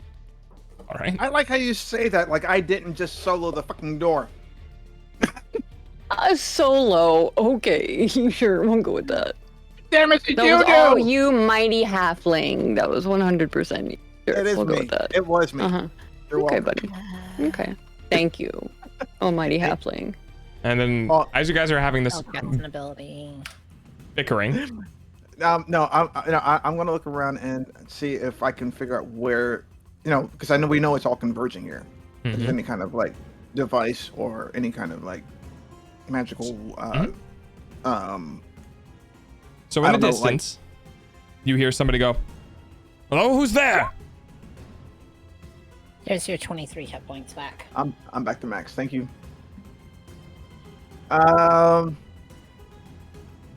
Say hello, who's there? You're worse than the crew on the ship. Everyone hears someone calling out from further in, saying, "Hello, who's there?" It's the people here trying to freaking fix the city problem. Who are you? Perception check hearing. Can I try to pinpoint his location? Absolutely. Go ahead and roll perception at advantage.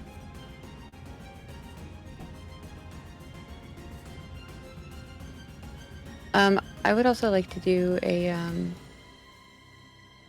detect thoughts, I suppose. Okay, this will be... How's it 20? Oh wait, this is an action. Correct, and this also uses a... You're not in combat anymore. Spell? Okay.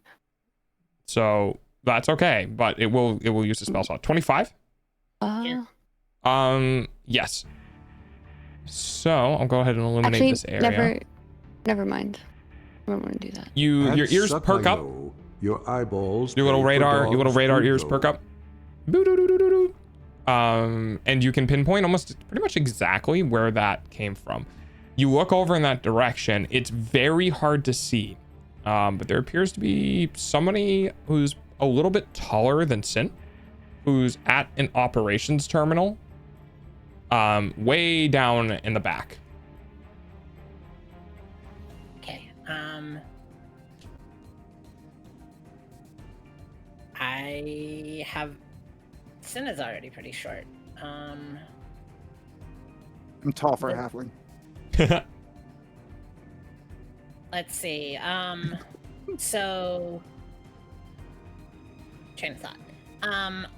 You very specifically mentioned a dwarf that was one of the leaders. Mm-hmm. It was a male dwarf? Female. So this is not, it was a male voice? No, it's female. I just didn't enact it well enough. No, you're fine. Okay.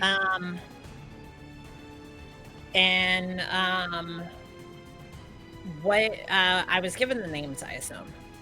Yes. What was her name? We'll call her Uta. Uta? Mm-hmm. Double OTA. Uta. Okay. I'll stand up. My name is Chris. No, my name is not Christiania. Hi, Christiana. How's it going? Hi. I was sent here by the church. Are you Uta? You hear in the distance. I'm Uta. What the blazing hell is the church looking for me for? Honestly, I don't know what all's going on down here. I was just sent to help find people. All right. And now we're fighting doors, and there's ghosts. Honestly, I just want to get done with this and get back to the ship. Yeah, look, Fuda. We're going. I'm here to stop. While they're talking. Sorry. Is her turn done or? You guys are out of combat, so kind of things are happening roughly at the same time. Okay, while they're talking, can I spider climb up to the ceiling to try to get a better view? And yeah, sure. You want to cast spider climb on yourself? Yeah, on myself. All right. So you cast spider climb on yourself. You begin to scurry up one of the walls. These ceilings are pretty high. Yeah, I figured. I kind of want to stay a little. I don't want her to notice me climbing. I want her to stay focused on them while I climb up and try to get a better view. Appearance-wise, they're about 80, 85. They're probably about 90 feet away, and it's dark. Okay. So, well, I think to Devil's Sight, I can see 120 feet. Yes. As you begin to climb, however, you notice the height is beginning to put her out of your Devil's Sight view because the ceilings here are about 25 to 30 feet tall. Okay. Which matters to Sin. But anyway, okay, you're on the wall. And Sin, you're calling out that, we're trying to figure out shit. Why don't you go ahead and continue with that? Look, Fuda, whatever you're doing here is causing massive problems in this city, and I need you to cut that shit out right now. I am aware. I'm trying to work on the damn issue. She goes turn around and begins slamming into the panel. By siphoning magic from the entire city. That doesn't. Fixing that issue. Giving a second to anyone else who wants to do anything. No. Okay. Can Altace keep moving a little closer across the wall as they're talking, or no? Yeah, sure. You will have to roll me a stealth check, however. Yeah, sure. We can do that. See how stealthily you can do this without being potentially spotted. Because while you are in darkness, you're not quite sure I'm sure what this I think person... she has dark sight or something. I don't. Yeah. Dwarfs would have dark Who sight. knows? I'm gonna start walking that way unless she confronts me. Okay. I'm not like 13. I have a mace, but it's hidden under my cloak. That includes my. Yes, it does. You rolled a 3. Wow, Yeah. Well, impulsive and clumsy. We're falling off the walls. Well, you're still on the wall. You're just not exactly being quiet. No, As you're walking or climbing over the walls, you keep finding yourself, you're kicking like pipes and other okay. systems that seem to be coming out of this area. Correct. All right, Christy, you should have control of your token. Okay. If you want to start moving your token around, as well as everyone else here, you should be able to move your token on the map. All right. So, I'm gonna look to Nadari and Altair. Is it correct? Is that right? Altaeus. Altaeus. And I'm like, do you know anything about anybody else being down here working on the issue? Because I didn't see anybody come down here. So, what I know is that there has been disappearances around where they were working on the entrance in the road. And there was a group of miners that went missing. And they've been looking for Doggo, can you impart the wisdom that I was told by the church and by the person in the wagon and by Father? So Sin, basically, people have been going missing pretty consistently.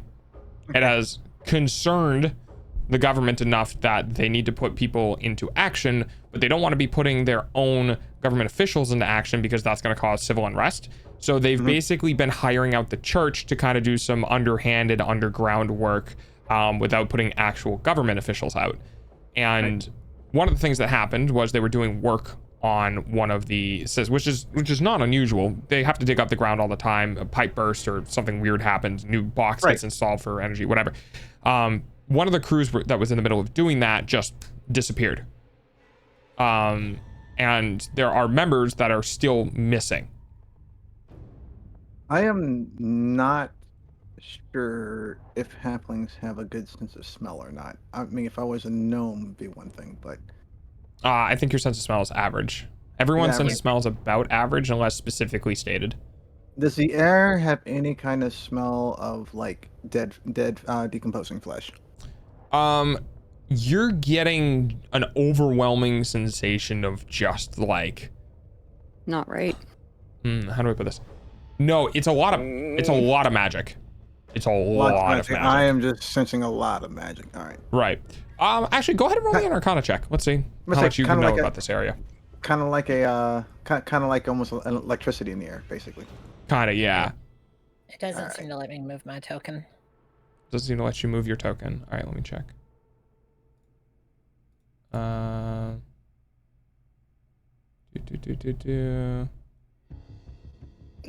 Layer map, layer gym, layer. All right. Yeah, no, I rolled a 7. Yeah, it says can be edited and controlled by you. I don't know why it's not letting you move it. Are you on the right? On the top left-hand corner, are you on the above the hand? Did you have the arrow clicked? Yeah. Oh, that's bizarre. Can you click on your token? Exit and come back in because it doesn't do anything when I click it, but I have this box here, so let me exit and come back in real quick. Okay. Smells like ozone. Not dissimilar, honestly. Okay, what did you roll for your Arcana? 3. Okay, your passive Arcana is a 14. This is definitely an area of magic, but is weirdly enough, it feels like an area of generative magic. And with all the lines next to you that you can clearly see, they all match all the systems that are currently underground.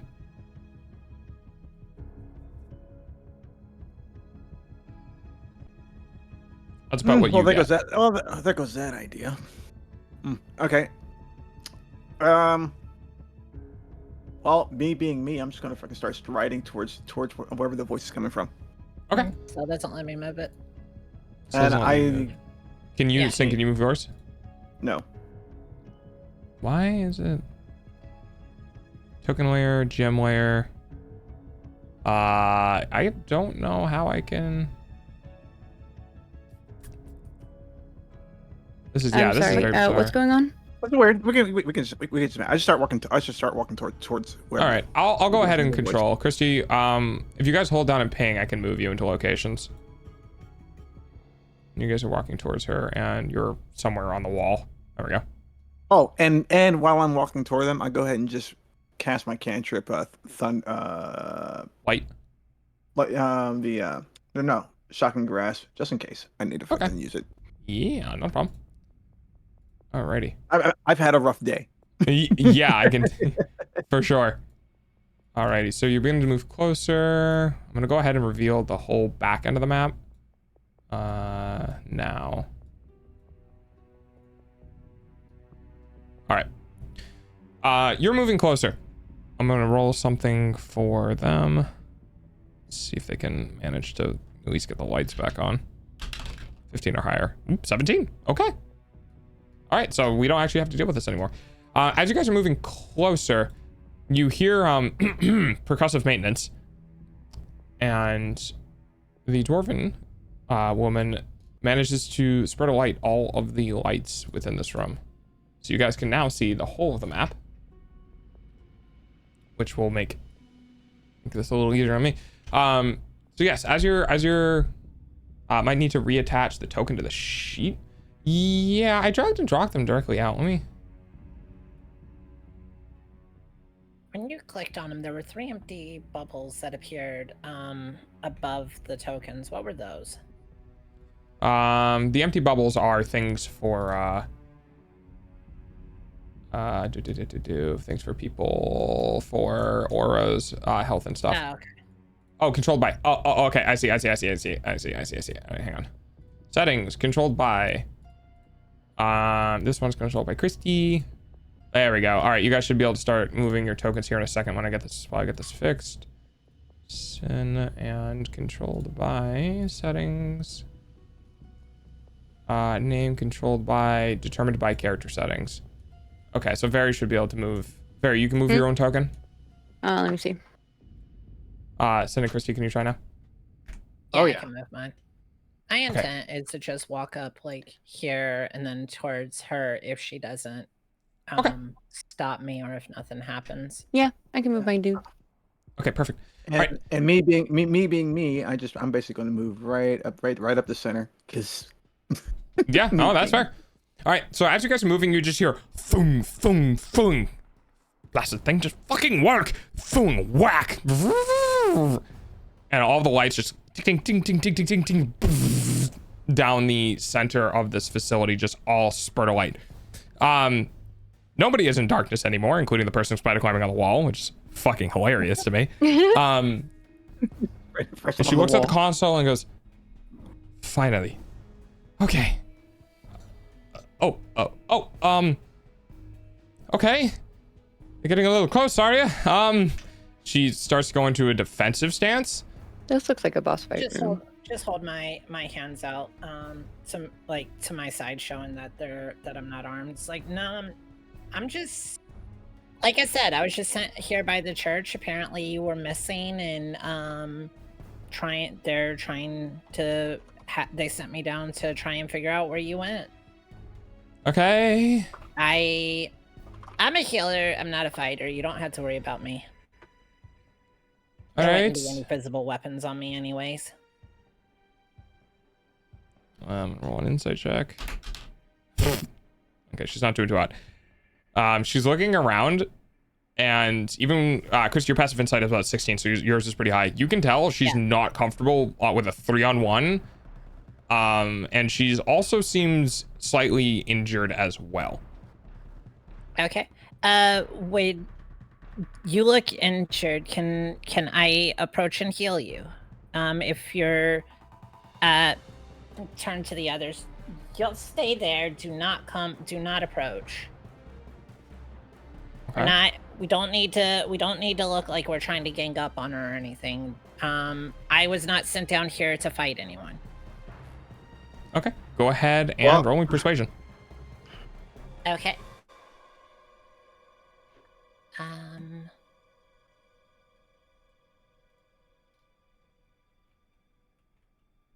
Persuasion is +6.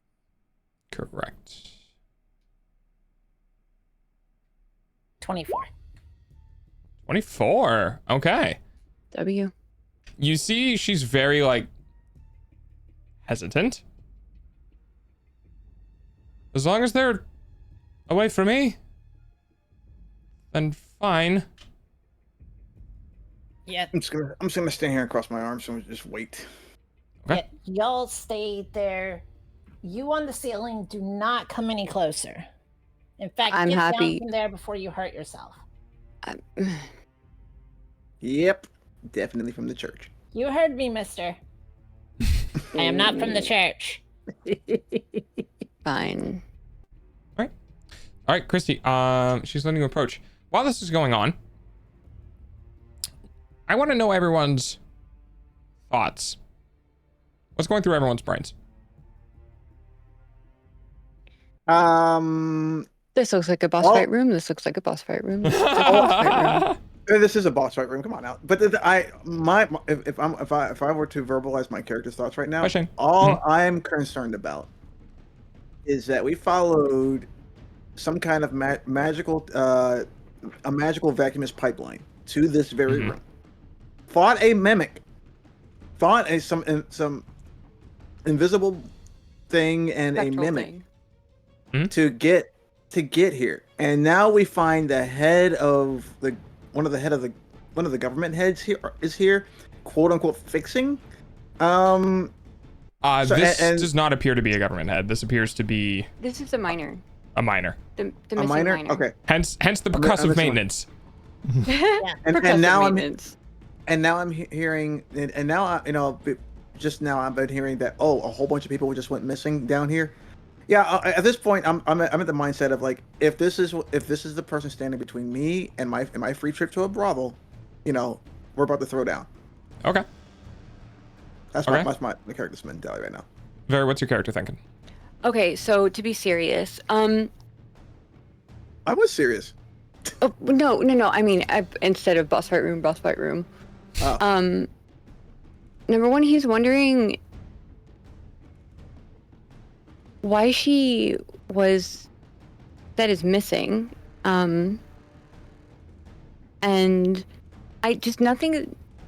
There's some missing piece that he's trying to discern, and he's very wary. Like, I don't know if it's all the magic crackling in the air, or if it's like his patron, like.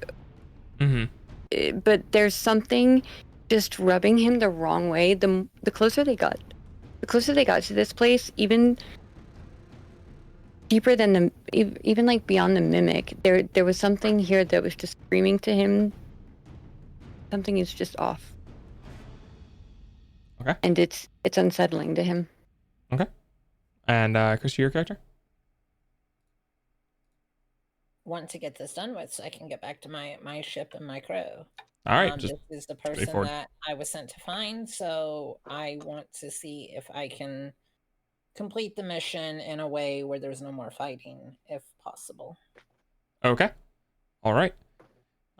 Yes, easy enough. You walk up to her and she's very on edge, clearly on edge, and she lets you approach, and you're going to heal.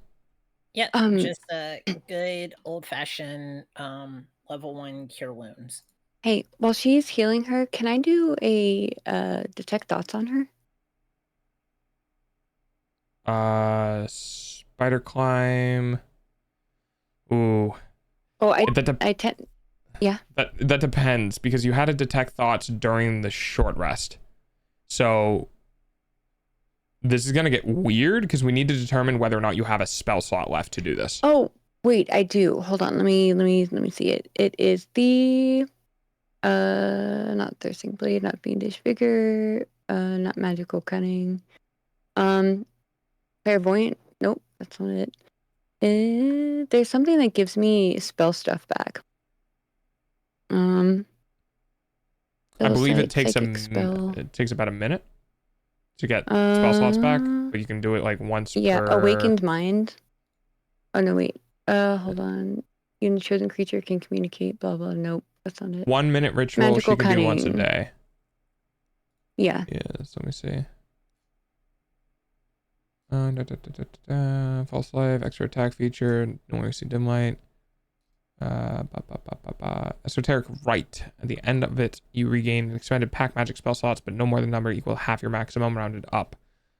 And then I have to do a long rest. Correct. So in order before I can use that again. Right. Let me do this. I'm just gonna give it a 50-50 shot of whether or not that read mind was before or after long rest. Okay. 50 or higher is what you want. 30. So you left the short rest with 1 spell slot. You used that last spell slot to cast the spider climb. So now you are out of spell slots. Bet. You would have to spend a minute doing a ritual, which is very obviously like sitting down and like beginning a thing, which you haven't had the chance to do yet. So you currently don't have the spell slots available to do the... So even if we have a fight, I'm pretty much useless.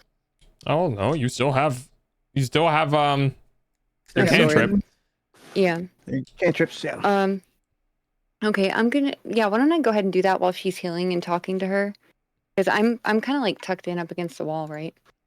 Yeah. I'm gonna try to spend a minute. Okay. Let me see if my bot is freaking the fuck out or not. Let's swap songs. I'm going to basically ask, since the miner honestly doesn't know what the hell they're doing with the machinery, that if I can take a look at it, because I am an artificer. This is what I do. Not yet. Fine. I'm gonna fuss at you. You wait. Good Lord. We're not supposed to approach. We're not supposed to approach yet. Okay. So the heal goes through. 12 healing. 12 healing. Okay. You see like a bit of a relaxation kind of wash over, and a little bit of the tension drops out of her. Okay. Okay. All right. Well, that makes me feel considerably better. Literally. I've been trying to fix the... Not exactly apt at doing this. We usually just work with reconnecting the pipes and the like. But we kept going to junction boxes and things weren't working properly, and I came down here to see if I could find the cause of the issue, and I've been here for... Oh boy. Oh no. It's been a while. Okay. Apparently you and several others went missing down here, and the church was investigating because it wasn't just you. They didn't go back to the church. No. I told them to go back to the church. Oh my god. You're Okay, the well... only one that we've had any contact with since we came down here to investigate. Right. And there's been some scary beasties. There's been some scary beasties out there, so I'm quite concerned. That's fair. I ran into a number of them on the way down here. I'm not quite sure why they're showing up. I tried to figure that out myself. Something is up with the machine. There's what now? Ghosts and doors that eat people. That was so fucking bad. Right. Well, I did have to barge my way in, but there's only one door, so I'm not. And it was the one that tried to eat us. Well, no, there's. How did you get past it? There was only one door when I came in here. There's another door? Point back where we came in from. We came in through there. Is that where you came in? She squints. I mean, yes, but there's only still one door.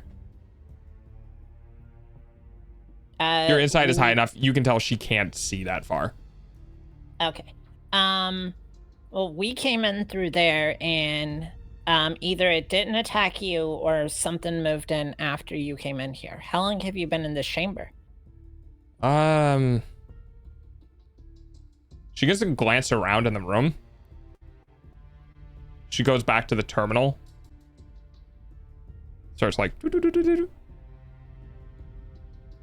Oh, that would explain a lot. 38 hours. Okay, it could have moved in. How about this? My friend over there, the short one, not the one that was climbing on the ceiling. I'm talking about her halfling. The short one over there, he apparently is good with things like this. How about while me and you talk, we let him come take a look at it? Okay. Yes. Be my guest. Anything to get this working properly. Is he how do I put this? Licensed by the government to work on these machines? What was the question? Sure, why not? Yeah, absolutely. Is he, yeah. A deception check. Deception check.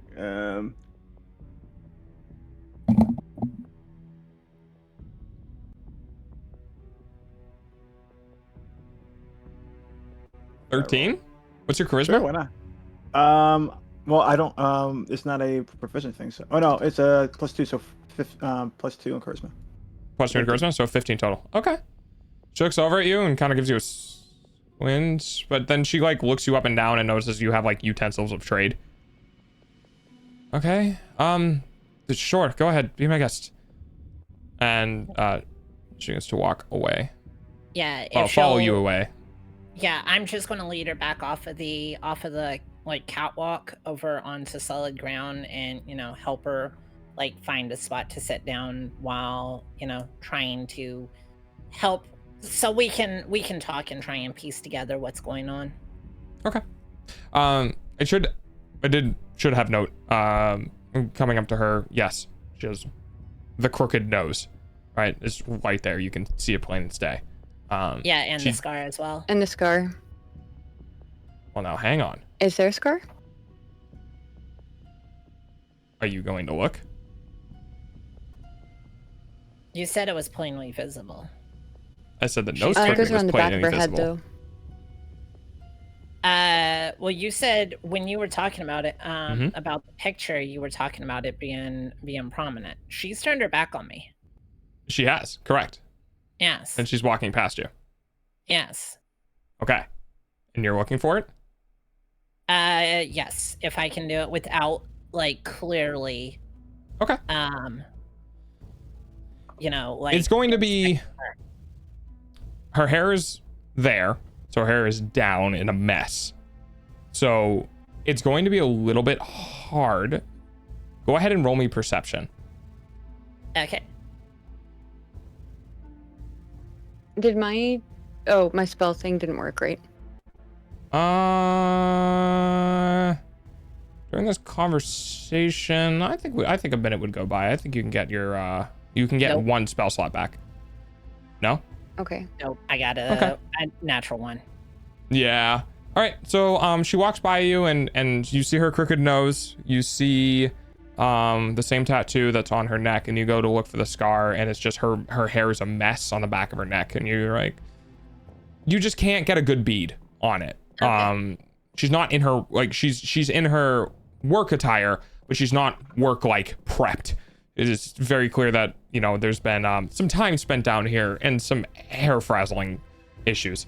Well, when we get her off to the side, I will I have no reason to suspect otherwise. Like, she seems to match the description. She because I could try tricky ways to try and do it, but I have no reason to suspect anything off. Beyond someone who is caught up in something else. Yeah, right. She apparently needs a detangler. I don't have one of those. Off of that catwalk. Closer to the other person or away from the other person? Let's go away, because she seems on edge. All right, I'll take her off the catwalk, and then you can just let me know where you want me to put her. Just have her sit down on the stairs, and I'll just stand so I'm at the bottom of the stairs. At the bottom of the stairs. Okay. Yeah. Zoop. Is that good? Yep. All right. Yeah, I'm just gonna walk up to the machine. Sin. Yeah, go ahead. All right, I'm gonna do a. First, I'm gonna do a Parasites investigation probably check. are now holding the machine together. Investigation check. All right. What are you looking for an investigation check? Basically trying to figure out what kind of machine this is and what all is attached to it. Okay. I will say for this is going to be more in line with an Arcana check. Arcana check. Would you like to use your Tinkerer's tools to kind of give you a little extra? Yes. Yes. Okay. Question, In this case, really quick. Yep. Oh, after this, it can wait. Okay. Sin, go ahead and roll me an Arcana, and we're gonna add +3 to this. So I'm rolling up D20 plus 8 then. Yep. Okay, well he rolls. My Great Old Ones spells, are those cantrips? Great Old Ones stuff. My invocation. What are they? Oh, the invocations? They're on the core page. What are you looking at specifically? They're like skills. Like the Armor of Shadows, the Agonizing Blast, the Armor of Shadows. Right, so Agonizing Blast, if you read it says... Yeah, but this one is Awakened Mind. I can form telepathy, basically. All right, let me check out your Awakened Mind. Where is it? I can have it up to 2 people. Or a creature, I think, and a person. Did that drop it? Or bonus action. Yeah, I just want to real quick. I'm trying to find it. I swear. All right, hang on 1 second. I'll go ahead and Google it. It'll be faster than trying to fuck around the sheet. Yeah. We can find. Because things are going to start mattering here. First level, your alien knowledge gives you ability to touch the minds of other creatures. You can telepathically speak to any creature you can see within 30. You can see within 30 feet of you. So you need to be within 30 feet of them. How far away are they? Oh, they're pretty far. Yeah, they're pretty good distance. Okay. So you'll have to get within 30 feet if you want to do that. Okay. How many spell slots do I have available? 1. Even after you finish your right, and you got 1 back. Even after the magical cunning. Correct, because you can only get up to half. And half my maximum is 3. You get 2 spell slots. Yeah. Half of 2 is 1. Oh. Okay. So you got a spell slot back. 2 spell slots? Correct. As a warlock, you only get 2 spell slots, but when you use those spell slots, they're always at the maximum level. And you get your spell slots back on a short rest rather than a long rest. Okay, so my cantrips are different than my spells. Slots? Correct. Oh, Your yeah. cantrips don't use spell slots. You can just use them whenever you like. Okay. All right. Sin. Yeah, I rolled a 14 on that check. Okay. Oh God. Wait. Okay. Yeah. Let me see. I have to think because I know the situation. Believed you. Okay. Okay. All right. Do I have... I do. I do. All right.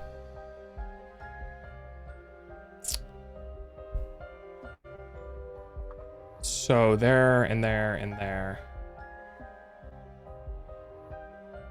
All right.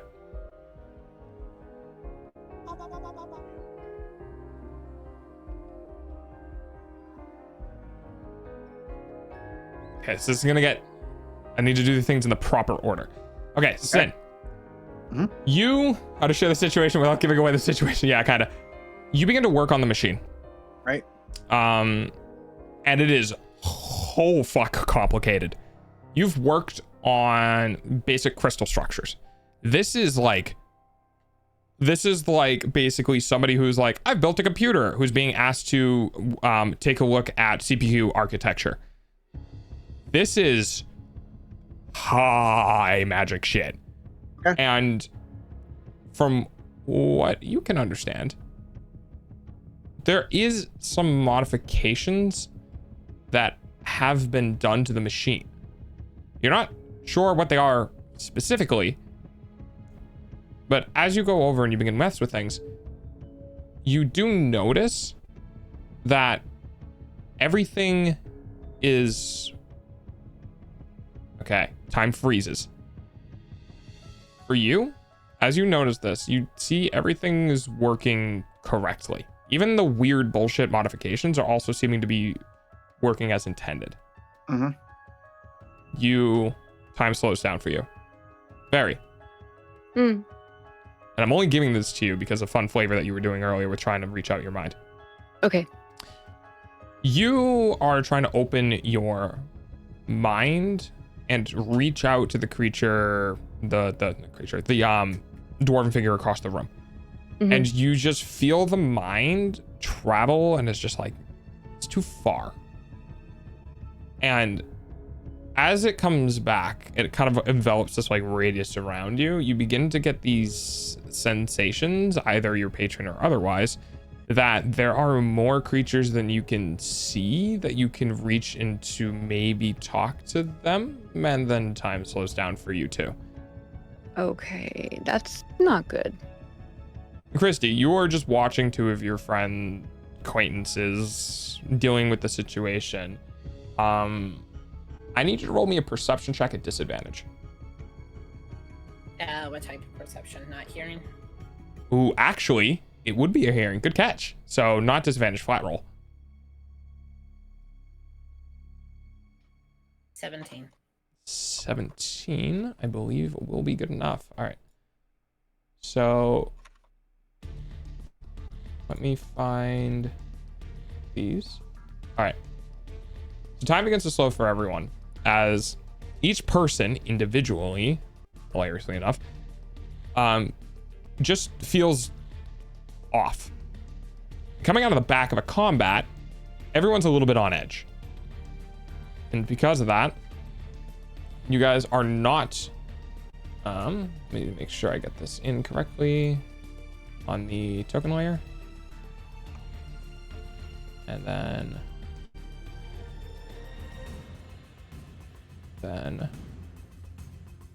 we're gonna delete you. Actually, you know what? We'll leave that for now. Okay. So I need everyone to roll initiative. Thankfully, right, let's go. One. You were all already on edge. Oh, what's your dex mod? 0? 0. Oh boy. Okay, poor Christy. 16. 16. 18. 16 for... 18 Now, what for was the Fairy. result of my perception? Oh, we'll get there. Don't worry. I'll make sure. Now, question for the group. I can either run baddies all together, so they all share the same turn, or I can run them individually. What would you guys like? Maybe break them up into smaller groups if it's depending on how many there are. Yeah, maybe put us between them. I'm not sure. Okay, we'll do 2 groups. We'll do... Well, you'll find out in a second. All right, so I'll roll for group 1. Yeah, that fits. That's a 19 on the die. Bruh. Plus 4. It's a 23, but that kind of fits the situation.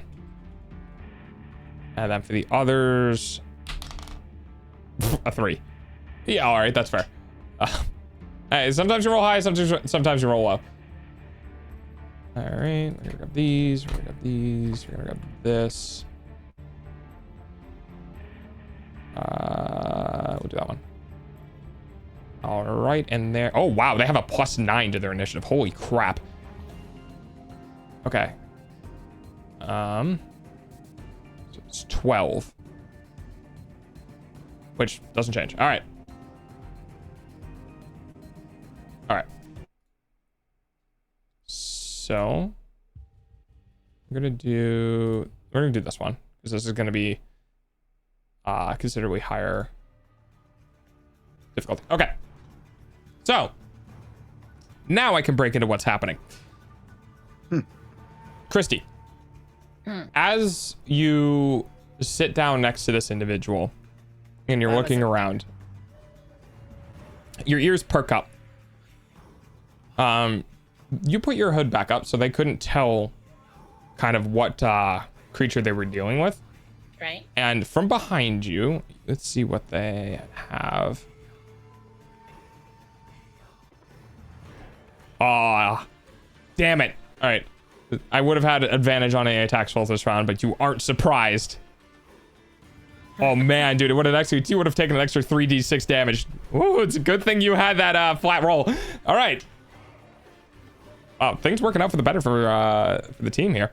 So you hear this weird like scraping sound behind you. And you're not able to react just in time. As you glance over your shoulder, you see that this dwarven figure has these, as like the bottom half of their forearm just is completely changed in this massive like flesh mace. Okay. And they're going to take 2 attacks on you. Okay. AC 16. Okay, and you are not surprised. 16 on the die. 15 on the die. These will both hit. This is gonna be hurty. Oh, okay, middle of the range for both dice, but they're +4. You take 14 points of bludgeoning damage. Okay. As this dwarven figure slams into your sides with both of their with like one fist will boosh on your right side and then boosh on your left side. Okay. That is what they can do. Now let me see. To penetrate barriers. Which is insight, deception, persuasion. Okay, that doesn't matter now.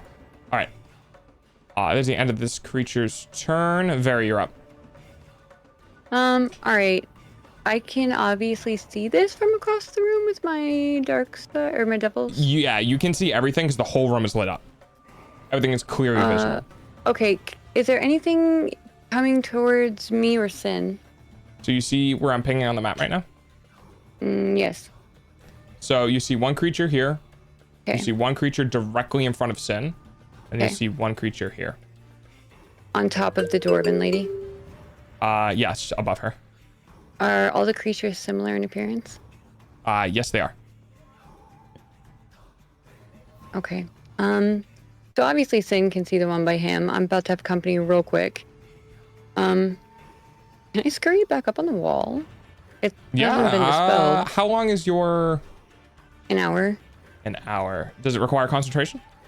Let me see. It's... No, it's transmutation. Right. Oh wait, yeah, concentration for an hour. So when you did your ritual rite, you had to drop concentration in order to do the rite. So the spell has fallen off. Fuck. That's unfortunate. Yeah. But hey, you have other spell options now. True. Okay. Let me think. Okay, one creature. Got to the jackpot. Good job. Let's see. Point within range. I don't want that. All this is magical. No, there's no spells. Let's see. I have mage armor and all that shit on still, right? Could you choice? Yes, I believe so. Okay. Or less. Let me do. What is a phantasmal force? Oh, that's like a. Okay, never mind. I guess I'll just do a cantrip. I'll just rock an Eldritch Blast, I suppose. Okay. Towards the one at the door. The one at the door. Wait, how far away is the door from me? The one by me? The one by you. Side? So Yeah, how that far is away is that above thing? you. So Right, can you how see the far grid? above? Yes. Okay, so each grid is 5 feet. So above you, it gets a little bit weird. It's probably about 10 feet above you. It's Okay, out of and your about- LOS because you would have to like look up below. So you'd have to move 5, 10, 15 feet in order to get into LOS. Okay. Monokuma. Okay, I'm gonna. You know what? Can I tentacle void that shit? Yeah, I can. Range 150 feet. Yeah, I'm just gonna tentacle void up there. Okay. Yeah. Yeah, you just drop a thunk. Yeah, I'm just gonna thunk it. Although I Okay. was over here somewhere. Did you move me? Or did I did move you. I moved you one space to your left. Okay. You're over here. I'm gonna, pop back up there. That You thing don't is a have radius of, LOS like, in order 40. to do it from there, though. It's not LOS. It's a point within range. Right, as we discovered previously, it's a point you can see within range. Oh, It's just, okay. it's not All right. written properly, unfortunately. Oh, okay. All right, bet. Carry on. Yep, so you can cast it and then immediately go back down because you use 15 to get here and you can use 15 to get back. You can break up your movement, by the way. I forgot to explain this to you. So you can spend your movement, do a bonus action, use your movement again, do an action, use your movement again. So you don't commit to it. You can move 15 feet, cast it, and then move back 15 feet. Okay, I see. Yeah, okay, I'm gonna go ahead and do that. Okay. Yeah. So you drop the spell, it just takes the damage at the start of its turn, right? So what happens is, it's damn it, Mimi. instantaneous. Yeah. Any spell of. Oh, no, wait, just one thing. Derp. Here, I'll put it in the chat. There you go. Gateway, void is filled, 30 feet. No white, magical or otherwise can illuminate the area. Within our blinded, difficult terrain, 2d6 ends 2d6. Okay. I'll keep that in mind then. We have, right, middle. Oh, as soon as I cast it, I can move a little back, right? Correct. You can go right back to where you were. I'm just gonna go a little farther away because that radius. Yeah, 5, 10, 15, 20, yeah. All right. And this is... Sorry, I'm marking down HP so I can keep track of damage between all three. All right, perfect. All right, end of your turn. I think that's about all I can do. I'm pretty sure, unless... I'm pretty sure I that's don't all you know. can do too. Yeah, I don't know if my psychic spell can be... Oh wait, it is a warlock spell that can change damage type. Do we know what type these things are? No idea. The only one who might know is Christie's character. Okay. I don't know. I don't even know how Yours. typing works in this. Yep, which is about what you would expect from your boy. Okay. Okay. All right, end of your turn. Next up, Sin. So you're working on this. I figured you were going to pull some alien bullshit on me. It's okay. You're in the middle of working on this, and you see one of the components begin to glow. Okay. And it glows and it glows and it glows and it glows, and it begins to drift out of the machine. Okay. That's it. So that's it? That is all that's done. It glows, it moves away from the machine. Correct. It's in front of you, but it is this tiny orb that's probably like the size of a woman's what is the underpanned pitch one? Softball? It's about the size of a softball. I thought you said underpants, bitch. I was like, No, what? underhand pitch. You're not the only one who heard that, and I was like, underpants witch? Underpants witch? They're getting away with me underpants. All right, you know, but I was about to say this is my time to king shame, Delta. Okay, let's see. Why don't you go ahead and... I don't know what... I have no... Okay, so Yeah. it just floats up in front of my face. Yeah, go ahead and roll nature. And we'll Nature. see if... Oof. Nature, that's probably be a flat D20 plus intelligence, so I can at least get a +2 out of that. Like, yeah. Oh, buddy. Okay. I'm just like so focused on the machine, all of a sudden just a light comes up in my face. I'm like, huh? Yeah, and unfortunately, do that really bad roll, and you never have encountered this thing before. You don't really know if this is a good thing or a bad thing, if this is like the souls of people coming out of the machine, or what. You just know that as you were working on the machine, a glowing orb, kind of about the same size as the thing that you just found in the other box, comes floating out. Okay. Do with that what you will.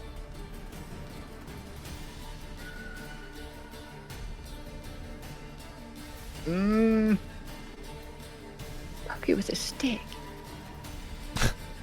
It just pulls a stick out of nowhere. An organic material.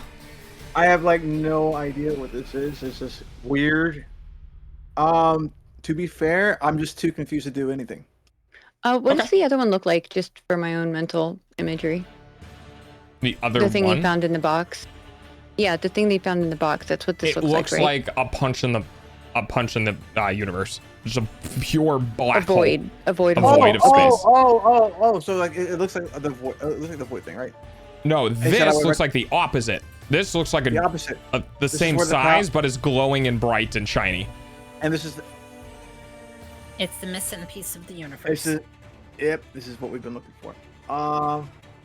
No, that changes everything. Now that you said that, that changes everything. You're welcome. Stupid halfling.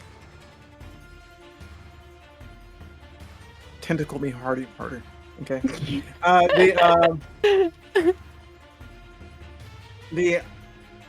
gonna try and grab it. You try to grab it? Yeah. All right, go ahead and attempt to grapple it. Yeah. All right. This is technically an attack. A grapple is a form of attack, so you have 2 attempts at this. All right. Okay.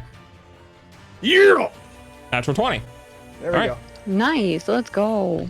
So you whiff the first one, and you're like, "Come here, you little," and then you go to grab it, and as your hands like perfectly enveloping around it, you're like, "Got you, you little shit," and then you watch your fingers just go straight through the object.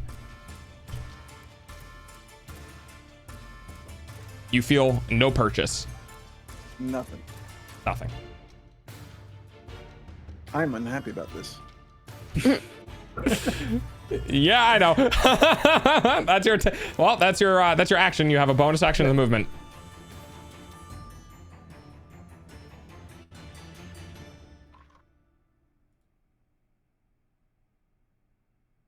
No, I'm not gonna do anything right now. I'm gonna. Okay. I'm not gonna do anything. I'm just gonna basically. You're just gonna. I'm gonna say here right now. All right. Yeah. Perfect. Click and turn. Okay, so these things turns. Start of their turn. 2d6 from Vary's thingy. Oh, sorry, that's not me rolling at the 2. Sorry, Vary, go ahead and roll 2d6. Yes. What am I doing? Can I click on it or no? Here, I'll just roll it. Yeah, that works. I'll just roll it. We'll go 2. Oh wait. There's actually yeet a tool. Off. 1. 2. Roll. 2. Yeah. D6, baby. Was that 1 or 2? Oh well. Oh, you rolled 2 1s on your d6. Bro, and this are you... is. What's the This is first a type of Delta game. damage? 2d6 cold if they stay there. Oh, wait. Starts the turn as 2d6 cold damage. Let me see. Okay, good to know. All right. So they take the damage. Sin, the creature in front of you. Mm-hmm. It is going. Cool. Oh, it is that. All right, fair enough. Alrighty. So, as your hand begins to close around it, and you're like, son of a... you're trying to grasp at nothing. You feel the center of this thing begin to, like, crackle and static. It is going to do this thing. Maybe I missed your armor class. Let's see. I rolled a 3. Wait. So, as you're closing in, you see it starting to spark. It just goes, and you just pull your hand away before it can do anything to you. Okay. And then for this boy, 10. It's a 20-foot radius. 10, 20, 30, 40. All right, yeah, that makes sense. It was on the thing. So 10, 20, 30, 40, 45, 50. It is now out of your spell. I'll Even through difficult terrain? Yes. Okay. It has 50 foot of movement. Okay. So it used 40 to get out and then 10 extra. Okay. And then what is this one going to do? What's their intelligence? Is it low or high? Ooh, it's actually kind of high. No, these boys. Oh. It's these Christie's being dealt with. 5, 10, 15, 20, 25, 30, 35, 40, 45, 50. Just barely has enough. All right. It's going to go towards Sin, and it's going to try to basically barrel itself into Sin. Gross. Roll the 5. Never mind. Everything wants to be inside me today. Apparently. Doesn't matter because it is speeding and careening towards you, and you just go, what the heck is going on here? And you kind of like take a step back, and it just completely misses you. That's it. Sometimes it pays to be confused. Oh, wait, no, actually, this one's going to dash. 5, 10, 15, 20, 25. Okay, it's going to get in front of you because it might as well. All right, that's the end of whatever these things are. And then Christy, you're finally up. Okay, first things first. Can I figure out what these things are? Ooh. First glance. Would it trigger like a nature or religion check? It probably would. I'm trying to figure out if we can justify you having it as a bonus action or if it's gonna have to be an action.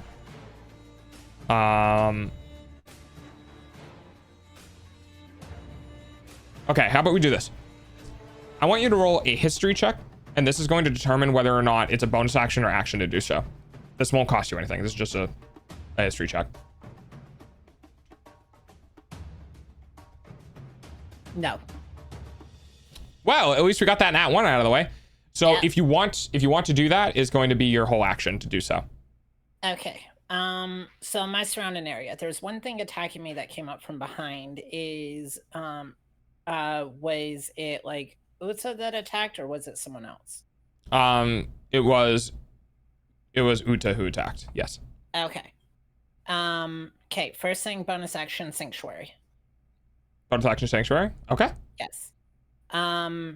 Second action, I will do a check to see if I can figure out what these things are. Okay. DC. Go ahead and roll. What am I rolling? This would be your choice of either religion or nature. Same either way, so... In the off chance you're proficient in one of them. Yeah, I'm not. But 21. 21. Okay. Lord, okay. So, again, this is for Christy's character. So Sin, you still don't know any of this. So no idea. Much like before, in which you had experience with one of the poltergeists, these are also creatures of undead. Okay, that's what you would know. How high did you roll? 21. That's pretty good. You would know that these are dangerous, and particularly so if anyone reaches 0 hit points. Unconscious, okay. Not dead. If anyone goes unconscious, there's going to be a big problem. Gotcha. 21. Roll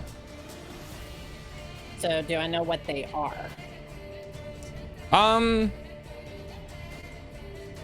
Shonen's pretty good.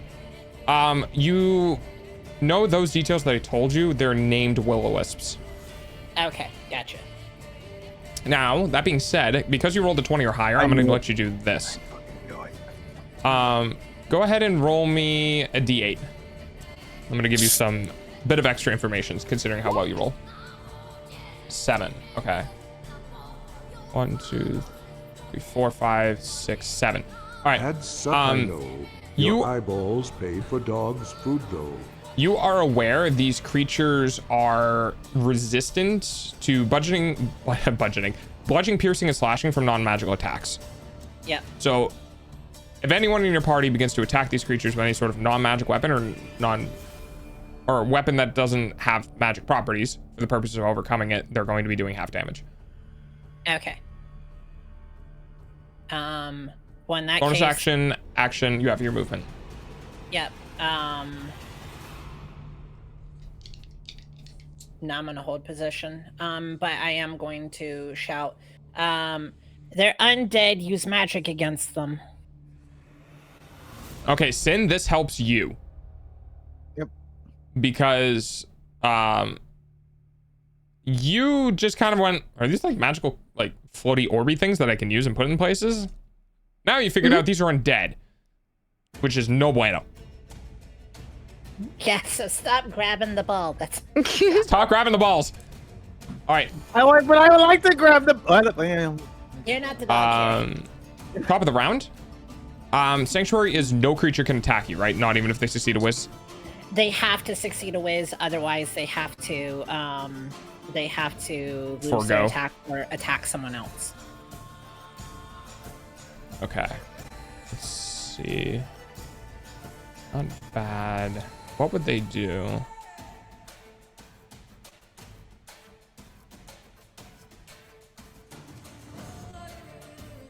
It only has 30 feet of movement.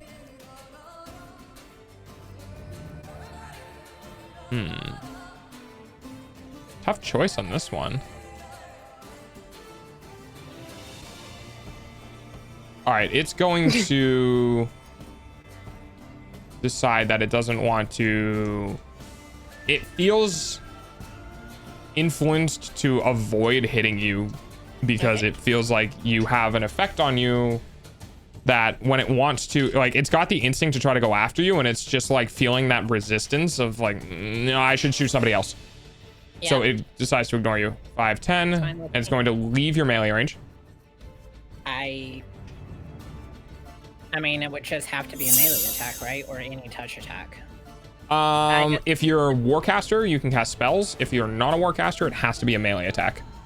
Yeah, if you choose to take it, because it will drop Sanctuary. Does it? Yes, anytime you take an attack, I believe it drops Sanctuary. But I'm not taking one anyways, because I don't have a weapon drawn. I have a mace tucked, like, on my belt, underneath my cloak. I never draw it. All right, that's good for you, because it would have immediately turned around and attacked you. 10, 15, oh, yeah. 20, 25. If you, yep. If you damage. That's fine. 30. It's going to dash. 35, 40, 45, 50, 55, 60. It's going after somebody else. But you effectively wasted its turn, so that's all it can do. And it didn't hit me, which was the whole point of it. Heck yeah. Very, you're up. Cool, this is so much fun. Thanks, Joey. So, I guess this thing is right on top of me, huh? Yes, you have the little softball-sized floating orb that's in front of you, just going. Does it seem aggressive? Yes. Okay. I guess I'll do my thirsting blade with my hex blade. All right. So that would be a roll to hit with your bonded longsword. Sure. Which one? I have 2. Are you one-handing or two-handing? I don't think I have anything else in my hand, and it's a focus. Two-handing, I suppose. Okay. Then it'll be whatever one that says the plus a d10. Okay. The hit is the same. The damage is different. Got it. 20. Yeah, that'll hit. And I believe this weapon is magical as well. It is. It is magic.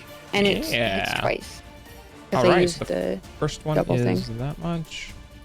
All right. Let me get back to my So document. 24 slashing.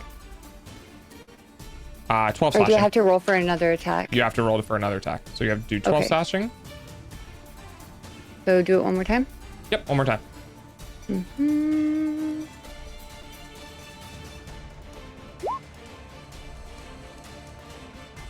Okay, a 16 will miss, unfortunately.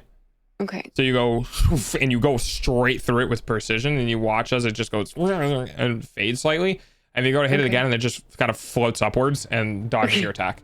It's a it's a pretty small thing. Okay, that's your 2 attacks. You have movement, and you have your bonus action, but I don't think you. Well, you could, but yeah. So you have movement and bonus action. What bonus actions do I have available? I don't even know what I have. Oh, you already cast a spell, so you no longer have Misty Step. You have your Azamar features, though. I believe one of your Azamar features. What? Oh yeah. What is my Azamar? What is my race thing? It's like some blast or something. Yeah, you needed. There's one thing you had to figure out that I don't think we did. Figure out the transformation thing. Yeah, the Celestial Revelation when you reach 3rd level. Yeah, I don't know what that is.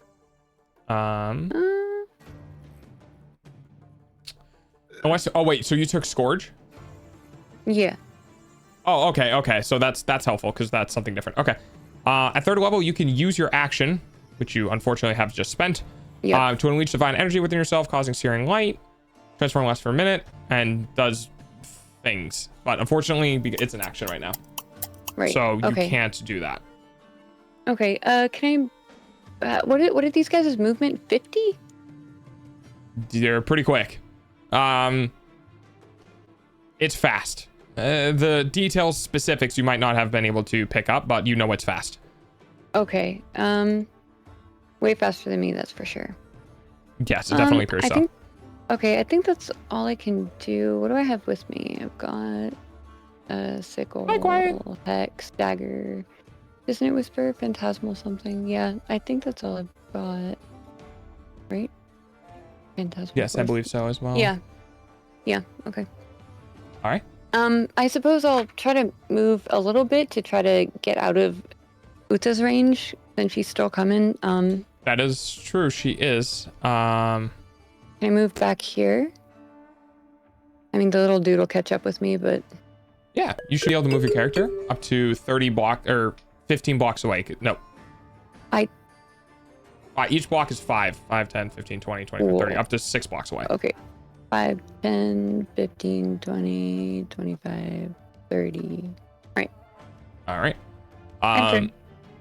Okay, and the creature did not manage to take an attack at you because it does not have a weapon to attack you with. Oh. Okay. Because it could have taken an attack of opportunity, but it does not have a weapon to use against you. And it doesn't have a feature that allows it to use spell attacks. All right. Okay. End of your turn. Sen, you're up. All right, yeah. I'm gonna take a quick hop back. And I'm gonna hold out my arm and cast magic missile through my gauntlets. Okay. Go ahead and move your character as far back as you would like. Oops. I'm moving my OBS. oh no. So we're gonna go about here. Then those things can move pretty fast. Like I'm not gonna get far. I'm gonna they automatically hit. Yes, they do. So all you need to do is roll damage. I'm rolling 2 on the one directly in front of me and 1 on the one that like charges from the side. Okay, so that would be roll 2d4. 2d4 plus 1 plus my intelligence. 2d4 plus 2. I'm not sure about your plus intelligence though, unless you have a specific feature that adds it. No, Magic Missile doesn't have that by default. Oh, okay, never mind. I thought I was adding my intelligence modifier. Nope. So it's 2d4 plus 2. 2d4 plus 2. This is for the one directly in front of me. Oh, buddy. That's rough. And for the third one, 1d4. What is damage? +1. Okay. All right. And do that. All right. Yeah. As you fire off your magic missiles, you watch thump, thump, thump, as they do impact the weird, like, ethereal shapeless light that is in front of you. It does seem to make contact and shivers and waves their light around. Mm-hmm. Seems to do as much damage as you would expect. It's a magic missile. There you go. All right, so you took some of your movement, you took your action. Anything as a bonus action? You're gonna stay put. Yeah, this was.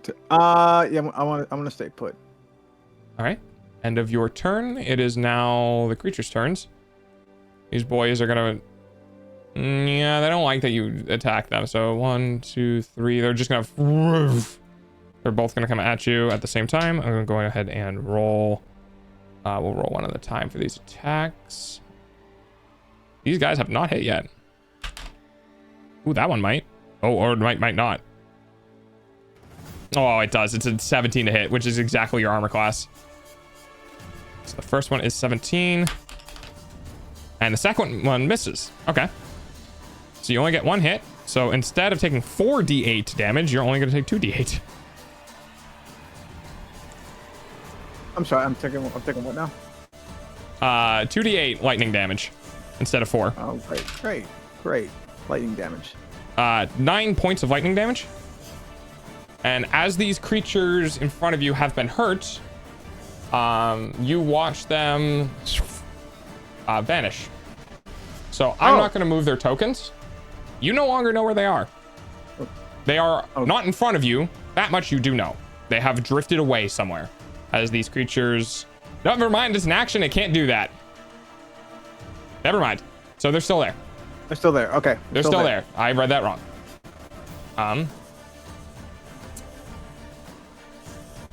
Oh, it's not liking that. It's not gonna care. 5, 10. Yeah, it's gonna be able to catch up. This one's gonna go after Altair's, and it's gonna go ahead and roll. It's out of the dice tray, so it doesn't count. Damn. It's going after you. What is your armor class? 16, I think. I hope so. It is a 16. It just barely misses. It rolled a 14 total, or a 15 total. Thank God. So you watch as it... Man, I leaned back in my chair earlier, and the bolt holding the back on one side. Oh, Joey. Even physics is telling me to lose weight. Yeah, so you watch it coming careening at you, and you lean back to the left. You just watch as it goes right over your shoulder, and then kind of wraps around you and back in front of you, barely eking its way out. All right. That was close. Okay, yeah, I can't do that. That's the end of those creatures' turn. Christy, you're up. Okay, first things first. Advancing. Then I'm using bonus action for healing ward on myself. I'll go ahead and cast it at a level 3. Okay. So that'll be 3d4 plus 3 plus what the hell is the life cleric bonuses again? Plus 2 plus spell level, so plus another 5. So 3d4 plus 8.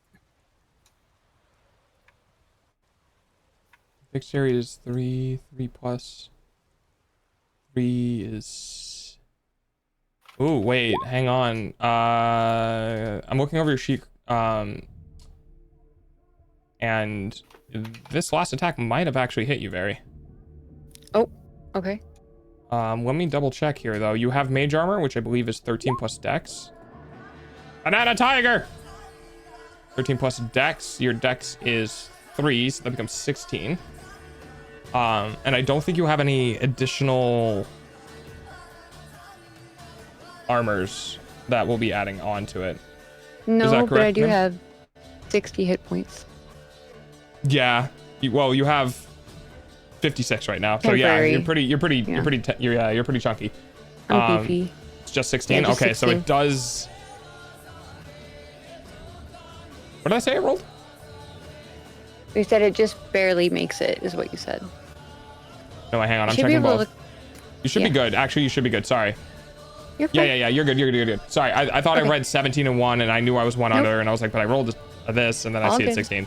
We're fine. Okay. All good. Sorry. Go ahead, Christy. Okay, bonus action healing word on myself. And I don't think that breaks.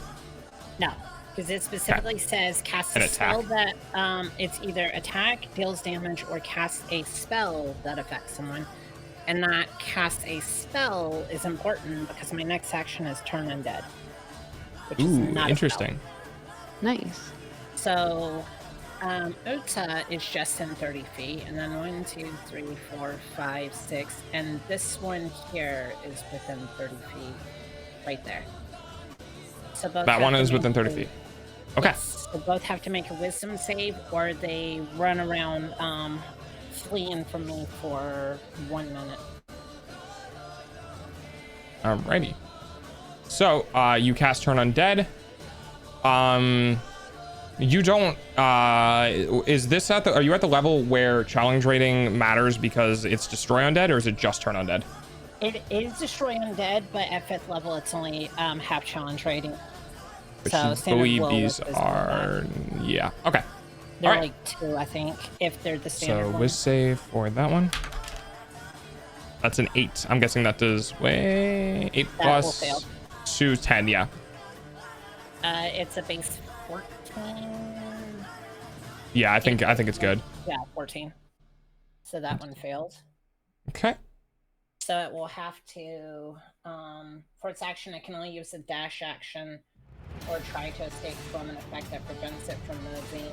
They cannot take reactions or anything like that. Damage to them will break the effect.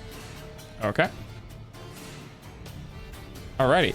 That being said, as you do this wave of like clerical energy across the battlefield, you notice that when it washes over Usa in front of you, it does not seem to have any effect. Okay.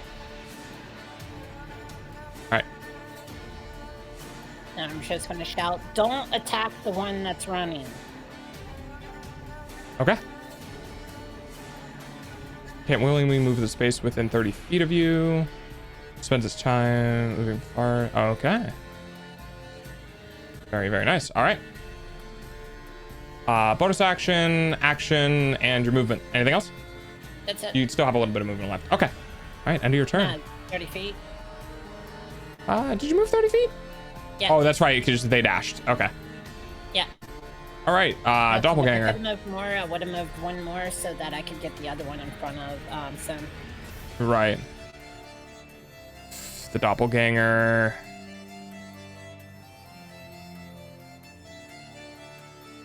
Let's see. You're doing a lot. I think they're going to risk it. 5, 10, 15, 20. They're going to risk failing this with save. Yep. 20, 25, 20, 25, 20, 25, 30. They wouldn't be able to hit Sin. All right. So they are going to... Now, it's a single whiff save, not per attack, but a single whiff save, period, to be able to attack. Or is it per attack? Let me double check. Oh, while she double checks that, can I do a retroactive action? Because I forgot something right here amongst the questions. Unfortunately, we're too far past your turn for retro. Oh, it's more like making a call on the Hellstone. Yeah, we are unfortunately too far past that. It'll have to be on your next turn. God. Okay. So it's one wisdom saving throw, and it's for the attack. Okay. It's for the whole attack action. Action. Okay. Chat. Not with a 3. Nope. All sweet. right. So it's forced to either give up or target a different creature, correct? Yes. All right. Let me double check what this creature can do.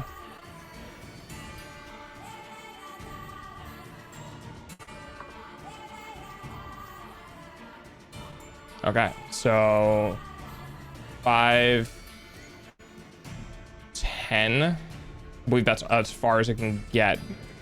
Unless it has a different move speed. No, it does not. It has humanoid move speed. All right, that's it. That's all it can do for its turn. All right. Yeah, it goes to attack you and immediately. No, I can't do that. No, it's gonna start going after Sin. Right. That's the end of that creature's turn. Very, it is now your turn. I got a little dude in front of me, and Little dude is trying. he is trying. He's trying real hard. Okay, I think all I can really do is just Eldritch Blast. I don't have any spells left, right? No, you do not. Okay. Can I like hyper speed text on my shell on my cell stone and just be like, found little Orby boys? Unfortunately, if you're gonna try to do that, it's gonna take an action. You gotta get it out. You have to connect to the other person. You have to send a message across. Okay. It's a whole thing. Okay, Yeah. got it. Okay, let's just we'll just Eldritch Blast that baby. What's the range on Eldritch Blast? It is in here. It's in the cat thing. 120 feet. Okay. You are within 120 feet of these creatures here to your left, and they are all starting to surround Sin. Okay. He's going to be fighting a 3-on-1. Oh shit. Yeah. Yeah. Okay, wait, hold on. A cantrip counts as an action, right? A cantrip is an action. Actually, yes. wait, hold on. What do these things sound like? These creatures, these like floating orbs, just like energy. There's no unique indication with them. Do they react to sound? If you're asking if they can hear, they can, but you don't have any spell slots right now. It's a cantrip. Then yeah, it seems like they can probably hear. Okay, I'll still go ahead and do the Eldritch Blast though. Okay. All right. Okay. So because you can attack twice, you can target 2 different creatures with a single Eldritch Blast. I think I can only do the double attack with my Spectral Blade. Nope. Eldritch Blast at 5th level allows you to cast it twice. Oh, air quotes, cast it twice. You cast it once, but 2 bolts come out and you can direct them to different targets. Okay, cool. Yeah, we'll do that then. Let's hit 1 each. All right. So which one do you want to target first? Whichever one's gonna get to him first. Well, they're right there. Yeah, they're both right there. I'm also gonna get, well... actually, it depends. Is your situation worse than theirs? No, but I'm trying to see if I can't get a little closer, or like... Oh, wait, these things are so fast, it doesn't even matter. Hit them both. It's fine. Okay. A separate attack roll for each beam. Yep. So go ahead and roll once. We'll do right to left. Okay. Eldritch Blast. First one is 14. Unfortunately, will miss. Go ahead and roll your next one. Okay. Next one.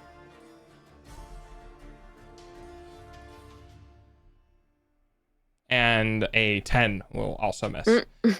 And I'm going to use this as a teaching opportunity. As you begin to cast, I believe... Hit him with the red attack.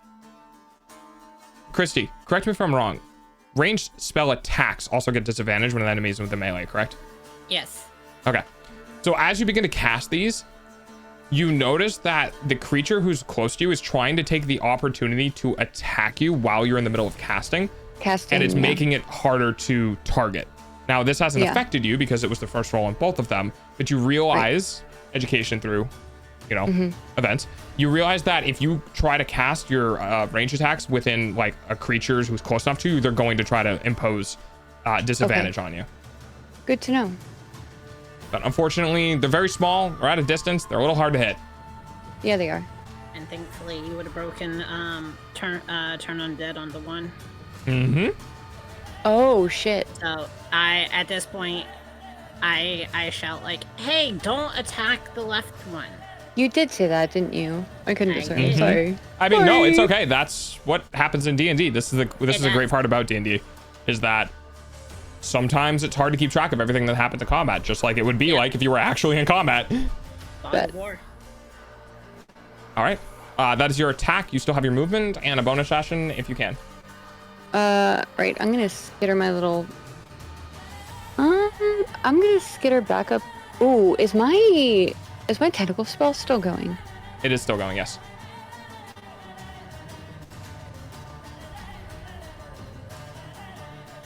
I would take damage from my own tentacle spell, right? Correct. But we're gonna go that way. All right.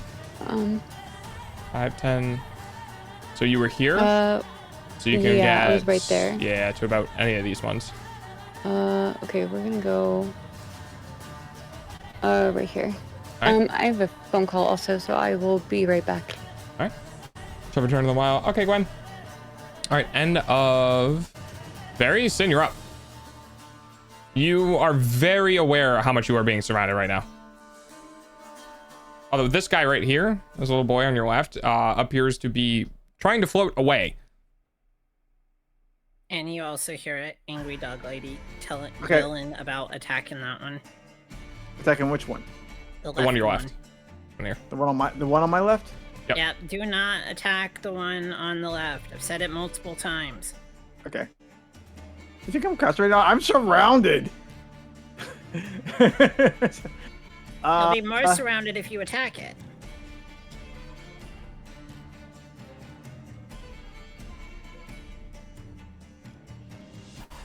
All right. Yeah, it's your turn. Chat will hold off on that one. We'll hold off on that. We're gonna try and do something different again. Because this, if I move here, it's gonna put me in what's it called? Melee combat with this thing,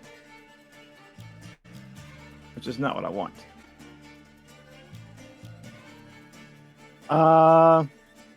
Invisibility, push and dip. Yeah, okay. We're gonna have to do it. I'm gonna move back to here. I can't cast on that thing, but I'm going to attack Futa here. Uta, but yeah. Huh? I said Uta, but yeah. I've been calling her Futa all this time. I know. I let it go a couple times because I thought you were doing it on purpose. I thought it was literally Futa. No, it's Uta. Double OTA. Uta. Oh, my fault. All right, attacking Uta though. Yeah, I'm attacking Uta. And yeah, with my Thunder Goblins. All right. Go ahead and roll a hit. I have a theory, and my Thunder Goblins haven't really failed me today. Okay. So, 2d20, please. 4. Well, actually, we'll roll it 2 separate times. 1d20 plus 4. First attack. 15. 15 will hit. Go ahead and roll your second attack. 16. And a 16 will hit. And all right, go ahead and roll damage. That's gonna be 2 d8 plus intelligence. So 2d8 plus 4. Yeah, because you have 2 on each attack. 15 and 15 this, damage. 15 damage, and there's not any of that. Alrighty. Do that. Oh, just this. Okay. I keep forgetting I can do that. All right. Yeah, you wail into this thing, and it seems to take the full damage. Just. Okay. I have a theory. Okay. So. All right. Anything else you want to do on your turn? No. No. You good?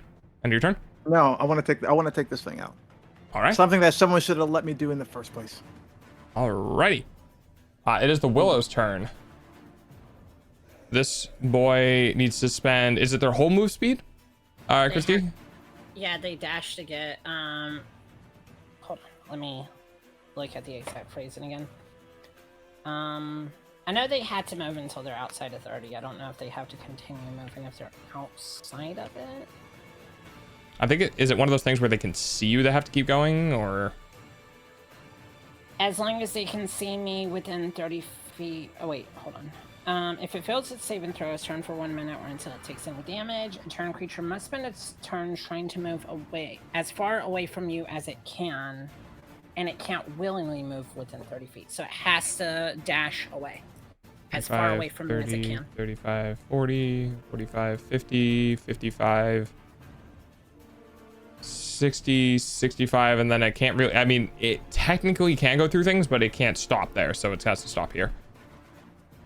And that's for how long? 1 turn, 1 minute? 1 minute. Okay. So 9 more turns. Yeah, so that boy does not like what's going on over here. Okay. That's that one creature, and the next one is going to go speed towards Sin. Ooh, 10. Sin, what's your armor class again? Right now 17. Damn. Yeah, okay. That's not gonna make contact. All right, so it just comes, and you're able to get out of the way or put up your armor in order to take the attack. And it did not hit you. Now that being said, 5, 10, 15, 20. This one is going to go after what is the fucking 13, which won't hit. These guys have not been rolling well. All right, that's the end of their turn. Christy, you're up. Yeah, 1 sec.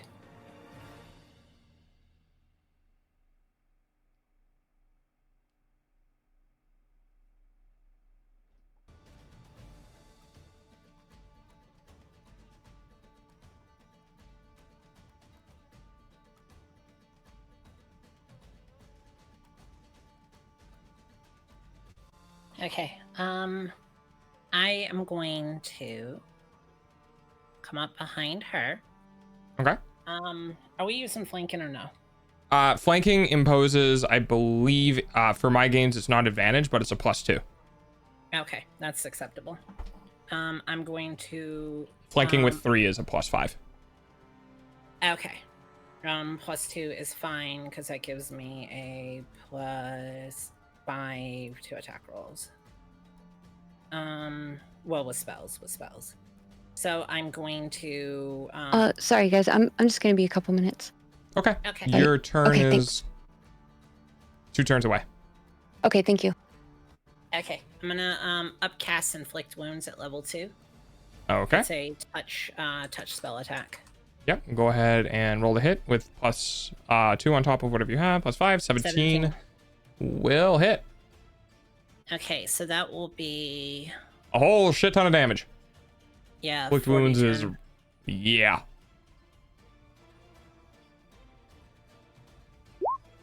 $23. Woo-hoo-hoo-hoo. Yeah, that'll hurt. It is still kicking though.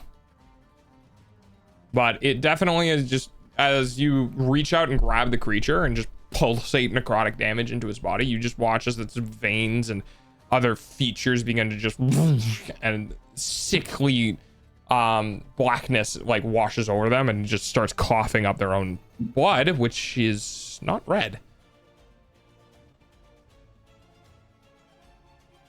All right. They definitely appear wounded. Bonus actions. Sin, are you wounded?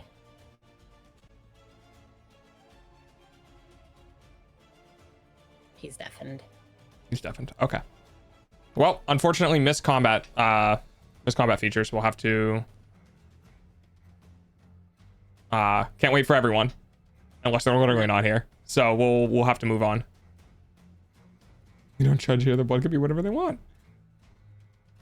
Okay. Got anything else you could do for your bonus action? Nah, I just wanted to do healing word. Okay. I think that's the only thing. You know what? To hell with that. I'll just hit myself. I'll use it on myself for sanctuary again, in case I don't want you guys to turn around again. You cannot cast 2 level spells in the same turn. It's a bonus action. Correct, but it is still a leveled spell. So you can use bonus action cantrip or main action cantrip, bonus action spell, but you can't use 2 level spells in the same turn. Okay. Well, I wouldn't be able to do healing word anyways then. Oh yeah, that's true. That is actually true. I should have caught that. I should have caught that.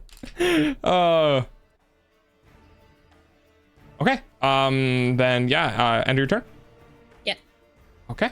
Alrighty. Onto the top of the round, the doppelganger who just took a crap ton of damage from you. Ooh, it does not know who it wants to hit. Yeah. I'm halfway here, kind of, maybe a little bit, not really. Okay, we're on the doppelganger's turn, so if you still need to be. Okay, cool. Yeah. Okay. All right, I'll type in chat. Yeah, that works. Okay. Let's see, you just did a crap ton of damage to it, but Sin's looking weak. And also did a crap ton of damage to it. Oh wait, what happened to me? What happened to me? I missed it. We're about to. You're about to kill me. It's gonna try. Yeah, it's gonna take some slam attacks on you.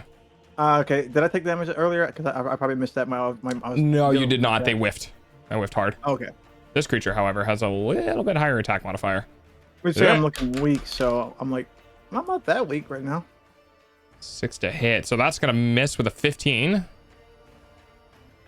It's gonna take its second attack. It's gonna turn around and try it on Christy, since it missed with the first one on Sin. That is a 17 to hit. That will hit. Okay.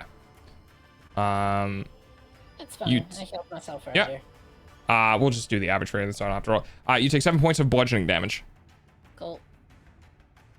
Misses Sin, and just the second it misses Sin, it just turns around to the same motion and lands into your side instead. That's the end of that creature's turn.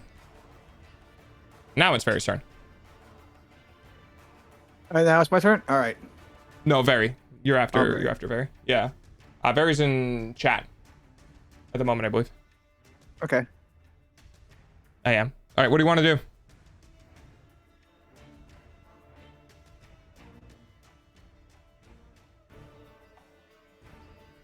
You can slash with a sword against the creature nearest to you, or you can try to Eldritch Blast, or step away from and Eldritch Blast the creatures who are in the center. Kind of your only two options, really, right now.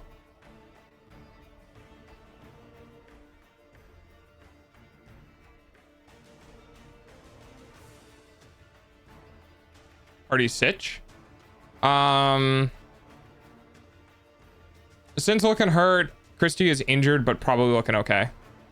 Sin, what's your? Are you below half health, Sin? No, I'm above half health. Okay, then everything looks sword, dude. Yeah. I'm pretty good. Like I said, like, I got healed up, and everything's pretty much been whiffing. I think one thing hit me for 9 damage. I know, right? These guys have not landed anything. But right, go ahead and roll your sword attack. With Christy with her uber healing has kept popping me off. So it's like that big hit at the start of the fight, but healed myself back up completely. Yeah. She's like the doctor on Team Fortress 2 right now. This is like as perfectly balanced as I think I could make this, because if these things do hit, they do a pretty good amount of damage, but they don't have an insane attack modifier. So throwing a bunch of these at you guys was very much so I'm either TPKing or not doing anything.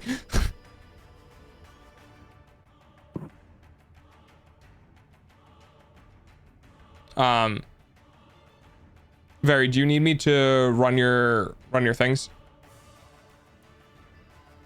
Or are you still around to click on stuff? You can roll? Okay. I don't want to take away from, you playing the game. 2d20 for the blades? Yeah. You can click on the attack if you're still at your computer. If you can, that'd be better. All right. Yeah, I can. Let me grab. Core. We're grabbing. She's doing 2D. She's doing two-handed. So we'll do this. Oh, that is a nat 1. And then the second is a 17, which does miss. 2 whiffs. Unfortunately. So that's your attack. You have your movement still if you want to try to get somewhere else.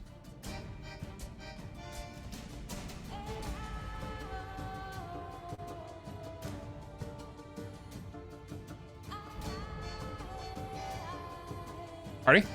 5, 10, 5, 10, 15, 20, 25, 30. Oop, 30. All right. Wait, no? Okay. Aloha, E-Dog Petio. Hi, Cook. Into my slurp. 5, 10, 15, 20, 25, 30. I believe your slurp is concentration. And I think you've taken some damage. So we will need to, let me take a peek here. We need con saves to maintain concentration on the spell. Concentration, a point fist, duration, concentration. Okay, so I'm gonna roll you some con saves to see if you can keep the spell going. And I think you took 1 hit. All right, yeah, still going. No, it's still up. You're good.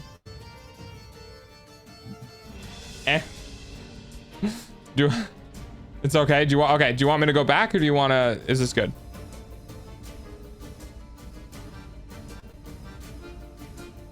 Let's go to the party. All right. Okay. All right. End of very turn. Sin, you're up. I am up, and Christy is too close for my glory. Yes, Cook. Move. So, because I was halfway tempted to take us all out.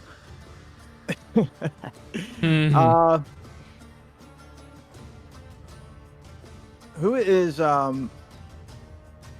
Uta? Uta is the person to your left. Is the no. person. Who are they? Who are they attacking? Attacking. What? Try to attack you, missed, and then when attacked Christy. So could this be a not really a sneak attack, but a what's it called? It's flanking. A flanking attack. Mm-hmm. Yeah, it gives you a +2. +2. All right, I'm gonna do both my fist attacks against Uta. I really have to think about. I really have to think about it. I know, right? All right. +5. That's roll number 1. I can't see it. 12. Yeah. Oh! And a 9. Yeah, unfortunately, you're just punching air. You're trying to attack Uta as they're attacking Christy, and you're not tracking them correctly. Wait, was it +2? Is it +5 your base bonus? Then yeah, yes, you would have a 5, 14 and an 11. 14 and 11, yeah. Which turns one of those into a hit. Okay. All right, so 1d8 plus intelligence modifier. 7 damage. 7. 7. Alrighty. 7 lightning damage. All right.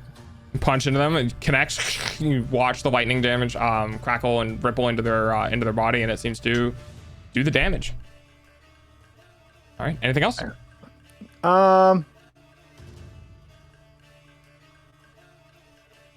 No, not right now. Alrighty. Not unless I'm in extreme danger. What's the strength? Okay. All right. We are. End of your turn is on the Will-O-Wisp turn. It's going to try to repeat the same thing. It's going to go after you again soon. 17. Holy shit, it finally hits. Okay. 17 on the die. So it's a 21 to hit. It is going to do 2d8 lightning. I can only do one of these, right? Yes. Okay. You take 7 points of lightning damage. All right. And then these other ones, this one is going to turn invisible. I'm going to put this one on the wall because it's using its action. It's still turned and it's spooked, so it is going to go invisible. This one, on the other hand, sees Sin finally got hit. So 5, 10, 15, 20, 25, 30, 35, 35, 40, 45. Okay, it can stay a range. Oh, outside of the attack of opportunity range. And it's going to go after Sin as well. Nope, out of the tray. 18 plus 4, 22 to hit. Finally, damage. All right, 2d8 again. Oh, okay. That is 14 points of lightning damage. Well, an 8 and a 6. How you looking, Sin?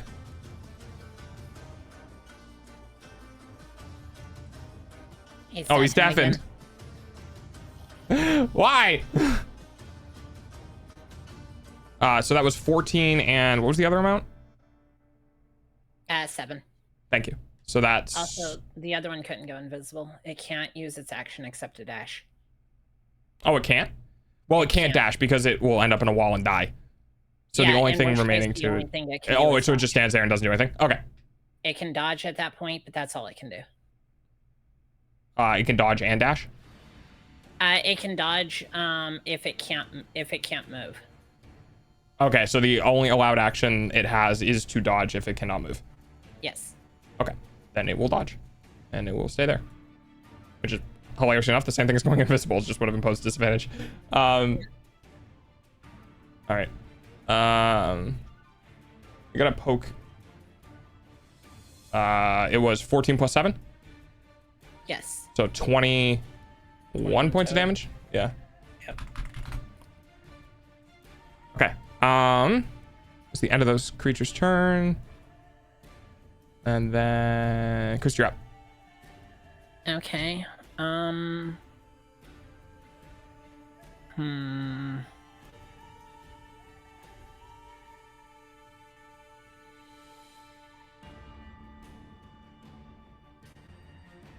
Well, I guess I will just step back. I'm going to use Healing Word. I'm going to upcast it using my second of 3 level 2 slots. I'm going to hit Sin with it for 2d4 plus spellcasting ability, which is 3 plus 2 plus spell level 2, so plus 7. So 2d4 plus 7. Okay. The creature attempts to take an attack of opportunity against you as you move away from it. It rolled a 10 total, so I believe it will miss. Yeah. So Sin will get 13 back. So 21 minus 13 is 8 damage total. And that's a bonus action, so I'm going to use Sacred Flame as a attack action. Okay. Which you definitely can do, because Sacred Flame is a cantrip. And you're setting that at the Doppelganger? The Doppelganger.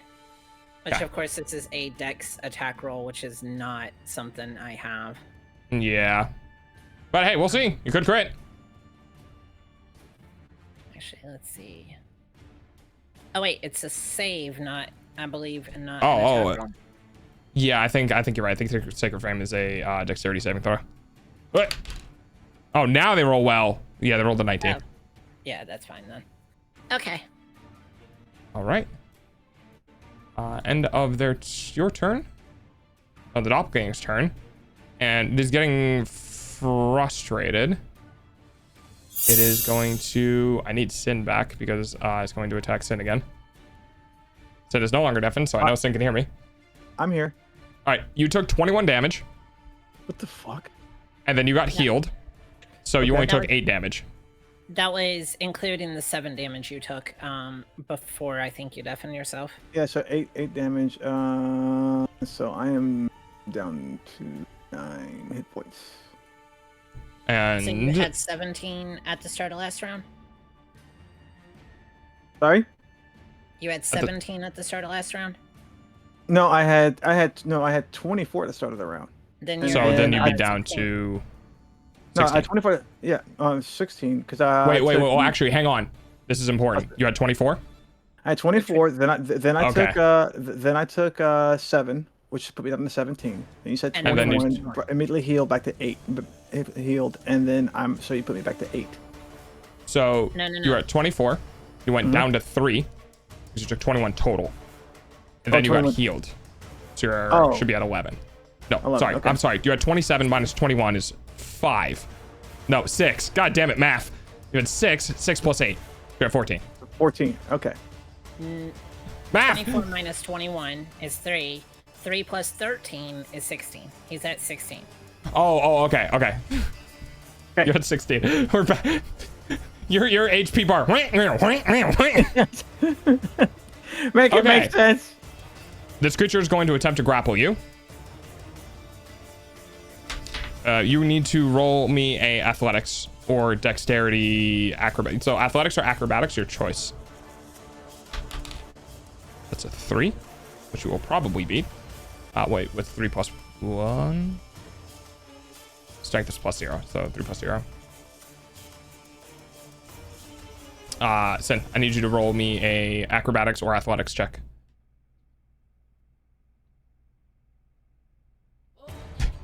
You need me to roll acrobatics? Yes, Oh my or athletics. goodness, all right. It is trying to grapple you. You are in the middle of 3 creatures. They are all going after you. I mean, I know I'm irresistible, but holy crap. That's a dex, isn't it? Yeah. You can do acrobatics or athletics, whichever one is higher. Yeah, we gotta get something dead here, guys. 6. That that barely makes it. And Oh, then the second okay. one, because it's contested. Another one? Yep. I need you to do another one. Oh, that. Oh does my not god! work. So, the creature grabs onto you and Okay. Wait. pulls you off of the balcony into the water. And you both fall into the water below. You both immediately take a d4 of... Well, both creatures take d4s of damage. So I'm going to go ahead and roll for both of you. 4. So you take 4 points of...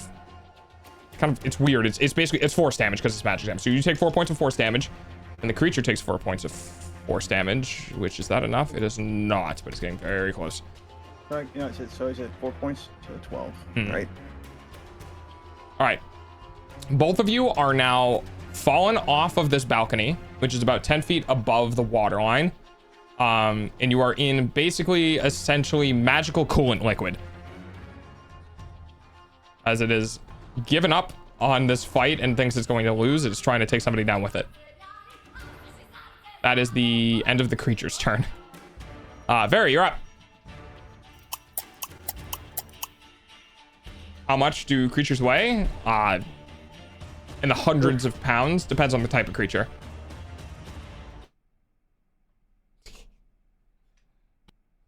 The orbs?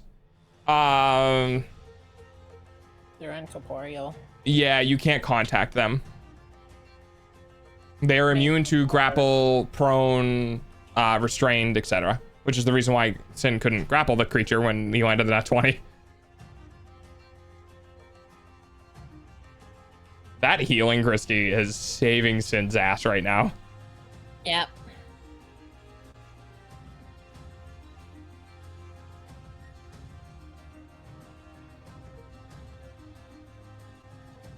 Oh, are you trying to do dispel magic? There is no magical effect you can dispel on anyone. Oh, let me check if that's magic or if that's... Oh. No, it is a polymorph effect. Hold on.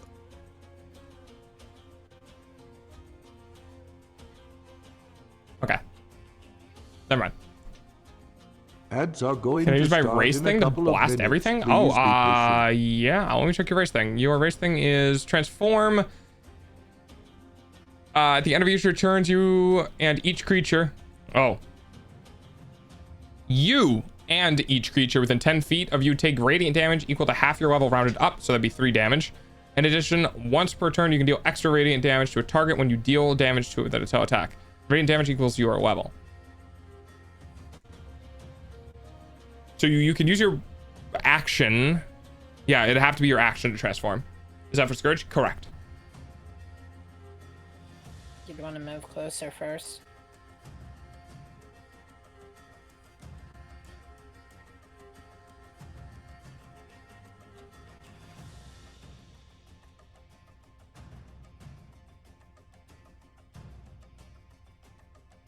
Oh, we actually also need to start worrying about drowning. Sim, what's your con mod? Con mod is +1. Okay. When a creature runs out of breath or is choking, it's revived. Number of rounds equal to its Constitution modifier, minimum of 1. This one's con is +2, so it would be able to outlast you.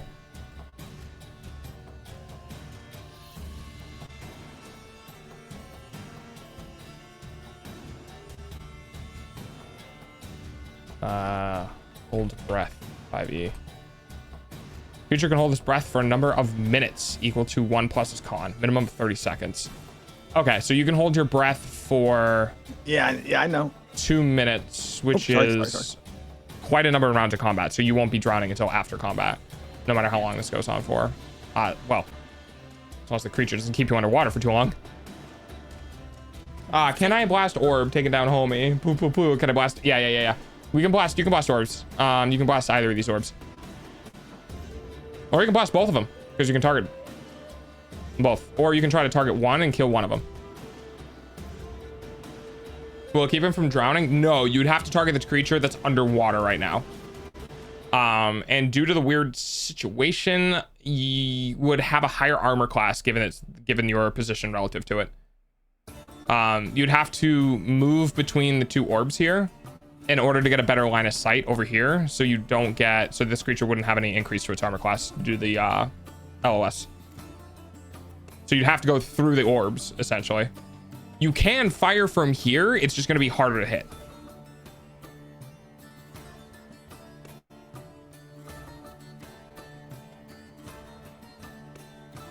You can't see the screen.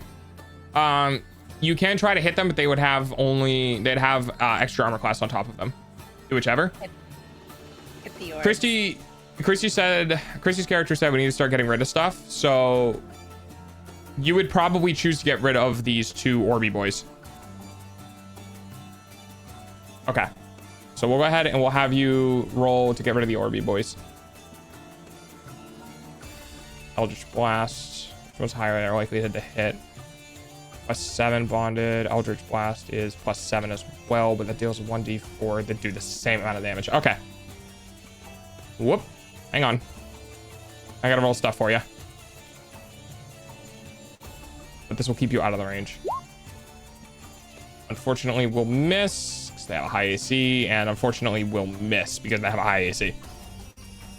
So you let off 2 Eldritch Blasts, then they just can't maintain the proper trajectory, and these things just move out of the way.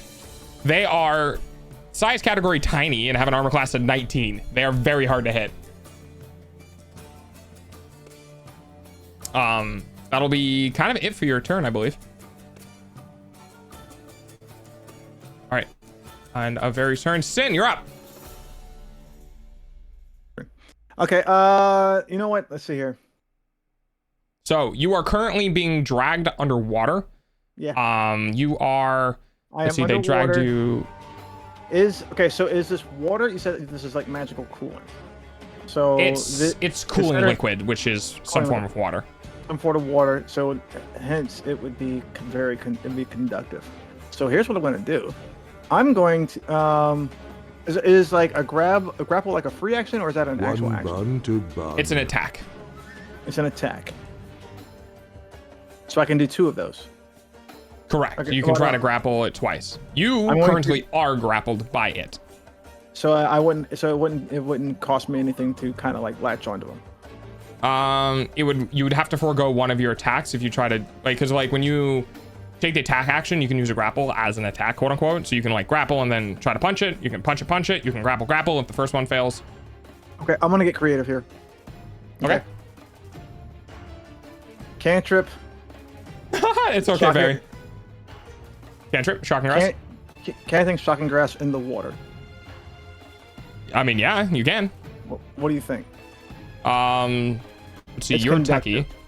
Yeah, so you would probably have advantage on doing it and would probably do more damage than normal, but you're probably gonna have some backlash and take some damage yourself. Oh no, no, I'm expecting the backlash. You know, but I'm drowning at the same time, and you know, it's going to come down to who's going to die first, really. Okay. And if I do go down, I'm going to do as much as I possibly can. What's your HP right now? 12. It could kill me. I'll give this to you for free. It looks like it has less hit points than you do. Okay. We're doing it. Okay. Shocking Grasp. I'm activating Shocking Grasp in the water. All right. I will give you advantage on the attack roll given the situation. Okay, so it's going to be basically 48 highest 2. 48 plus intelligence modifier highest 2. Well, you got to roll a hit first. Oh, okay, roll the hit. Yeah. So and you have advantage to hit. So roll 2, take the higher. So 2d10 plus 5 each. 2d10 plus 5 each. 1d20 plus 5, 1d20 plus. Suck, I know. Yeah. Well, Shocking Grasp is a single thing. Doesn't matter, you hit. 24. Yeah.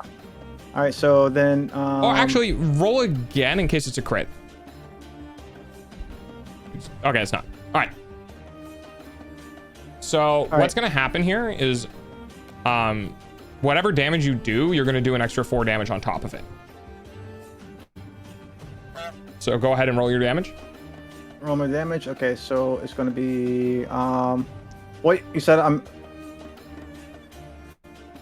going to roll. Okay, so it's going to be 2d8 plus my intelligence modifier. So plus 4. Plus 4. And you can do whatever the hell you want to do with that. 2d8. Sen, that's a hell of a lot of damage there, buddy. I don't care.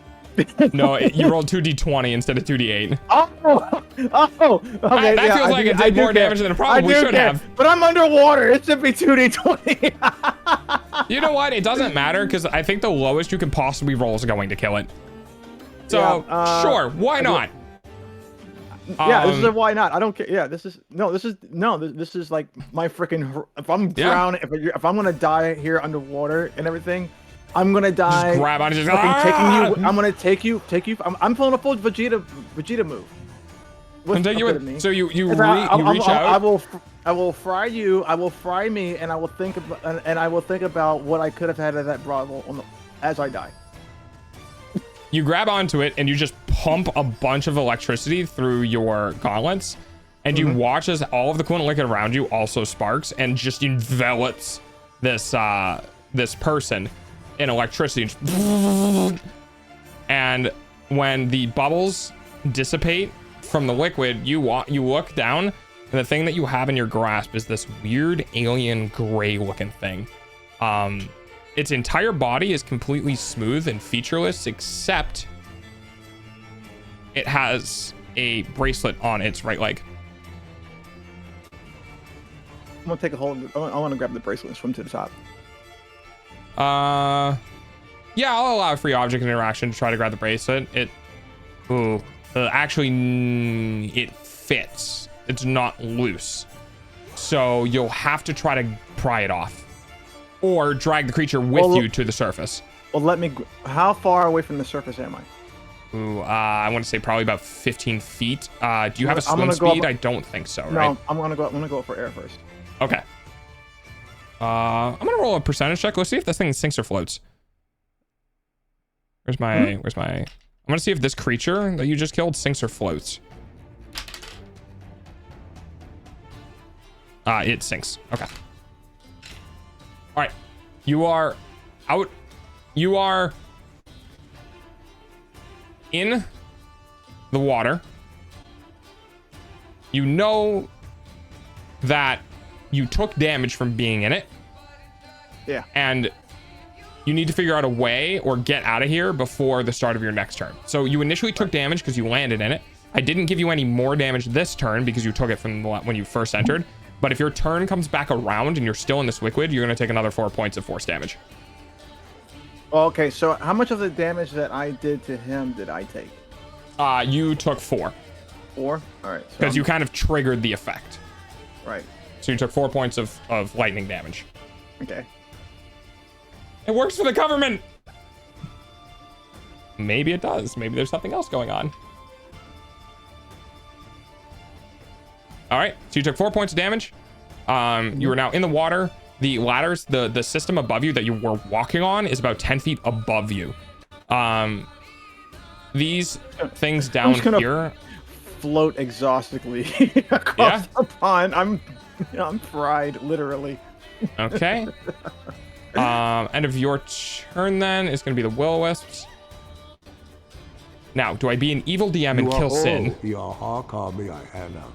Or do these things go after... They have a pretty high intelligence. They might leave Sin to die on its own. They're going to go... Let's go after Christy. Oomph. Oomph. Alright, one attack from each. First one is a 16 plus...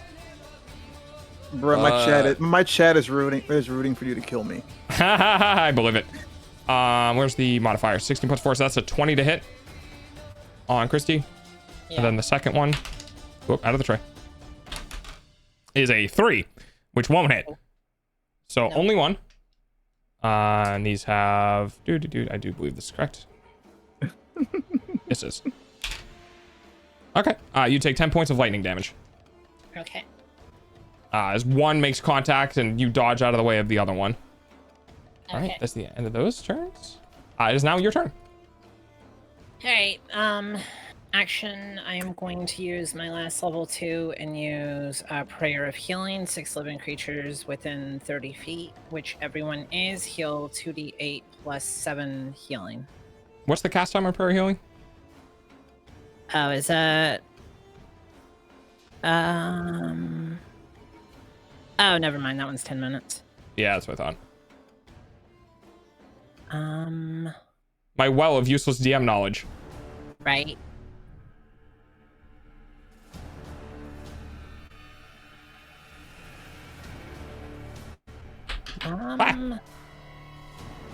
Yeah, I see her typing. I see her typing.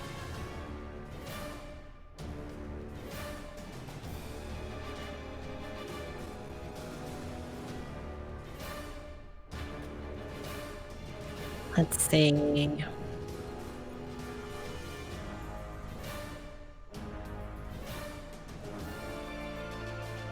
Can you kill me?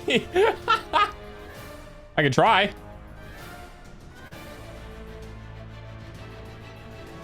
Alright, 1 second. I had my plan and... Unfortunately, you figured out a flaw. Yeah. Just running away before you kill a character.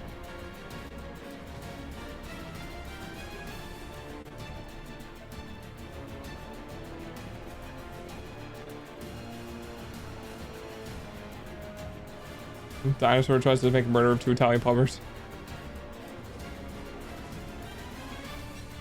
Okay, well, I am going to use my my bonus action to upcast Healing Word on myself. Okay. So that'll be 2d4 plus 7. Okay. So 14. I'm gonna keep myself alive. Sin currently at like 4 hit points and a vat of liquid that's going to kill him. It's his fault for not swimming out. I'm being surrounded right now. No, he can't swim out, unfortunately. I'm going to use a... that was my bonus action. Okay, Monokuma. Thank you for hanging out. Use Sacred Flame on... I did it on the one... to the bottom. On the bottom. Okay. Dex save? Dex save. Ooh, that's an 8, but they might have a high dex. Let me check. Oh my god. Oh my god. They have a 28 dex. Holy shit. That is a 17. Yeah, no, that's good. I will say, based on the way they move, you probably can pick up on how that they have a high dex save. Yeah. Tiny little bastards. Is disengage a normal movement or is it a full action? Disengage is a full action unless you are a rogue, and then it is a bonus action. And that's it. However, you keeping an eye on combat, know that these creatures don't have a means of attacking you as you move out of their range. They do not have melee weapons. Right. In which case, 1, 2, 3, 4, 5.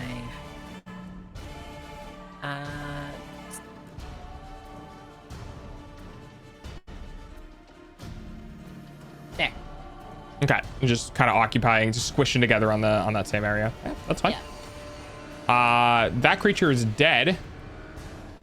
It gets more deader, I guess. Actually, it does get more deader. Hang on. Considering it's in the fluid. I'm gonna roll a percentage check for how much this creature begins to degrade, and potentially that little bracelet circlet on them as well. So, okay, so they're beginning to break down, and then I'm gonna roll twice and take the higher of these two val. Oh, thank God, because that was a 1 on a D100. And an 82. Okay, so it's surviving. Okay, Sin, your character notices that the creature you were trying to drag to the surface is beginning to break down in the liquid. And that immediately makes you concerned about the thing that you found on its leg as well. But that's that end of that creature's air quotes turn. Barry, you're up.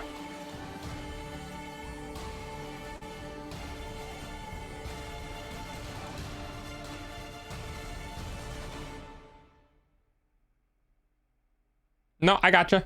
Don't worry about it. You're hanging in there. I appreciate it.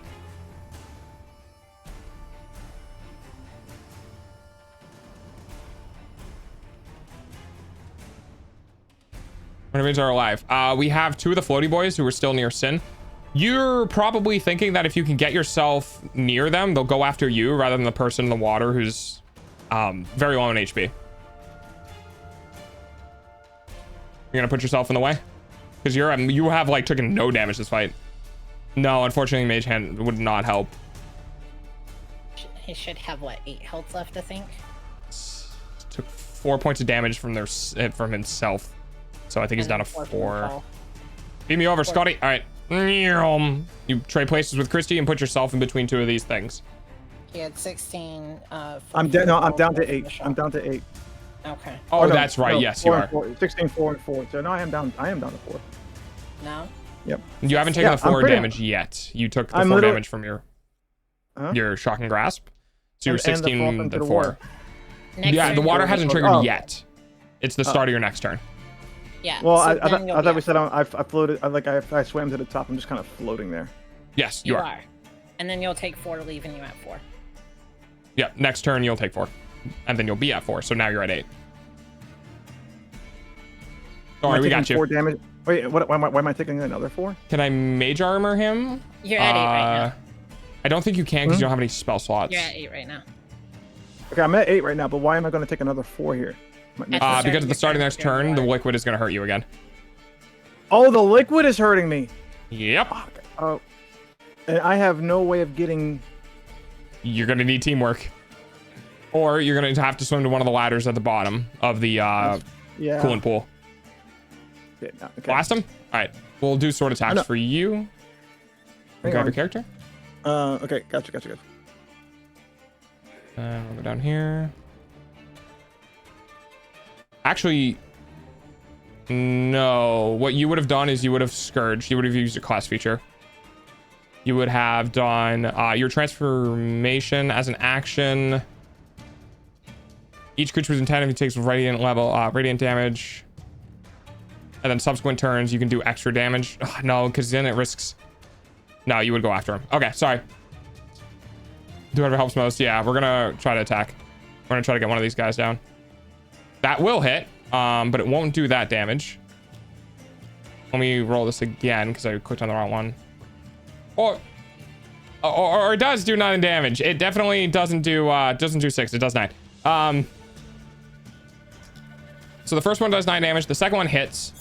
The second one does 5 damage. I tried. All right. So 9 and 5 is 14 damage. Is that gonna be enough? No, just barely. Oh well. I'll flavor it. Who gives a shit? We take out. You managed to take out one of the balls. Unfortunately, you only got one of the balls. The other one is still alive, but you did get one. Yeah, unfortunately, it needs an action to transform, which would forego her attacks. And she's decided that she's going to attack instead in order to try to get one of these things down, which apparently worked. Barry can't do anything else. Sin, you're up. You immediately take 4 points of damage. As you feel this liquid you're floating in, just...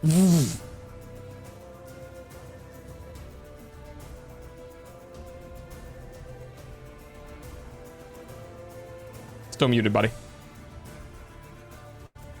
Sorry. Yeah, I'm gonna try. I feel the burn. I'm sorry, I feel it burning. So I'm gonna try and swim as far as I can to the nearest ladder, which is I guess to the bottom left of me. Yes, and because you do not have a swim speed, it is half of your move speed. So you have 15 feet. 1, 2, 3, 4, 5. I make it 10, here. 15. So 3 for 15. Oh. Which is as far as you can get. So you 15, can move 3 tiles. So I was right here. So you're here. I was here. That's a ball. 1, 2, and okay, 3. So 1, 2, and 3. All right, there you go. Here. Yeah. Now you can use your action to. You can try to use your action to dash to get another 15 more feet. Okay. Or you can try to use your ingenuity to do something to either give you 1 temporary hit point or to figure out a way to potentially get out of this liquid. This is the moment where I like to give my players options outside of the quote unquote normal things you can do in combat, where if you come up with something genius, I'll probably let it slide. How deep again is this pool? It's pretty deep. It's like 30, 40 feet down. 30, 40 feet. Okay. Here's a thought.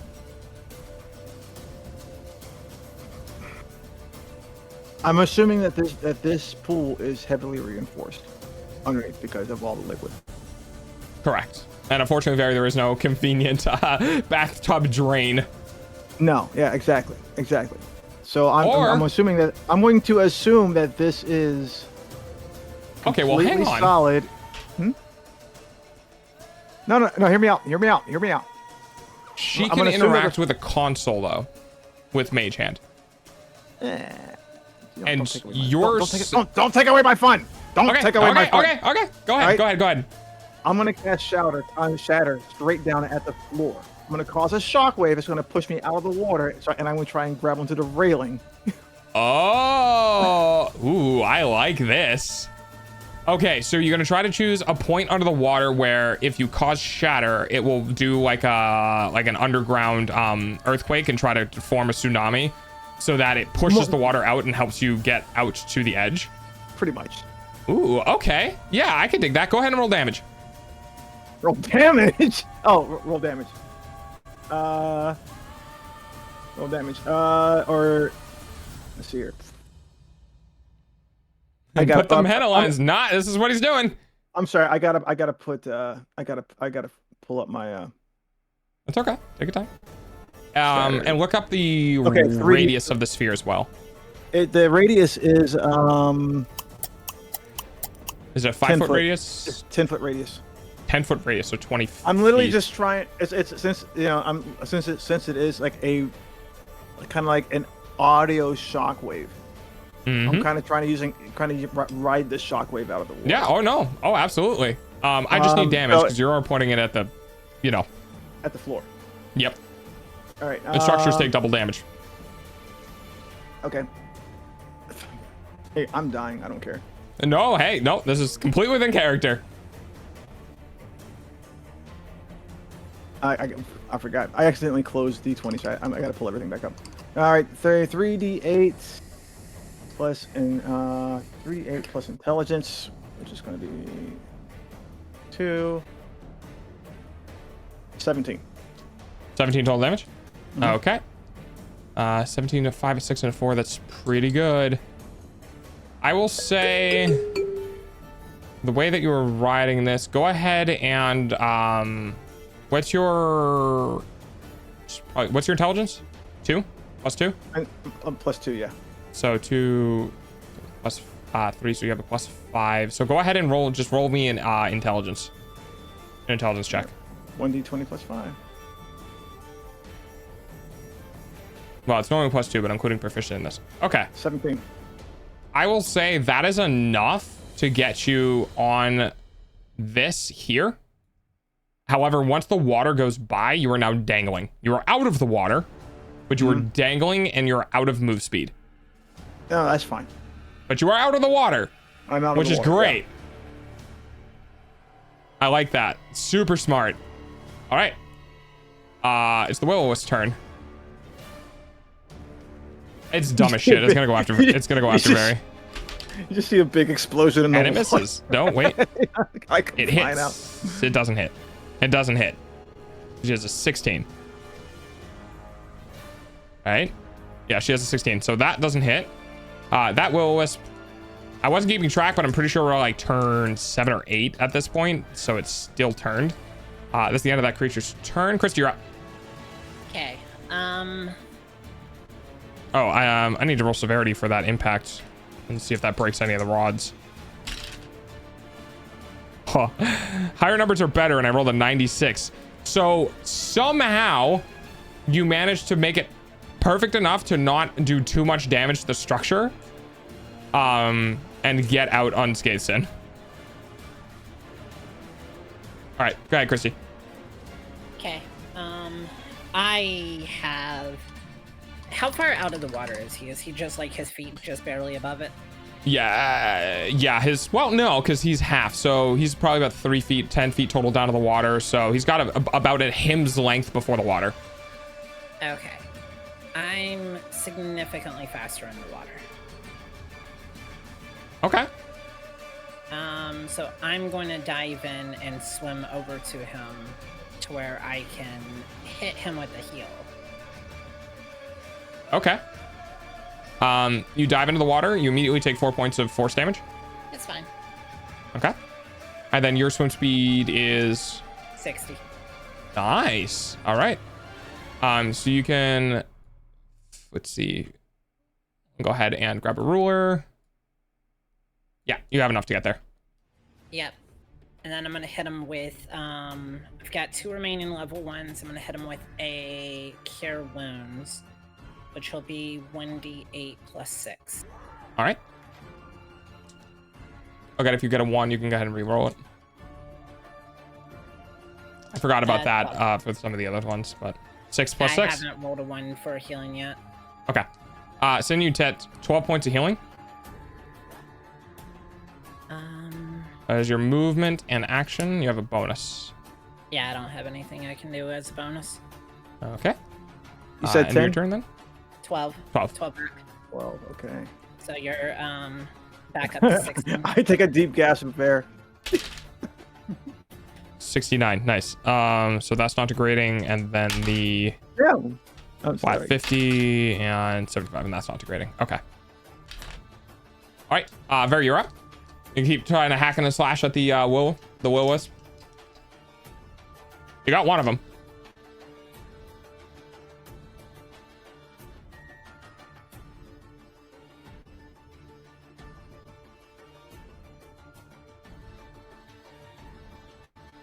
Yeah, Sin's being taken care of right now.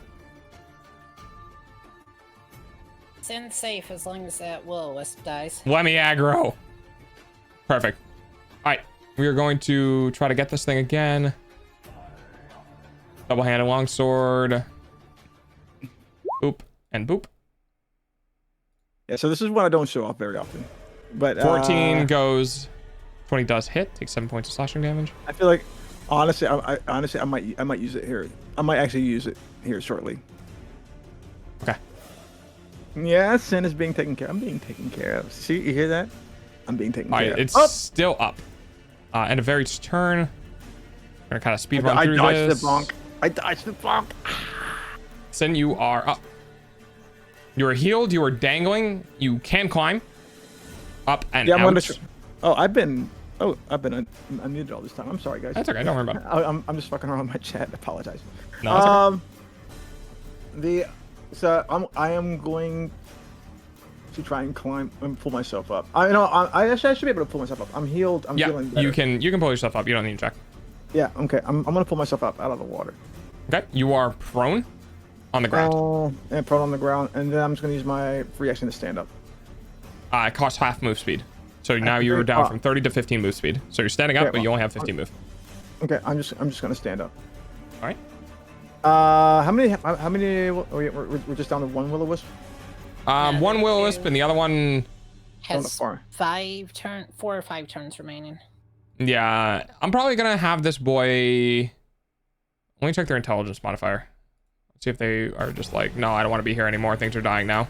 They're it has an int of 13. Yeah, they're smart. This thing is going bye-bye. Well, I can't. Has decided to completely leave combat.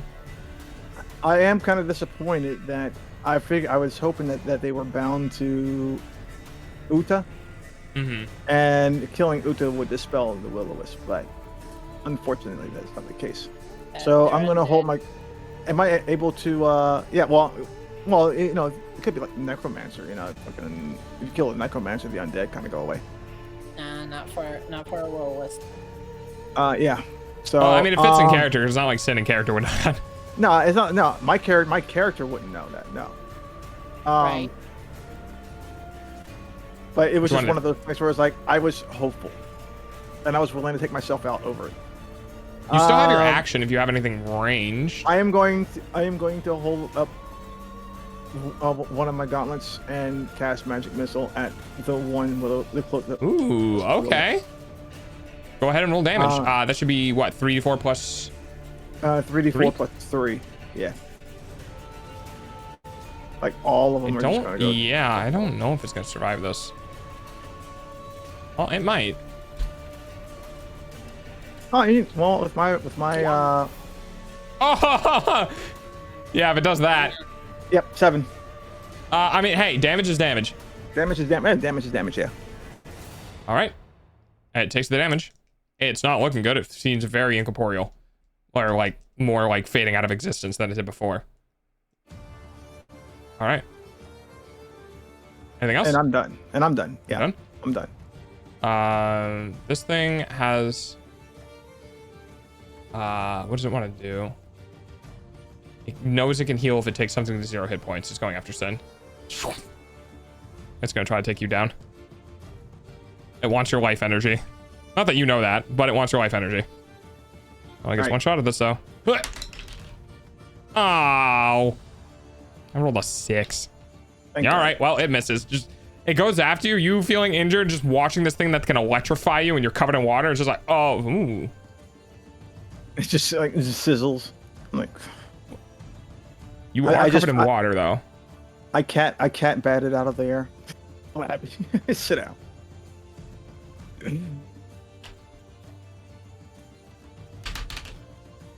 Even with advantage. Okay. It misses both times, and you feel as if it begins to pass over you and tries to hit you. You feel like the electrical sparks that are emanating off of it from its lightning damage that normally does to you jumps to the liquid that's on you. There's one of the reasons why this liquid is so dangerous is because it makes lightning a lot easier to hit because it is a magically infused to some degree. But it still missed you either way. Connected. Okay. Which is good. Chris, you're up. So I'm thinking that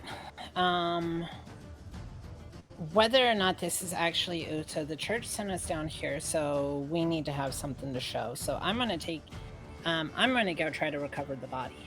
Okay, you take 4 points of damage at the start of your turn. Yep.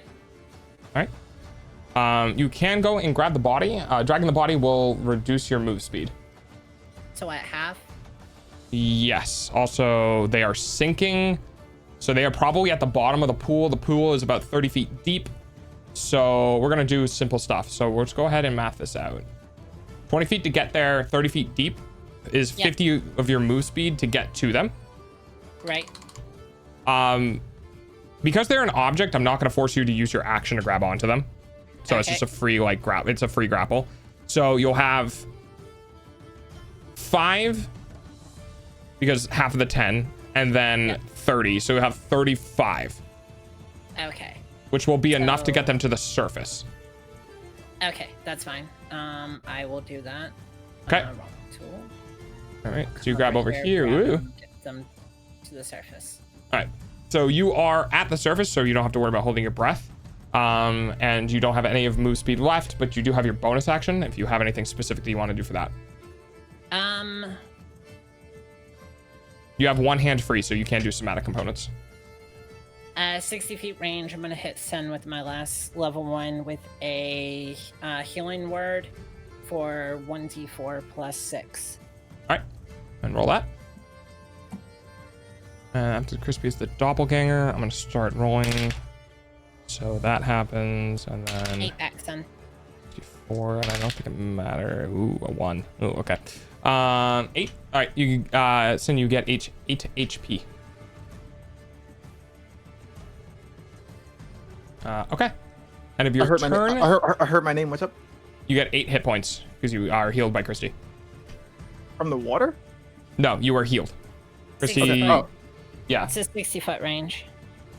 Okay, thank you. Healing word. I dove in because cure wounds requires touch and heals more than healing word. But I'm trying to recover the body because I feel like it's going to be important to have something to show to the church. And Christy, you are noticing the body is degrading rapidly here as well. That's why I'm moving as quick as I can. Yep.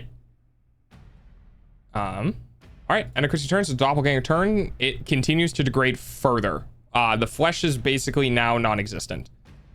Okay.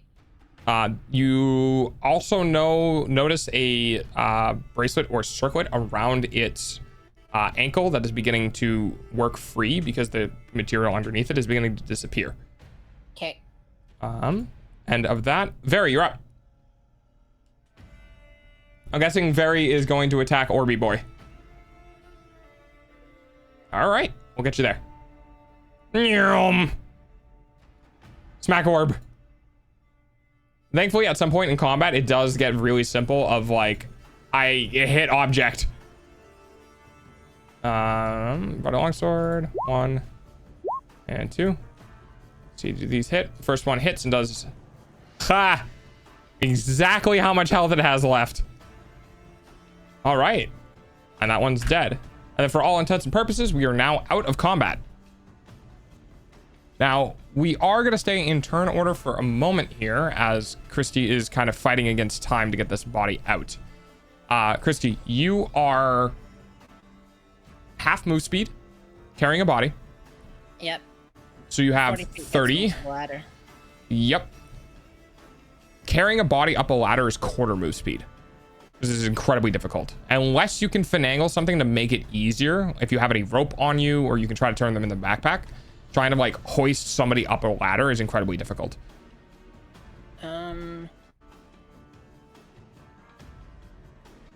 get them to the ladder and just get it out of the water. Just like hold it up and up out of the water. Myself. Okay. And shout, "Come get this thing!" Simple enough. Top of your turn, you do take another 4 points of damage. Yep. Okay. It is how much to get to the here? So it's 40 to get there. So you are gonna have to use your action in order to get to the ladder. Yes. You'll only be able to get 30, and then you're gonna use action to dash. And you're starting to like trying to like climb up the ladder a little bit and pulling the creature up with you and calling out for other people to come help you. Well, no, I'm just doing my best to push it above me, even if it forces me under the water, so it's out. Okay. All right, Sin and I have underwater breathing, anyways. Oh yeah, there you go. Sin and Very. Okay. What's up? Whoever has the highest strength score or combined, if you both work on it, I'll say it's an auto success of trying to get this body out of the water. Both. Okay. Okay. I have a modifier 0. I have strength of 10. Okay. Well, it would probably make sense. You're both gonna run over to Christy's character and grab the creature up out of the water and pull it up out of the water. While they're doing that, Christy, because it would come back around to your turn, you take another 4 points of damage. Yeah, that's fine. I have. And they're able to pull it out, and you're able to get out before you take any more damage. Okay. Yeah, I still have 14 left after all that. Pretty good. This definitely could have gone way worse if any of these fucking will-o-wisps were landing their attack, but it is what it is. Alrighty. We are going to go ahead and transition to background music. So, or if I had drowned. Or that. Yeah. Or that. I was saving that as a coup de grace. I was like, I'm not going to be evil. I could push people into the water. It has a shit ton of HP. It has a higher con mod. It literally could have just drowned you from the beginning. I'm like, that's bullshit. Funny if it tried that to me. It would have. But it saw and went after the one with the lowest amount of HP, which is, yeah, it would have been super funny if it did. All right. So yeah. Just under there, cross my arms, like I can do this all day. So here's. Well, you both would take damage, so it depends on who has more hit points. So here's Yeah. Here's Fair. the question. Here's the question. Ooh, verbal can't be cast underwater though. Here's the question though. Because I was trying to get to it, but I had the two will-o-wisp dogpile me. Mm-hmm. And this is just meta knowledge now. The Uta, when their arms turned into maces, was it metallic? No, it was very fleshy. Very fleshy maces. They also do not appear the same right now. They appear more of this weird, like, alien figure. Well, I know you said that. I was just thinking about like during the time of the fight, because during the time of the fight, I actually have a spell called heat metal, which basically. If they're wearing metal. I would just be like, concentrate, and just keep it at like a molten temperature while it just fried itself. But no, I didn't get a chance to ask that because I was sitting there too busy dodging, these little beams of light that keep on flying at me and trying to shock me. Yeah. And and as my character's concerned, I still have no idea they're will-o-wisps. No, you don't. Yeah. That being said, so I don't know if Vary's going to be able to continue doing stuff. So we can run through a little bit of post-fight stuff and then. Yeah, Christy? I said K. Okay. We can do some post-fight stuff. If Vary can come back and she does want to continue, we will not likely have a fight for a while. That being said, however, we still have plenty of story left. So, would the group like to continue this another time? Now, I probably won't be able to do this month, but we can continue it next month. Same kind of deal, Christy, as we were talking about with the Battletech stuff. Yeah. Would you guys like to do this again? Or would you like me to kind of wrap up the story and tell you guys how everything happens? I'd be fine continuing. Okay. Sin?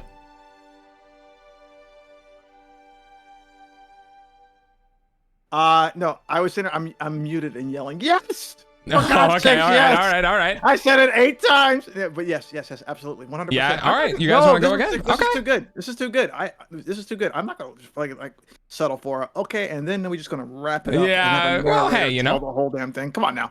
If I gotta get into a fight with the fucking government, let's fucking go. Yeah, it's a whole thing with the government. Oh yeah. Yeah, all your characters know about that bracelet because it came up in conversation. So you guys all saw that shit around the creature's leg. So definitely starting to find out there are some potentially not good connections with things, which I love a good conspiracy theory and all sorts of stuff. So with that said, we will go ahead and put, I guess at this point it's a mini campaign because we're now past a 2-shot. So I'll go ahead and put this on pause. Okay. We can come back probably in January. I will cast shatter at everything in that fucking government building. Well, be careful where you're throwing that because there are very, very powerful people in government. I cast shatter. They cost finger of death. This is cause this is a mostly peaceful protest. Peaceful protest. Shatter. But yeah, all right, cool. Excellent. Yeah, we can absolutely continue this. My goal then would be, if you guys want to or have to plan ahead, why don't we shoot for the first weekend in January, kind of as like a duplicate of this, where we'll do that. I will say we'll do Sunday, right, Christy? Because Sundays work best for you. Yes. All right, so we'll do. Sundays will be perfect for me because I'm off on Sundays. I may be stupid busy. Okay. We'll keep oh right, because debut shit. Yeah. I should know. Okay. Well, we'll shoot for the first Sunday in January, and if that doesn't work, we'll do subsequent Sundays then. Unless people are like, yeah, I have Tuesday off, or like everyone kind of comes together and tags me and goes, hey, I have this random day off during the week. If anyone else has a day off, we can do DnD stuff. Because sometimes it might work out that everyone just happens to get a weird day off, and we can do it then. But we'll shoot for the first Sunday, and if that doesn't work, we'll shoot for the subsequent Sunday, and then the next one, and then the next one. But yeah. All right, everybody. Thanks for hanging out. I'm excited to go through the rest of the story. I do apologize. The combat went a little longer than I expected. But I also wanted to make sure that with 3 people that it felt a bit of pressure. But hey, you know, sometimes combat works the way it is. But we should have plenty of story to catch up on after this combat as you guys probably leave this facility and try to figure out what the heck is going on with those bracelets. Yeah. Hi. Thank you guys so much for hanging out with me and being a part of the story. No, bro, dude. Thanks for DMing, man. Yeah, I'm excited. I'm excited. I've been all about this. I've been Hello. Ever since you first pitched the idea. Hi, I'm so sorry. I just came back in to say hi, and I love you guys. Love you too. It's okay, I'm so sorry about that. Yeah. No, it's all right. It's okay. There are play-by-post stuff that do primarily text, so don't worry about it. You're fine. Hi, Banana. Okay, bet. Cool. I gotta go back and finish helping Mom with her stuff, but yeah, this is really fun. I definitely want to keep going for sure. I need to find out why I have, or Alteus has a bracelet thingy, and I also clearly need to perfect my spider walking. Okay, right. thanks guys. I will talk to you all later. Have a wonderful night, puppy. Thank you for the stream. Yeah. I'm about to pull a one-man January 6th here if this keeps going on. Oh Bye, no, Lexi. we gotta Bye, Chad. gotta Bye, bring Banana. everyone in. And Bye, all right. Mobius. Bye, guys. All right, Bye, thank you for Gabo. everything. Bye, Thank you for Sin. everything. Bye, And yeah, look, like I was Christina. saying, dude, I've been stoked about this since when you first mentioned it to me, and I've been like, oh my gosh, like when you said like, you know, do you think you can make some time? I'm like, bro, I will make time. I will fucking make time, and I immediately went to work the next day and marked all these days off. Yeah, you know the fun fact about this is we're still technically at the point before Christy was even supposed to come into the story. Oh. Which is hilarious. And I'm just like, I planned too much in 3 hours somehow. Yeah, I do feel a little bad because today it did feel very combat heavy, and I normally like doing its sort of integration of story and stuff. Mainly feel bad for Christy though. That's all. But the combat was because of the story though. Okay, it's not like, that's true. It's not like, you know, a lot of people when they DM and it's like, okay, you got your characters created, roll initiative, and it's like, why? Yeah, it's like, some big guy in a bar wants to fight you.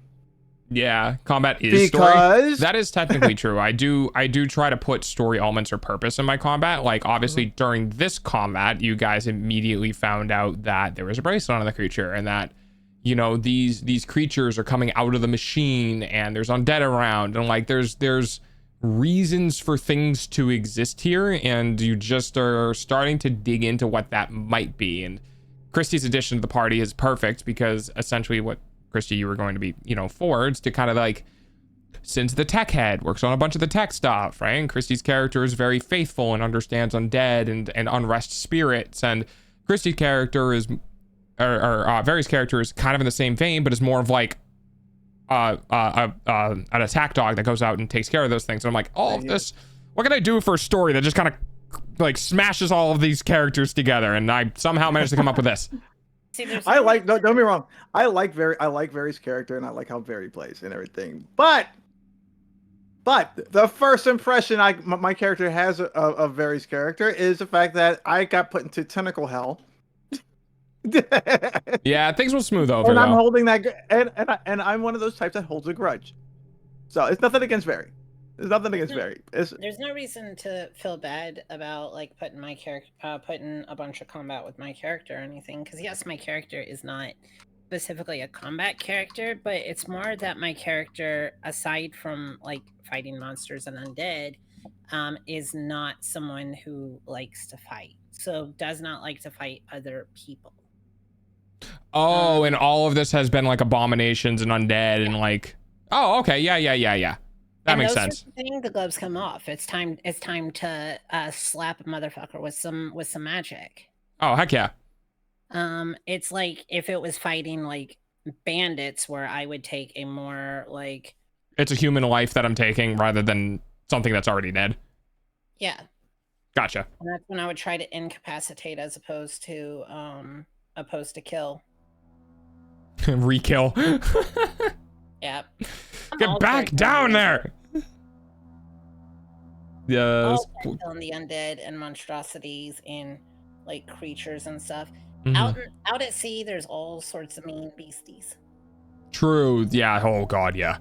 Well, I've run a couple of at sea situations, and I love scaring the crap out of captains with like giant krakens and shit that are coming up to the surface chasing after food, or coming up to the surface for whatever like weird nonsense they might do, because normally they don't come to the surface, right? Sometimes in my games they come to the surface specifically to absorb like energy from the sun in order to like revitalize themselves, because like the water has magic in it, but the closer you get to a sun source, the closer you get to an energy source, like the more there is. So krakens will come up and just absorb that every now and then, and they'll go back down. So in my oceans, sometimes I have on the counter table whether or not a kraken shows up, and sometimes I just fudge the rolls just so I can have it happen. And I love not even like player captains, not like player steering the ship, but I love having it happen where the players like don't understand what's going on, and then the captain just starts freaking the fuck out, and it's just like turn, drop the sails, like fucking speed in the opposite direction, and there's a panic on the ship while the players who have like just got on this voyage have no idea what's going on. And they're just like specifically being vague. It's super cool. It's super fun. Yep. And the whole premise of my character is, as I've said, she's, the sailing master, so navigator, uses the stars, everything like that. And also the spiritual leader. I guess I'm sorry. I'm gonna have to go because go ahead. You're good, man. Because my chat redeemed like 3 exercises. Bunch of stuff. Do. Yeah, no, it's totally okay. Yeah, I'm just shooting so shit. I gotta make up for that and everything. So yeah. All right, man. Thanks Thank for hanging you out. guys. Bye-bye. Let's see you later. Bye. But yeah, she's she's both the physical and spiritual guide for her crew, and it's basically like they are a seafaring people because their native islands are so small. So that's the whole thing. And like I said, she is not she's not against violence. It's just she doesn't like enacting violence against other people because that she's normally trying to save lives. Right. And it just kind of doesn't feel right. I am so glad. One of my favorite things to do as a DM is I try to not to take into account player abilities too much unless I'm doing something specific for them. And I am so glad you were like, is this something I can hear? Because I was giving disadvantage because it was difficult to perceive because it was happening behind you. And the only reason why you were even able to do it was because it was a hearing check and it wasn't based on sight. So it's really cool that you like clarified that, because I was like, you're right. And I like doing that because it disengages. DMs have a bias in any direction if they know what's going on. Sometimes they'll bias towards the players. Sometimes they'll bias away from the players. One of my favorite things is losing that bias because you forget about the capabilities, and then a player catches you on something they can do, and you're like, oh, that's right. Now I can't take it away, or I can't add to it. I can't do anything about it because it was pre-established neutral, and then you had a benefit for it. Yeah. So transforming that disadvantage into normal roll was like perfect. I was like, yes. Yeah. And then I rolled so well. Yeah, you rolled really well. And then on top of that, I was surprised, like very excited and surprised to actually get to take advantage of my swim speed. Yeah. Yeah, I was like, I gotta put something in. Well, see, I didn't expect, like, even with the room and everything, I didn't expect you were gonna actually end it in it. Yeah. And then it pulled him under, and he's trying to find a way out. So I'm like, I could dive in and drag his scrawny little ass out of here. Yeah, I'm super glad I was able to, because it's one of those things where like I'm glad that I was able to give something that your character has that's relatively niche, but give it a purpose. Because it's really hard to do that as a DM, but also in a way that makes sense. Yeah. And then, because like all the story, it's not happening at ocean, right? So your swim speed doesn't exist, but it just what happens in this room. Got a big benefit. That's the thing. Like, I forget characters have ears too. Well, my character is literally basically just like me and Delta here, just a dog girl. Dog. Exactly.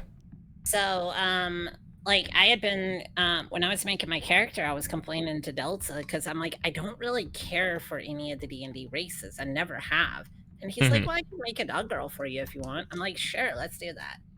Yeah, and that's one of my that's go with half elf. Yeah, and she was like, yeah, Christy was like, I don't really like any of the races, and I'm like, well, you know what, races are bullshit, and I love homebrewing, so who gives a shit? We'll take one feature away from you, which is can't be put to sleep magically, and we'll give you some other features that would make sense for what a dog girl would have, which was keen hearing. So anything, any perception checks that rely on hearing, Christy's character has advantage of it because she got the big old sonars on the top of her head. And one of my favorite things, because I came up with that on the spot, one of my favorite things is she has an ability called Puppy Eyes, which is once per long rest, she can gain advantage on, I believe it's an advantage on a charisma persuasion check as she becomes difficult to resist with her puppy eyes. Yeah, so like when I was trying to get Uta to leave from the console, if I had failed that persuasion check, I was going to try a different tact and break out the eyes. Yeah, which is gonna be, I'm going to give you an opportunity to use that 100% because it is gonna be the funniest. I just want to see the other two players see that happen as like the Puss in Boots like holding off the hat thing and just being like, who the heck is this? Oh, it's gonna be cute. I actually debated if you were happy at for any reason in the tunnels, I was gonna let some conversation go and then just kind of chime in and be like, you guys happen to hear what sounds like somebody taking like a broom and sweeping a floor. I wanted to give you disadvantage on deception checks when you're happy because of the tail. And I was like, nah, I don't want to take shit away. That's unfun. You can do that if you want, but like, I'm not going to force it. The way I'm envisioning the tail is basically similar to the Elkhund, which is based off which is based off what my character model is based off. And they have tails that curl like in a tight curl. So they don't really drag or anything like that. However, there's a cloak. That cloak is it's just dragging on the floor. Yeah. Oh, it's gonna be so funny. A D&D yeah, I'm glad. I'm glad we have fun. I know it's definitely a little like it's definitely thrown into the center of things, but I'm hoping that like, because you know, very obviously hasn't really done this before, you know, and she's working up, like she's starting to understand what she can do in combat and the limitations of like what she can do in combat, and is helping her through. But I know there's a little bit of growing pain with people trying to figure out what they have access to and stuff. And I'm just glad people are just enjoying themselves, because that's really all I want. I just want people to hang out and have fun, and Sin seems like he's having a great time. And I didn't finish telling the story. I have the general idea written down. I might as well finish the general idea. Yeah, flesh it out a little bit before next time. And see, like, saying that you threw me kind of into the middle of it. For one, I had a feeling that was going to happen when I popped in at the tail end of yesterday's stream, which is why I said, you know, I don't want to know anything that's going on, because I didn't want any potential metagame influence. Right, yeah. But then on top of that, the whole way it's set up is... That's how it works, you know, Banana. Like, our employer sent someone else to deal with, to help deal, and it's like, oh, well, this is someone who's a healer, and we've been getting our asses kicked. So there's no personal connection between my character and theirs, but she's told, hey, go help these people. And you definitely, at this point, know that if you weren't here... they would have been screwed. Oh, they 100% would have been dead. Yeah. Because and how much did I heal Sin for alone? Probably. Oh god, like 30, 40, 50. Damage. Yeah. That was more than 30 or 40. Yeah, no, there was quite a lot of healing that went out. which I like. I like when, you know, there's actual healing purpose in D&D. A lot of the times, thanks, Baka. A lot of the times it's not like that. Now, I don't have anything written in a couple of minutes. Please be patient. That is going to be specific for your character, although there are ties with undead and death, which is more of a falls under the clerical premise of like, if I don't do something about this, more people who are around are going to get hurt. Yeah, it's sort of a general cleric thing as opposed to right specific for my character. Right. Fine. Like, I'm not looking for anything specific to my character per se. My character has, you know, no ties to this land or anything like that, so there wouldn't really be any specific story for her unless someone decided to go blow up her ship or something. Or impound it. Yeah. Because of their involvement in a particular quest line and arresting people who are on that ship because of their involvement in a particular quest line. I'm cooking. Possibility. I'm cooking. I did have some information for that worked out, like names and stuff like that. So you decide you need that information, just let me know. Okay. Oh yeah, there's a whole bunch of stuff that can happen as a falling out of people getting involved in, well, apparently something the government is involved in, and that could ruffle some jimmies that could have more far-reaching effects, and you know, give some more reason to be a part of it outside of like, you know, give some personal investment, get some character emotions flowing, give some people some like drive to really dig into it. And once that happens, I don't need to push the envelope any farther. Yeah. So far at this point, like the my character's like investment is already sort of sorted out. She was told, "Hey, go find these people." She found them, so give them some.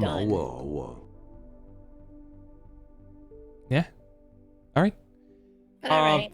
For stream tonight, guys, I think because we are less than an hour away, I don't want to sit. I've done this before. I really don't want to sit on stream at the tail end of something that is very prominently a part of stream and then do something weird for the last hour. So we're gonna go ahead and call it here.